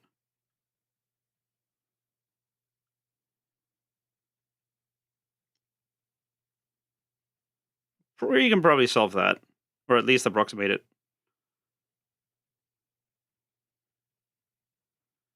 I have to break out calculus though, because it's an integral. Tmag is following a falling exponential. Yeah, there's probably a closed form solution for that. I'll have to think about it. If there isn't, we can always just simulate it for.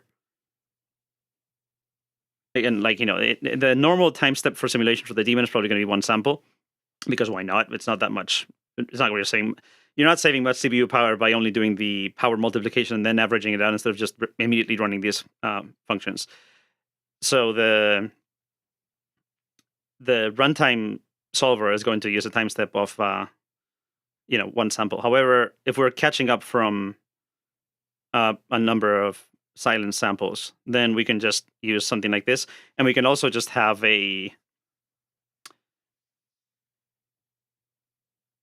thing where the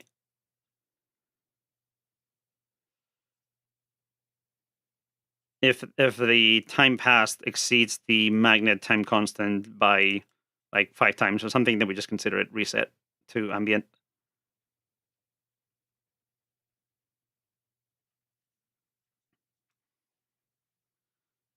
So then that limits the amount of time you have to simulate. But there's probably a closed form solution for that.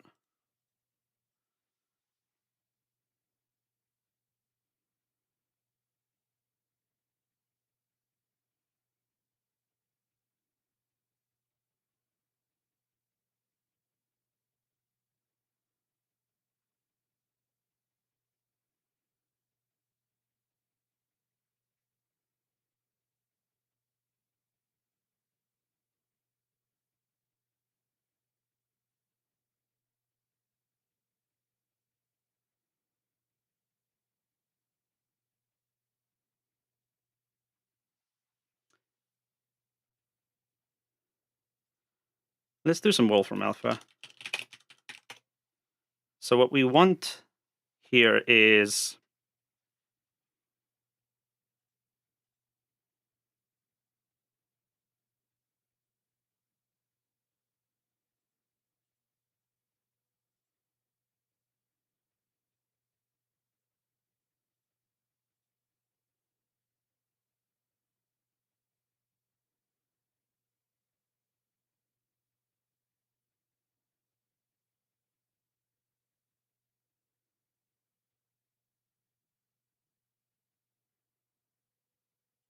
what was the right closed form solution of this one? For the it's E minus T over RC, was it?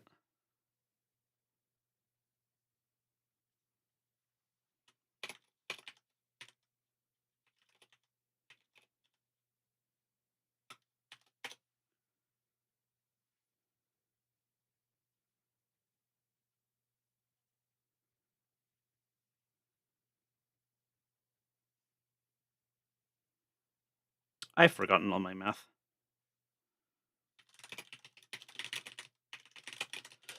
No pass filter, step response.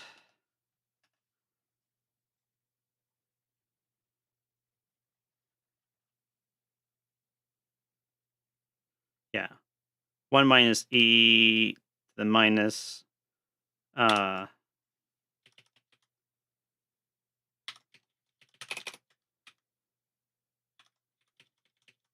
yeah, minus T is what I want. Yeah, okay.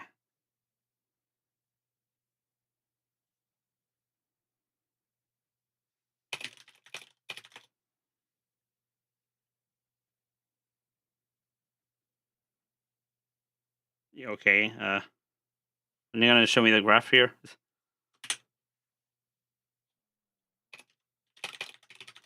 I don't know how Wolfram Alpha does now. That's not what I want.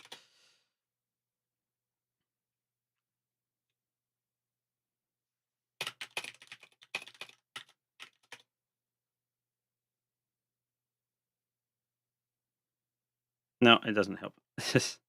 Anyway, what I really want is the closed form solution. So if that's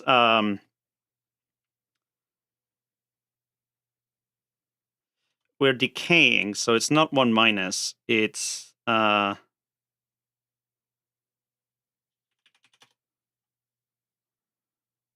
this E to the minus T, which starts from 1.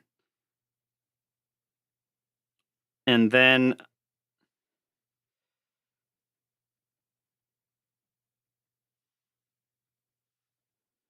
so then the second order effect of that would be, well, what I really want to do is get this out from an integral, and then it would be the same formula with this plugged into it.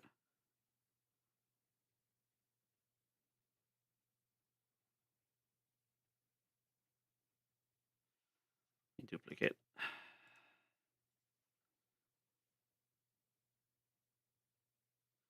Is there a closed form solution for the 2-layer system?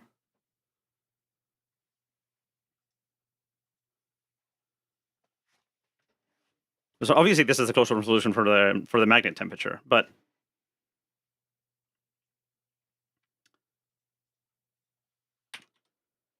for the voice coil temperature, I need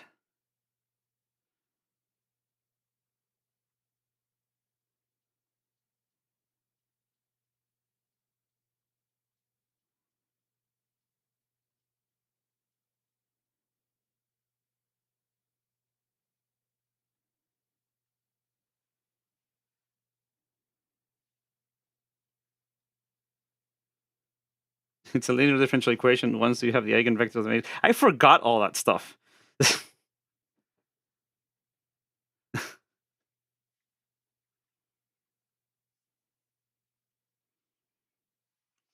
Anyone that actually remembers how to do math want to solve this one for me? uh, it's just a linear combination of two exponentials.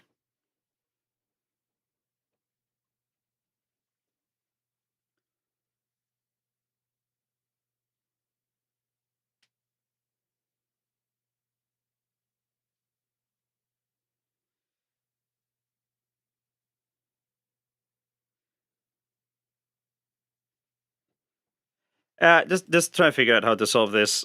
I don't even remember if I actually passed differential equations. Where is this?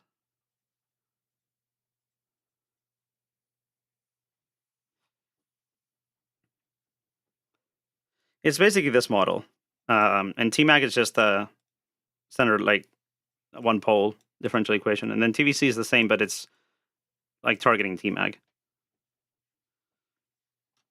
So basically, how do I catch up this model?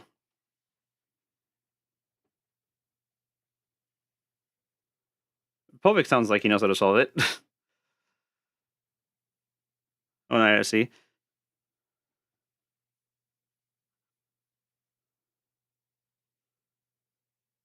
think if I did differential equations, my brain like erased all of that class.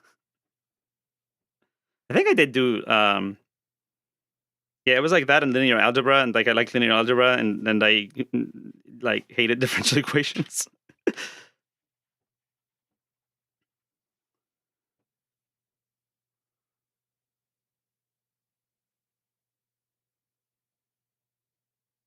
That pretty much sounds like something my physics professor said in first semester or so.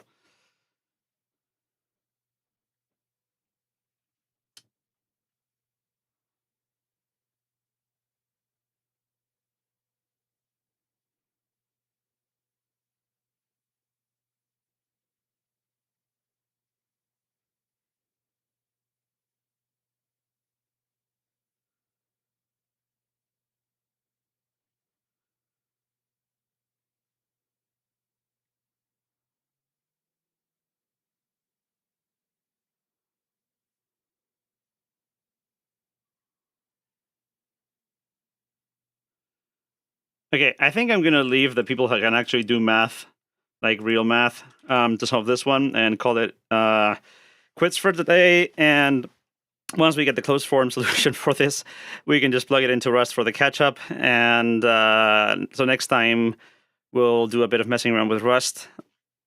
Not sure when that's going to be. Maybe this week, maybe next week. But yeah, I mean, this is the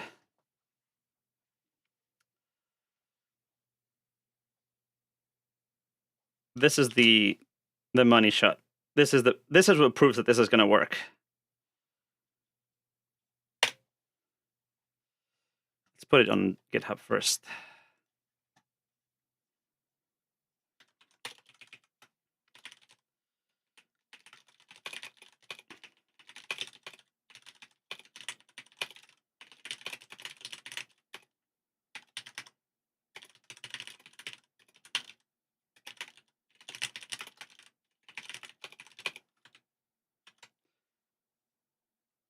I'll tweet. Oh, I'll toot it later.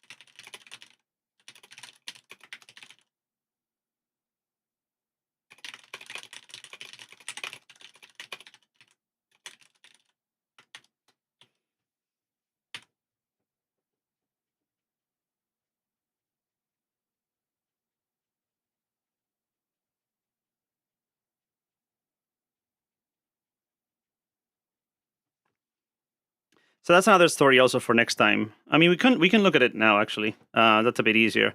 We need equations for the maximum gain reduction, which would be the power. And this time we have to consider not RMS power, but like square wave, worst case power, at which you are just hitting the maximum temperature. And that's very easy because the power directly drives both equations, and we know the target, so it's very true. You just add the thermal resistances basically. So that's very easy to calculate. But the rest even has to calculate that from the model parameters to know what the maximum gain reduction has to be. And then probably the simplest way to do the gain reduction stuff is to just linearly say from some temperature to the maximum safe temperature, we linearly reduce gain. Like just a simple, is that a proportional controller? Something like that. I think it's a proportional controller. Linearly reduce gain down to the safe maximum reduction. And then on top of that, you throw another attack release type thing, which is just another low pass filter, but with a sine test.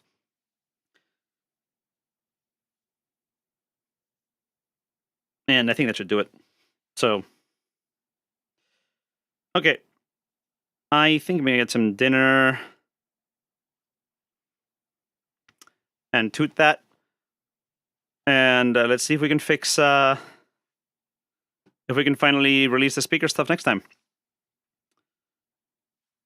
Let's see. Just kind of curious how many people we have. 37, not bad. For a bunch of math. Okay. Well, I'll see you all later. Thanks for coming and all that. And hopefully we can get the speaker sorted out in the next, I don't know, couple of weeks or so. Not sure when it'll be released because there's a lot of, we need to actually do, it's not just the safety model. We need to actually do calibration on all the laptops. So I need to actually pull them out and put a microphone, like a calibration microphone on all of them.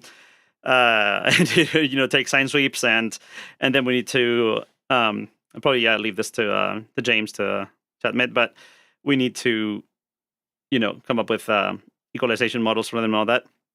But yeah, this was the big thing that I was sort of waiting for. That was blocking the modeling story. And then we need to do a bunch of implementation stuff, make sure it's safe, add the watchdog and the kernel and all that. But yeah, it's doing pretty good. Okay. Catch you later.